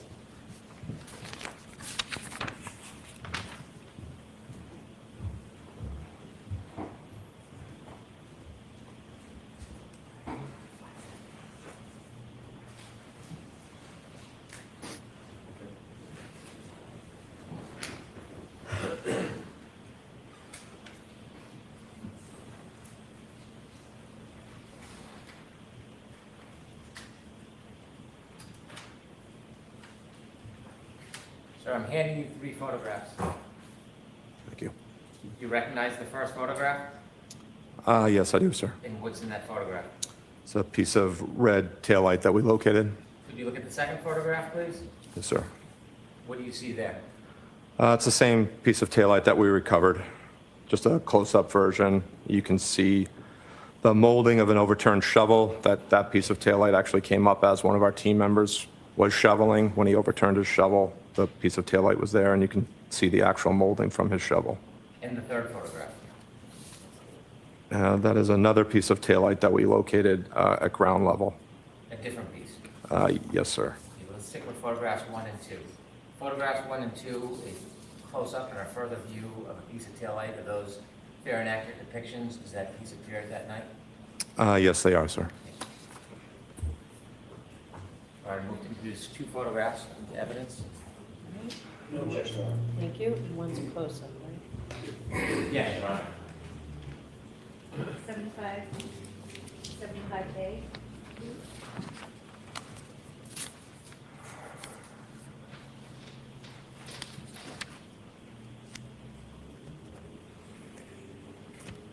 Sir, when these items were found, did you examine or study the depth of those items when they were found? I did not, sir. Gave them a glance when our team members told us we found something, and then Lieutenant Tully took over documentation. I returned to my place, on our line.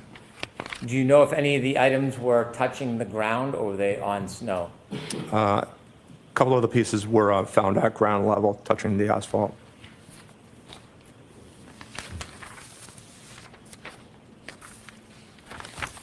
And you said there was another item found that we just talked about?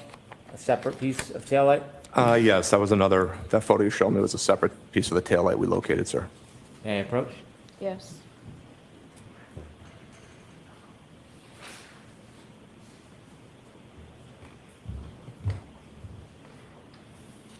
Showing you two photographs, could you look at the first photograph? Yes, sir. What do you see? Piece of taillight at ground level. And if you could look at the second photograph, what's that? It's a close-up enhanced view of that same piece of taillight. So it's just a different view of the same piece of taillight? Correct, sir. Is that a fair and accurate depiction as that piece of taillight appeared that night? Yes, it is, sir.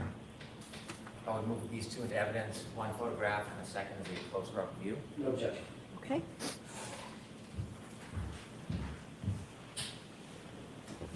Exhibit 76 and 76A.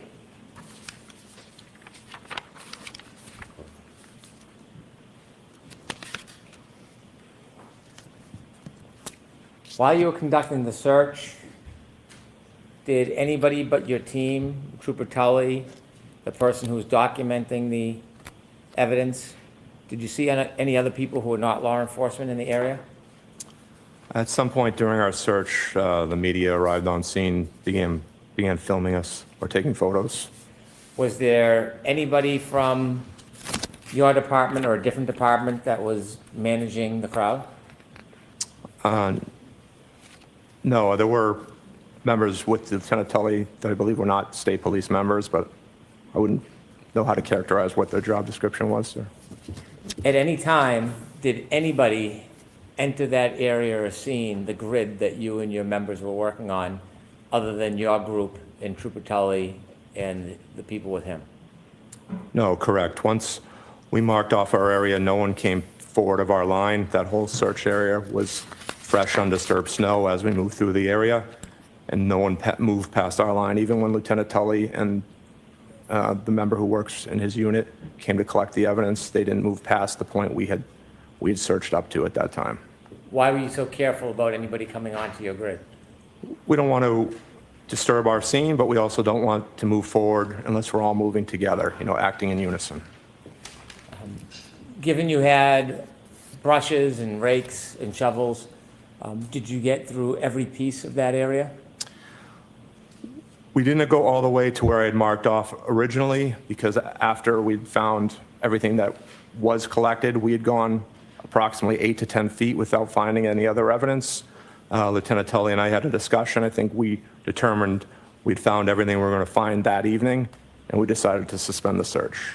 Was it a search that took up the whole front yard and street of that area?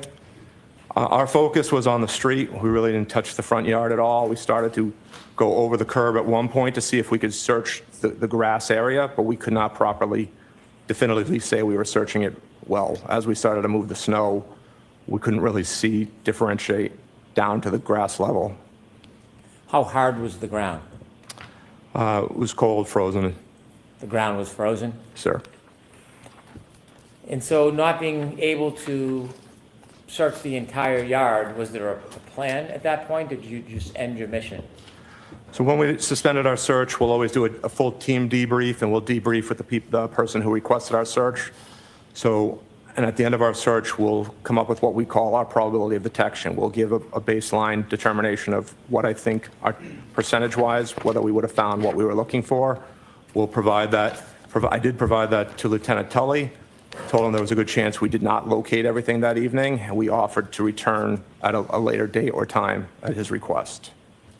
When you were looking generally for pieces of taillight in the sneaker, were you informed, did you have any idea how much taillight would be in that area?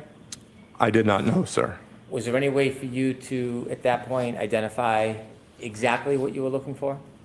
No, we didn't have a photo of the taillight. I was never shown anything, so I wasn't sure how much we were actually looking for. May I approach, Your Honor? Yes. I'll withdraw that. What time did you end the search? Approximately 6:15, I believe. I was the last one to leave, which was 6:23 p.m. when I left.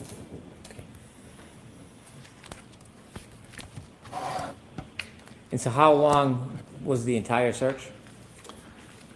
It was about 55 minutes. We started again around 5:20, ending around 6:15, sir. Do you know if any other colleagues or members went back at a later date? I've been informed that they did, yes, but not from my team, but other members of our department.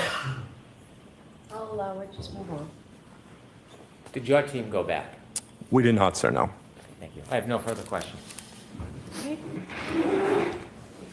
Here we come. Here we come. It's Jackson. He's gonna get this guy. He's gonna be a rabbit dog. He's gonna get him.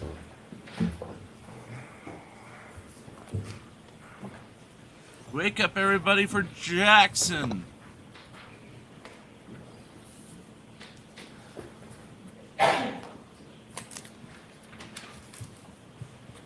I don't wanna. Good afternoon, Lieutenant. Good afternoon, sir. When you first arrived at the scene, was there crime scene tape up? No, there was not, sir. Was there any barricade up at all? No, there was not. Was there any evidence that the crime scene was being secured at that time? There was no police presence on scene, sir. Okay. So that when you arrived, the scene had been left unsecured. Do you know how long it had been left unsecured? I do not, sir. So before you arrived, at least, and before your presence was known, for some time before you got there, that scene could have been accessed by anyone, to your knowledge? Well, I think the weather played a good help in us with the scene security, because with that being fresh, undisturbed snow, and with the man tracking we do, we would be able to determine if anyone had access to that area. Of course, of course. But you don't have any personal knowledge of anybody actually securing that scene for onlookers, bypassers, anybody that wanted access to it, they could have had it? Not that I'm aware of, sir. Okay. You indicated that Lieutenant Tully first contacted you but exactly at 2:32 p.m., correct? That is correct, sir. At that time, your team was not stood up. In other words, you were not activated because that was an initial call by Lieutenant Tully, not an activation call, correct? Correct. That's a courtesy notification, sir. And at that time, Lieutenant Tully had not received the proper protocol, the proper approvals through the protocol to actually have your team activate and have your team dispatched. Yes, I think he'll normally, when we get activated, before they start the process going through their chain of command, they'll call me just to see if we're available and if we could actually respond instead of wasting other people's time calling us. If I were to say, no, we are already assigned on another mission at this time. Right. So around 2:53, you indicated that one of your subordinates, Sergeant Simpson, notified the rest of the team that get ready, but we have not been given the green light, correct? Correct, sir. Building an availability list of who could respond. Okay. That was just a kind of a precursor, if you will, for lack of a better phrase, to make sure that you had the available personnel so when the green light, or if the green light came, you could activate. Correct, and to help start giving people the heads up to start shoveling their driveway. Like I said, as soon as I received that call from Lieutenant Tully, I hadn't shoveled my driveway yet. Okay. I went out and had to go clear my driveway and my cruiser, and the end of my driveway, we usually get plowed in by our plows. We had several feet of snow at the end of my driveway, sir. Lucky you. Yes. All right. Did Lieutenant Tully inform you in that first phone call that colleagues of his, Massachusetts State Police colleagues of his, were already en route to Dighton to retrieve or seize the SUV? He did not say that, sir.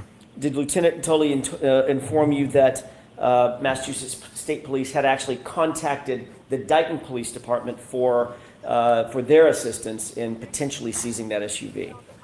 He did not tell me that, sir. Did he indicate to you, you indicated that your conversation was at 12:32. Did he indicate that he had just gotten off the phone with Dighton PD at 12:31, just a minute prior? Our phone call was at 2:32, sir? I'm sorry. I don't know if that can, Did I say 12:32? that's a different time you're looking to. 2:32, and he had just gotten off the phone with Dighton PD at 2:31. Did he indicate anything like that? No, we did not, sir. Okay. So we do know that at that 2:30-ish hour, you were not authorized to respond to the unit, to the location at that point. None of your units were en route at that point. No, neither one of us had requested approval through our chain of command at that time, sir. And you've already told us that you didn't head out until just after 4, sometime after 4 p.m.? Yes, my GPS data has me leaving my driveway at 4:13 p.m. Got it.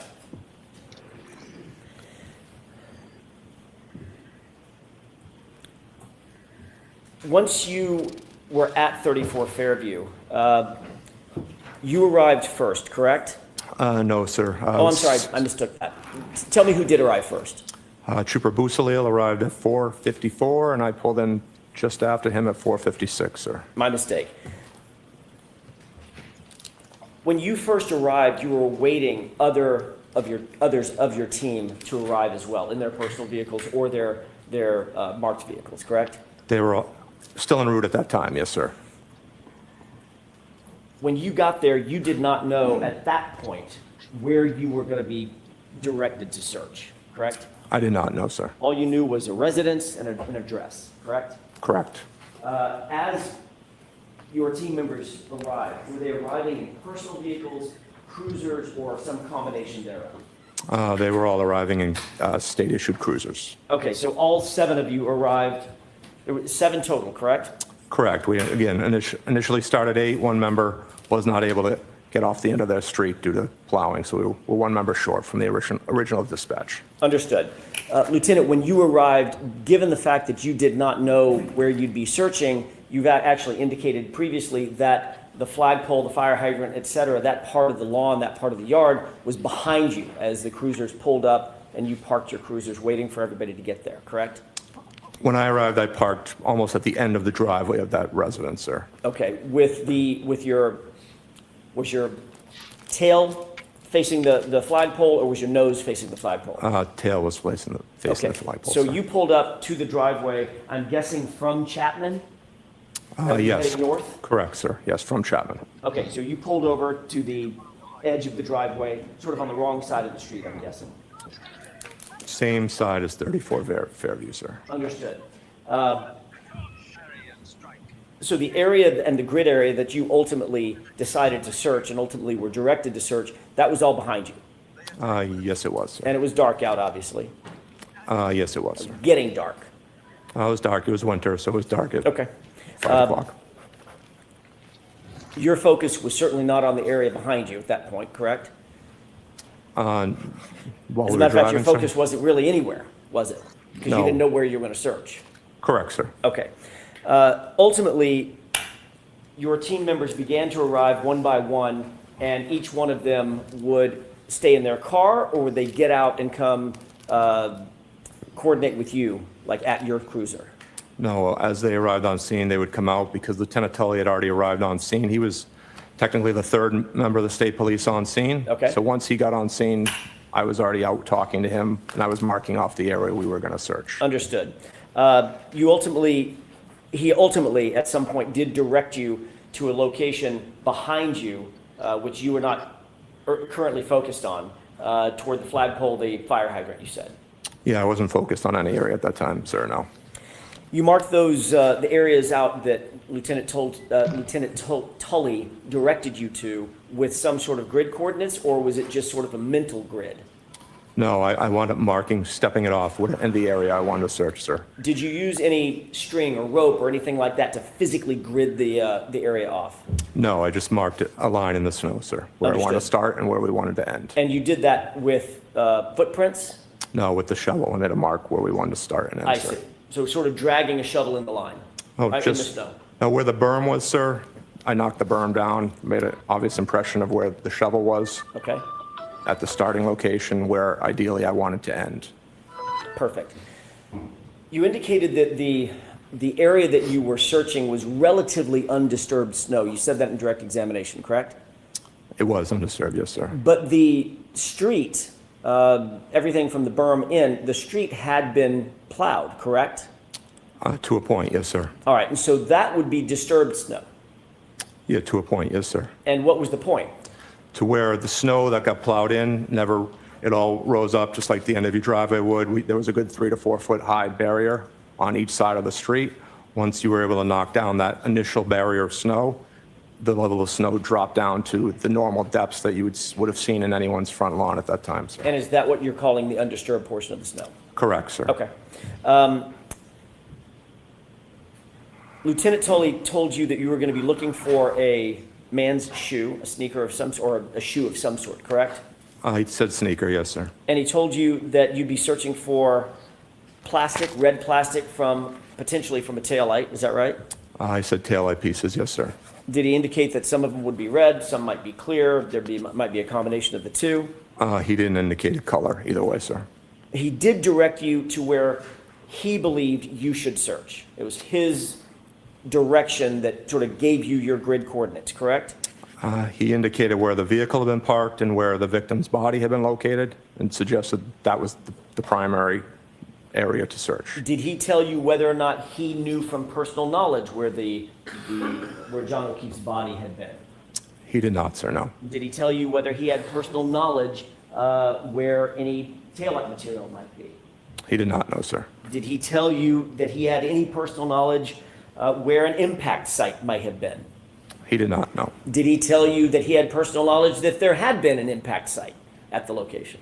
No, he just said he believed the incident involved the vehicle. Okay. One of your goals when looking at the search location was to obviously remove the snow as methodically as you could, correct? Yes, sir. You wanted to not only remove layers of snow, but then ultimately expose the layer beneath it with as little disturbance as possible. Is that right? Correct, sir. I think you noted that the plow had not plowed all the way to the curb, so the snowbank was sort of in the street, not in the yard, or at least a few inches from the curb line and not in the yard, correct? Correct, sir. As I stated, as some of the responding members parked, they were thinking they were parking in a safe spot in the street, and their cruisers wound up being stuck at the end of the night. And you and your team had some experience doing searches in snowy conditions, being from Massachusetts, I'm guessing. Missing person searches, we've never been out for an evidence search in this specific type of conditions, but we have done missing person searches. So this was the first time you and your team had executed a search of this nature in these kinds of conditions for these kinds of items? In blizzard conditions, yes, for an evidence search, yes. But you did indicate on direct examination that although it was blizzard conditions and the winds were high, and we've learned that windy conditions sort of define a blizzard in some respect, the visibility was relatively good. Yeah, with our headlamps, we had pretty decent visibility.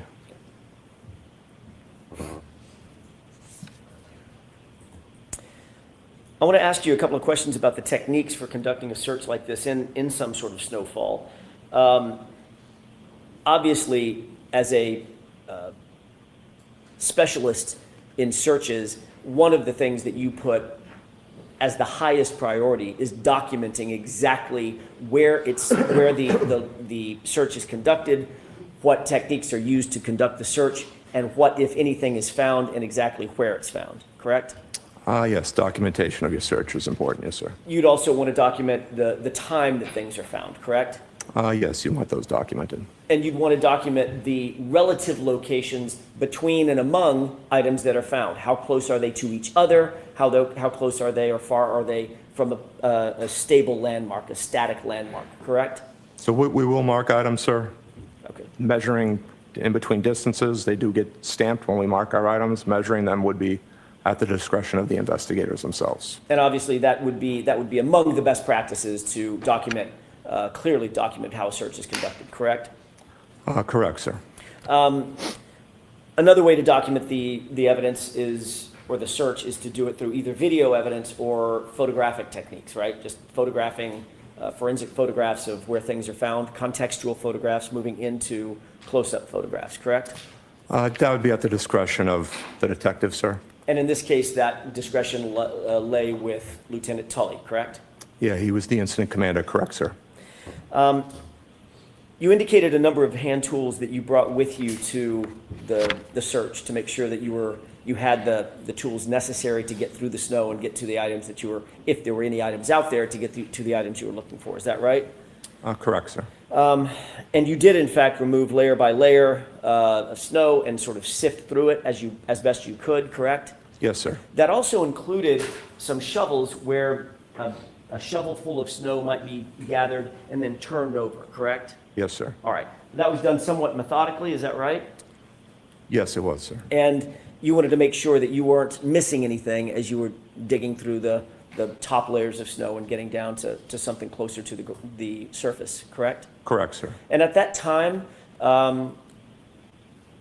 what was the level of snow, if you can estimate it? How much snowfall? I believe the area, not living that far from that location myself, was anywhere from 15 to 18 up to maybe 20 inches in certain towns. And again, this is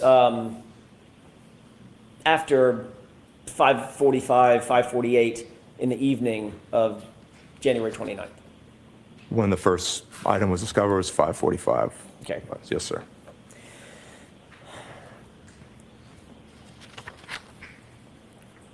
Obviously, a search of this complexity and with this many individuals and with those conditions required some level of significant coordination by you and your team, correct?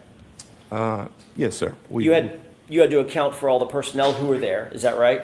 Correct, sir. That included, I'm going to go through a quick list, Bearden, Beausoleil, Carrier, Luis, O'Brien, O'Hara, you, and Biscardi, is that right? Yes, sir. So there were 7 individuals, as well, Lieutenant, as 7 vehicles to account for to make sure you're not driving over the wrong areas, walking over the wrong areas, standing over the wrong areas, correct? Correct, sir. And not only did you have to account for those 7 officers, each of whom arrived in their own vehicles, you also had to make sure that those vehicles were positioned in the right spot to make sure you don't drive over the area that you need to search and might be impacted by your cars, correct? Yes, sir. After Lieutenant Tully arrived on scene, the remaining cruisers never came past the initial location of where we believe the incident occurred. Before he came on scene, the cruisers that were there were down toward the driveway, closer to where you were, and you, of course, were positioned with your back to the location that ultimately was searched, correct? Yes, sir. That was 2 of the 7 cruisers, yes. Okay.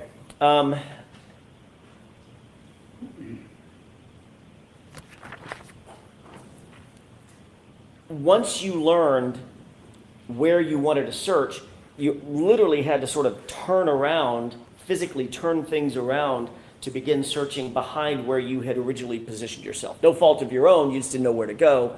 You had to sort of turn around and go backward toward the area of the flagpole, away from the area of the driveway, correct? Yes, sir. And so as you began to focus on the other side of the house, the other side of the driveway,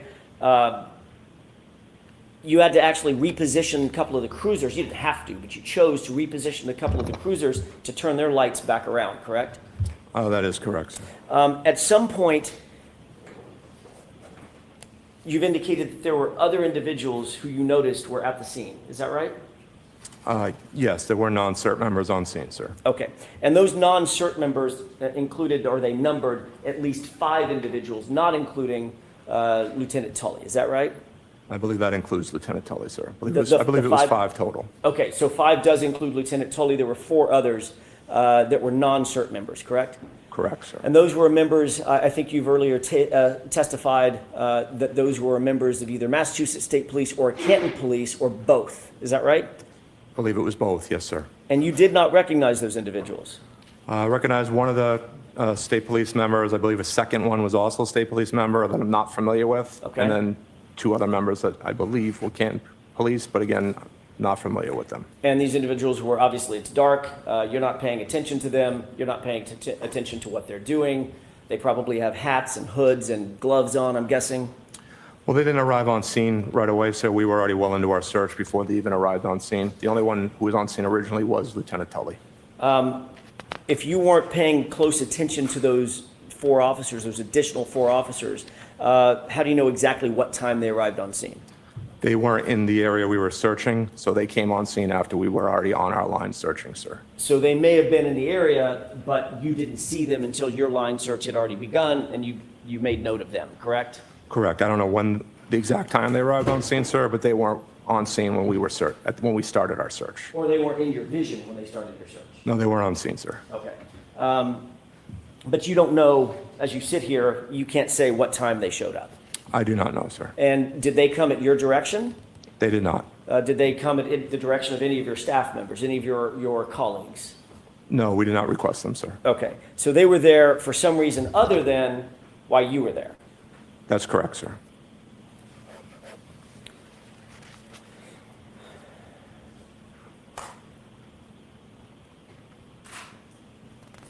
If I may have just a moment, Your Honor. Yes. These individuals, you noted they were either from, I think you said 2 from Massachusetts State Police and 2 from Canton Police, correct? Yeah, including Lieutenant Tully, it'd probably be three MSP and 2 Canton Police, sir. Okay. Excluding Lieutenant Tully, who was working very closely with you, the other 4 individuals, they were in full uniform or they were plain clothes? Plain clothes, sir. And your focus, once you began your search, once you stood up the team, turned your cars around and realized exactly the grid where you were going to search, that's what your focus was on, correct? Yeah, I was focused on our search area, correct, sir. And when you're searching a line, for instance, if it's a line that extends to your right or to your left, the search that you're conducting is literally right directly in front of you, correct? Well, you're always looking left or right because you're staying online with your teammates, so you always have a full view of the scene you're searching, sir. Understood. I'm not saying that you look down and never look up again, but I'm saying that your focus, the main focus of your search, is directly in front of you. That's why you do a line search, so you can take small steps, search in front of you, move forward, search in front of you as a line, as an almost Hey, touche. single entity moving forward, correct? That is best practice, yes, sir. That's how you make sure you don't miss an overturned leaf that you need to overturn, that there might be a knife under or a gun under or something like that, or a bullet casing, something like that, correct? Correct, sir. Or a taillight, right? Correct, sir. All right, so as your focus is, your world sort of collapses a little bit. Your focus is in front of you. You're obviously working with your team members left and right. You're moving forward very, very gently, very methodically, very technically as you move forward, and the whole line moves forward on that grid, correct? Correct. So you're not necessarily paying attention to what's happening behind you, off in the distance, in the dark, to your left far, to your right far. That's not what your focus is on, at least at that moment, correct? No, sir, our focus is forward, as we're moving forward into our search area. Thank you. In addition to the 5 individuals, Lieutenant Tully included, and the other 4, there was also another person that made contact with you from 34 Fairview, correct? Yes, when we first arrived on scene, someone had exited the residence onto the front steps, front porch area possibly of that mudroom. I'm sorry, I didn't mean to interrupt you. Of that mudroom, so that right door, the exit, the door closest to the garage, sir. Can you describe that person for us? It was an adult male wearing a hooded sweatshirt. Did that person approach you or one of your team members? No, he never left the front door area. Did he say anything to you or one of the team members? He asked if we were here for what happened earlier. We replied yes, and he turned and went back inside the residence. And as you sit here, you don't know who that person is? I do not, sir, no. But he's a male, I'm guessing middle-aged? It was not a child, sir. It was definitely an adult male, sir. Adult male wearing a hooded sweatshirt? Yes, sir. Thank you. You testified that you recovered, having a hard time speaking, it's been a long day. I apologize. Let's try that again. You testified that you recovered a piece of plastic first before you recovered the shoe, or do I have that backwards? No, there was one piece of taillight located before the shoe, sir. Understood. You've also indicated that of the, I think you said 6 or 7 total pieces of plastic that were found, that all of those pieces of plastic and the shoe were found basically right next to each other, correct? I don't know the exact distances, but they weren't too far apart, some several inches to others maybe a foot or 2. I don't know the exact distances, sir. Without assigning an exact measurement down to the millimeter, Lieutenant, you've earlier indicated that all of the pieces and the shoe relative to each other, it's just relative to each other, were found within a foot or so of each other, correct? Eyeball, again, as the distance that I just said, sir, from inches to maybe a couple of feet. I know they all are geomarked with exact coordinates that, could be measured out at a later time, which, again, would have been at the purview of the detectives, but we did not measure them. Again, all eyeball that night. Understood. When I say, and it may have been a bad question on my part, Lieutenant, and if it was, I apologize. When I say a foot, within a foot of each other, I don't mean a foot apart. All of them, you've earlier testified, would be inside of a foot total, correct? Or I don't maybe think 2 feet now? I don't think they'd be quite that close, sir. I think they were maybe in between each item, sir, or close to it. I have just a moment, Your Honor.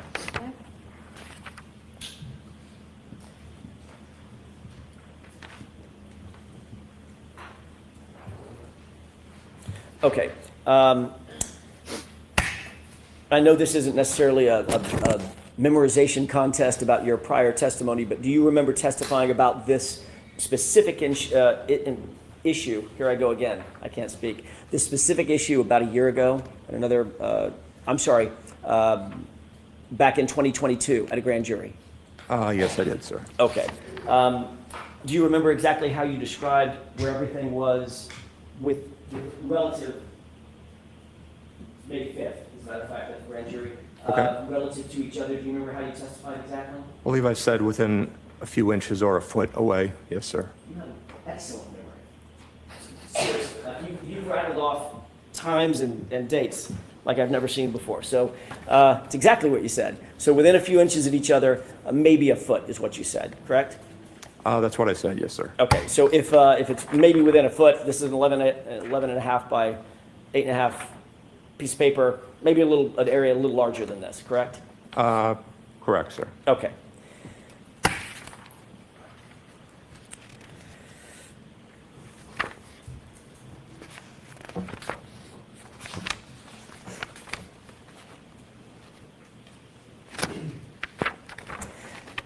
As you found items of evidence, did you alert Lieutenant Tully to that specific piece of evidence? Yes, so I was not one of the members who found any of the evidence, but as my team members located something, we would halt the line. Lieutenant Tully was a short distance behind our line. We would get his attention. We would cease our operations until he informed us that he felt it was properly documented. And ultimately, Lieutenant Tully was the person responsible for documenting that item, is that right? That is, sir. We fall under the incident command structure. He technically took the lead as the incident commander that night, sir. And he did that through photography? Yes, sir. So you saw him taking pictures of the items in their place once they were found, correct? Yeah, I believe he was the one taking photographs, sir. And by definition, Lieutenant, as a search like this is being conducted, unfortunately, moving snow means possibly moving the items themselves, correct? Potentially, yes, sir. They might end up in a shovel full of snow, you turn it upside down. That's not where the piece of evidence was to begin with, correct? Correct. It's been moved at that point. But in this case, nearly all of the pieces that you did find, including the shoe, were nearly next to each other, meaning within inches of one another, correct? I don't know the exact distance again, sir. Ballpark eye distance, but again, that is why we provided the GPS coordinates of each location, because we did stamp those with a handheld GPS as we found items of evidence, and all those locations were turned over with our report to be measured at the desire of the detectives, sir. Certainly, using that very impressive memory of yours, your memory back in May of 2022, May 5th of 2022, was that they were within inches of each other. I believe that's what I stated, yes, sir. Okay. I'm surprised the judge isn't slapping him for his comments. Ultimately, you I indicated think that the judge just wants today the search, over. after about 6 or 7 pieces were found, as well as the shoe, the search As was do we suspended all. just after 6 o'clock, correct? I just want a nap. Approximately 6:15-ish, sir, we thunderstorming stopped. We'd out. gone, like I stated earlier, we'd gone approximately 8 to 10 feet further south on the road without recovering any other pieces of taillight. We knew we had already located the sneaker, so we decided to suspend the search at that time until possibly a future date. And you were never called back out to the scene by Lieutenant Tully or anybody else, correct? No, we were not, sir. And did you become aware that over the next days and weeks and days and several weeks, there would be 40 more pieces of taillight claimed to be recovered at the scene? Did you become aware of that or no?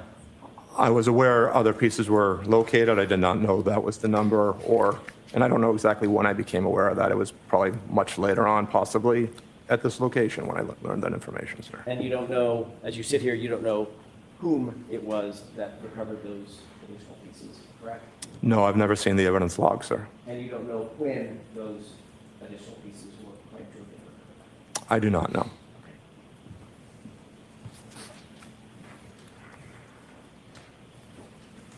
Welcome back, Bill.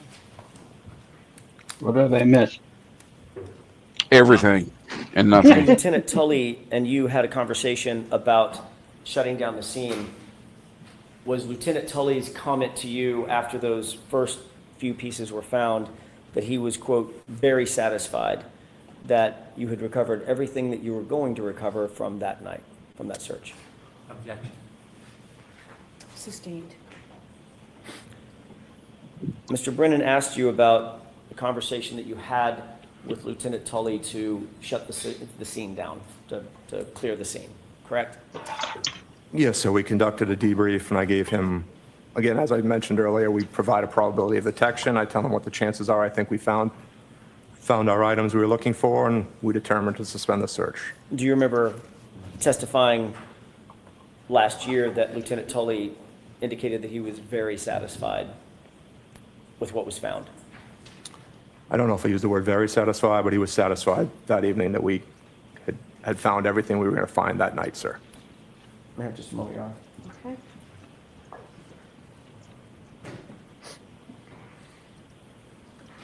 Do you remember exactly what you indicated Lieutenant Tully's words were as you sit here? I believe, yes, he was satisfied with the search. I just don't know if he used the word very satisfied or not, sir. Would it refresh your recollection to take a look at your transcript? I'm sure it will, sir. It's the one thing you didn't learn. Man. Thank you. Highlighted portion, Lieutenant. Thank you, sir. Well, refresh your recollection if I show you what I want you to say. Yes. Here's a script. Just read it. I'm just going on the date. Is this from last year, or would this be from the grand jury, sir? June of last year. Okay. Yes, sir. So it does state here that I stated he... Yeah, I believe, to the best of my recollection, sir. Yes. Thank you. Person Thank you, sir. Woodchuck's wife. You've had 50 in the last month. May I have just a moment, Your Honor? Yes.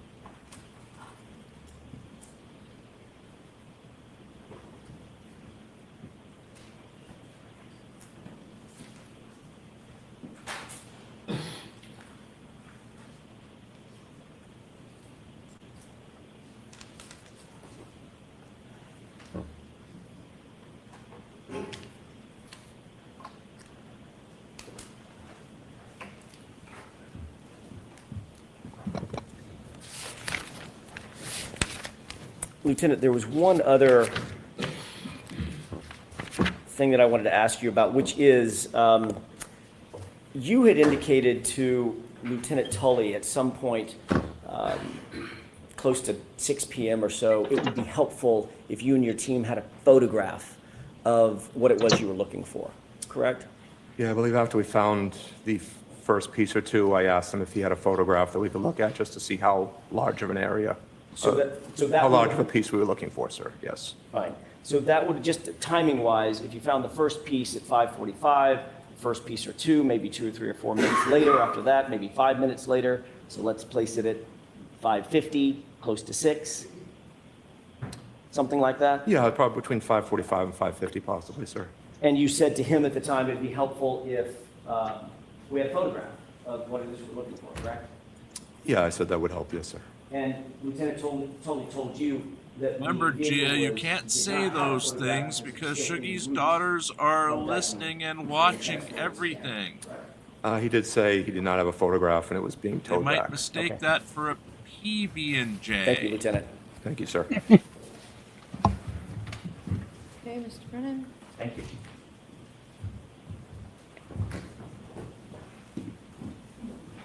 Would that be a golden shower along with the BJ?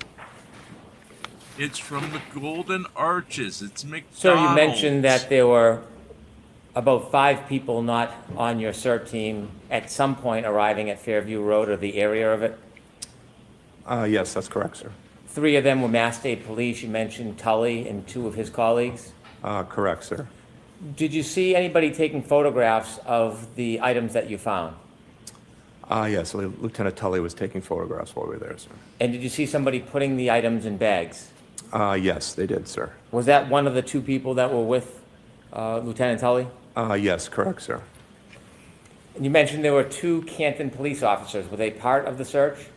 They were not, sir, no. Were they on the grid? They were not, sir. Did you ever see them in the area on the grid? I did not, no, sir. They were there. Were they involved in any way in the crowd? They weren't the only people that ever came on scene other than us, and those local officers were at some point. The media did arrive on scene. When you say on scene, is on scene different than on the grid? Correct, just in the general vicinity, sir. Did you know what the Canton police officers were doing? I do not know, sir. Did you ever see either of them ever come on your grid? They did not know, sir. Did you ever see anybody place or toss or throw anything onto your grid? I'll allow it. Did you ever see anybody place or toss or throw anything onto your grid? I did not know, sir. Did you ever see anybody intrude on the grid and leave an item? If any of these questions were yes, you think he would have told you, you Did you fuck ever nugget. see anybody physically intrude upon your grid? No, no one did that, sir. You were asked about best practices memorializing. The person who was taking photographs. Hold on for a second. Slow down a little, Mr. Brennan. You mentioned best practices of memorializing items. And you also mentioned Lieutenant Tully was taking photographs. Yes, that's correct, sir. Do you know if those photographs were time and date stamped? I believe they were, sir. Is time and date stamping with photographs best practices in memorializing things? Yes, they are, sir. Now, before you defined the grid, and before you began that search, you knew other state police officers, didn't you? Yes, I did. Did you know a person by the name of Trooper Yuri Buchanek? Yes, I do know him, sir. Did you know somebody at the time known as Trooper Michael Proctor? Yes, I do know him, sir. Were either Michael Proctor or Trooper Yuri Buchanek at Fairview that night? No, they were not, sir. Did you see them at any time from the point you got there at 4:56 p.m. until when you left? No, I did not see them there, sir. You mentioned that somebody came out of a side door at 34 Fairview who had a hoodie on. Yes, that's correct, sir. How long were they outside for? Maybe 10 seconds, sir. Did they at any time interfere with your search? No, they did not. Did they at any time try to discourage or dissuade you from searching? Objection, Your Honor. Next question, I'll sustain that. Did that person do anything to impede your search? No, he did not.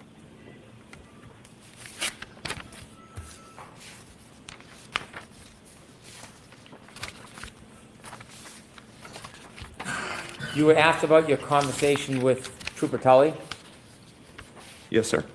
and he mentioned, or you characterized, he was very satisfied that what you had found, everything you were going to locate at that time. That's correct, sir. Did he ever suggest that he expected that you would not find anything else? No, he did not. Did he ever suggest that there was no other trace evidence there? No, he did not. Was there a discussion that he or you or other people may come back to search further at a different time? We offered to come back at a later date, and, he just accepted our offer, but we were never contacted to come back, sir. When you offered to come back, was that based on your assessment that it was a difficult area to search? Correct. Again, as we talked about probability of detection, we'll base it on 10 different categories, give him a baseline percentage chance of it. Would we have found what we were looking for? I told him there was a a good chance we did not locate all the evidence. Asked him if he wanted us to come back at a later date, sir. And when you mentioned that you couldn't finish the search because of the grass, tell us a little bit about what made it difficult because of the grass. Even using the push brooms, we couldn't properly move the snow off the grass as we were moving it. And with the dark, even the headlamps, I didn't feel like we were clearing it enough to continue searching it. I think our best efforts would be to focus on the street, because I was more concerned about eventually the plow coming in, clearing curb to curb, and moving any evidence that was on the street. My thought was, if with the grass not being able to properly clear it, at least that would be contained to be searched at a later date as the snow melted.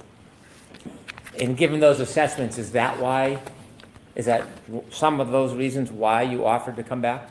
Yes, sir. I've shown you some photographs you've identified about some of the pieces that you found or the pieces that you found that night. I'd like to show those photographs to the jury. Okay. If we could show Exhibit 73, please.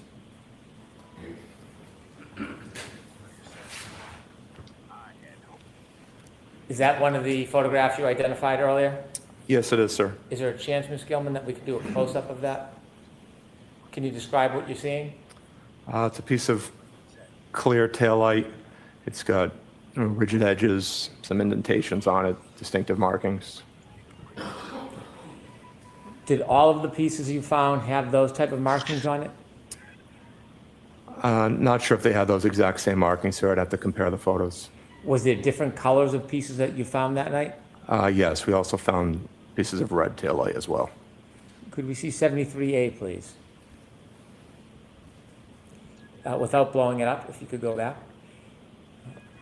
Is 73A a picture from further away of the same piece? Yes, that's what it appears to be, sir. Was it easier to see these pieces that night in person than it is in photos, or was there any difference in the ability to identify these pieces? Objection, Your Honor. Sustained. When you saw the piece from where you were standing, did it look any different than it does in this photo? No, it doesn't, sir. Could we see 75, please?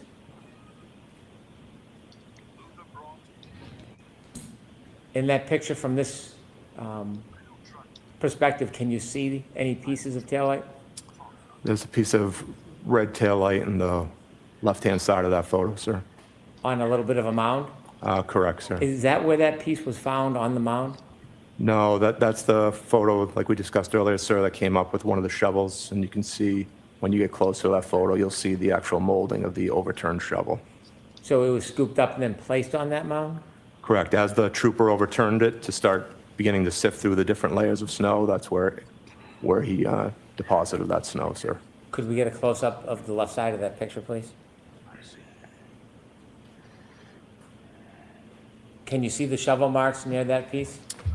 Yes, they're directly behind it, and off to the left, you can see the molding of the shovel. You can see a bit of a divot to the left of the red?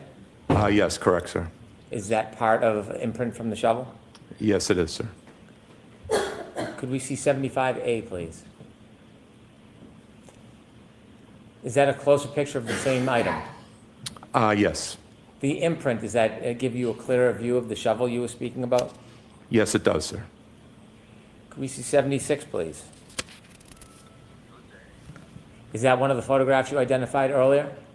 Yes, it is, sir. And that piece, was it found at ground level? Yes, that photo is where that item was located, sir. Touching the ground? Yes, sir. Could we get a close-up of that, please?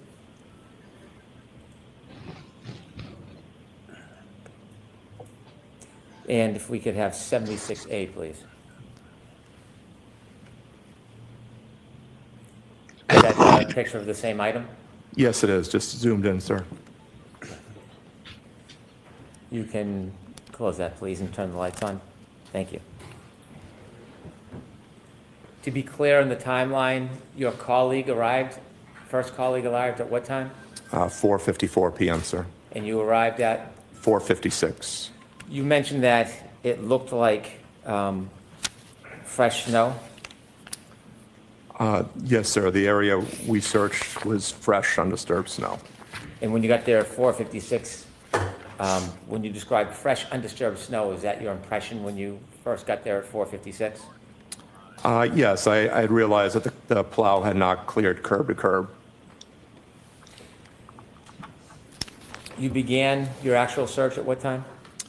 Right around 5:20, we wound up again. We moved a couple of our cruisers around just to add extra headlights, extra lighting on the scene itself. And the first piece of evidence was found at what time?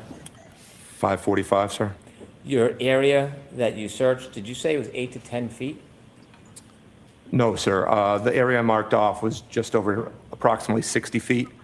We'd gone about 8 to 10 feet towards the end of the search without locating any more items, and that's where when we suspended the search. How much of your focus was near the street area? Only 99% of it, sir. As soon as we got to the grass and realized we couldn't clear it properly, my main focus was on that street, just again because I was concerned about the plow coming through at a later time. You were worried that if you didn't finish the street, there could be some impact from plowing? Yes, sir. And did you say 99% was the street area? Yeah, approximately, sir. Thank you very much. Anything, Mr. Jackson? Yes, briefly. Okay. So the search went approximately 60 feet, That's the area I marked off, sir. and in that 60 feet, you started close to or adjacent to the front door, correct? Correct, sir. And in that 60 feet, you were doing the type of search that we described earlier, you described earlier, about going just a few paces at a time and starting to move material out of the way to try to get down to the surface, correct? Yes, sir. All working together. Yes, sir. And you did not find 40 pieces of taillight at or near or on that street or the lawn or any place else, correct? Yeah, I don't know the overall number, sir, but And neither did your colleagues. correct, sir. We've never been notified how much has been located. The only thing that you found was concentrated in one area, maybe a foot or 2 feet in diameter. You said 6 or 7 pieces and a shoe, correct? That's what we located. Yes, sir. You didn't find a black baseball cap, correct? We did not, no, sir. And in the photographs that we've seen, that's clearly not undisturbed snow, correct? The photographs are us moving after having moved the snow, sir. Some of it is y'all moving the snow. Some of it is disturbed snow on the street or at the curb, correct? After we had moved it, yes, sir. You indicated that Trooper Proctor and Trooper Buchnick, you know both of them, correct? I know who they are, yes, sir. Or know who they are.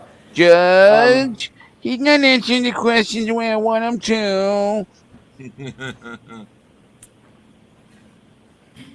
When Trooper Tully told you that the vehicle was en route and could not provide you a photograph at, let's call it 5:50 p.m., did he tell you that the vehicle had actually been secured at Canton PD about a mile and a half away at 5:35 p.m.?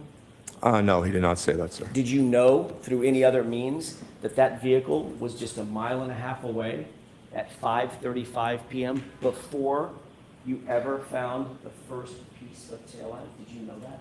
I did not know what time it arrived, sir. Thank you. Do you know what time? Did you know it didn't make a damn bit of difference whether you knew that or not? It was sometime after we found the first piece, sir, so sometime after 5:45, sir. Thank you. All right. That's all I have. All right, Lieutenant, you are all set, sir. May we approach? Okay. Come on up, please. Sidebar.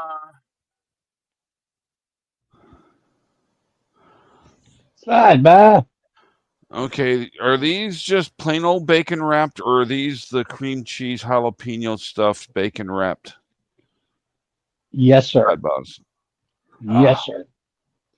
Tasty. Yes. Good stuff today. Good. With my own secret rub.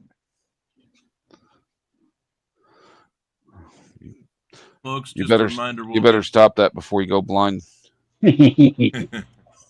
Folks, just a reminder, we'll be back at 8 o'clock Eastern tonight with our nightly. I think tonight is Pope Phil Helps You Find Love. That's right. Pope Phil successfully will help you find love as we continue the Drunk Girl, we started earlier. I haven't reported it to you as much, but I can tell you now that we are definitely on track, maybe a little ahead of schedule, which may just mean down the road a little bit, we'll be back on track. But because we're on track a little. Don't worry, Jackson will fuck it up. We're done for today. So we'll let They're you done for today. Please do not discuss this case with anyone. Don't do any independent research or investigation into this case. If you happen to see, hear, or read anything about this case, Woo, please woo, woo, woo, woo, let woo. us know. Be very careful with your social media use. All rise for the court, please. Close your notebooks and follow me. So it looks like they are done, but let's hold out and see if they're going to have another sidebar. So, Pope Phil, tonight at the 8 o'clock show, we will be returning to and yes, it looks like they are done, the Drunk Girl we started but did not finish. And this is a lady who they started with, she was driving erratically, so they pulled her over, and she said, no thank you, drove off, and within 5 minutes they found her again, this time with the street sign impaled in the back of her car, and the entire front end pretty much destroyed. Okay. They found her by following the path of destruction. Destruction, yeah, okay. Yes, of other street signs that were also mutilated. You know, when you go to a tornado damaged area, you can just walk. Yes. Just follow the path. Yes, they followed the path right to her. So we were halfway through that when we came back from break. So we will watch that tonight. It's an amazing time. With that, we are out of here. Remember, Coke Dog has been added. So with every $5 donation, you are also banning Coke Dog from the show for another day. Thank you to Sethale for starting us out with 50 days ban of Coke Dog. He will remain in Greenland for 50 days. On that note, we'll see you tonight.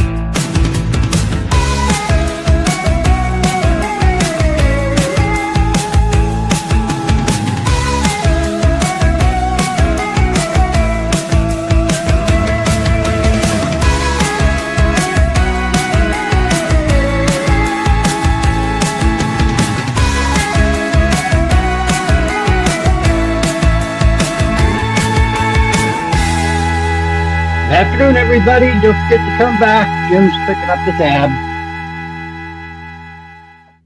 Woo, woo,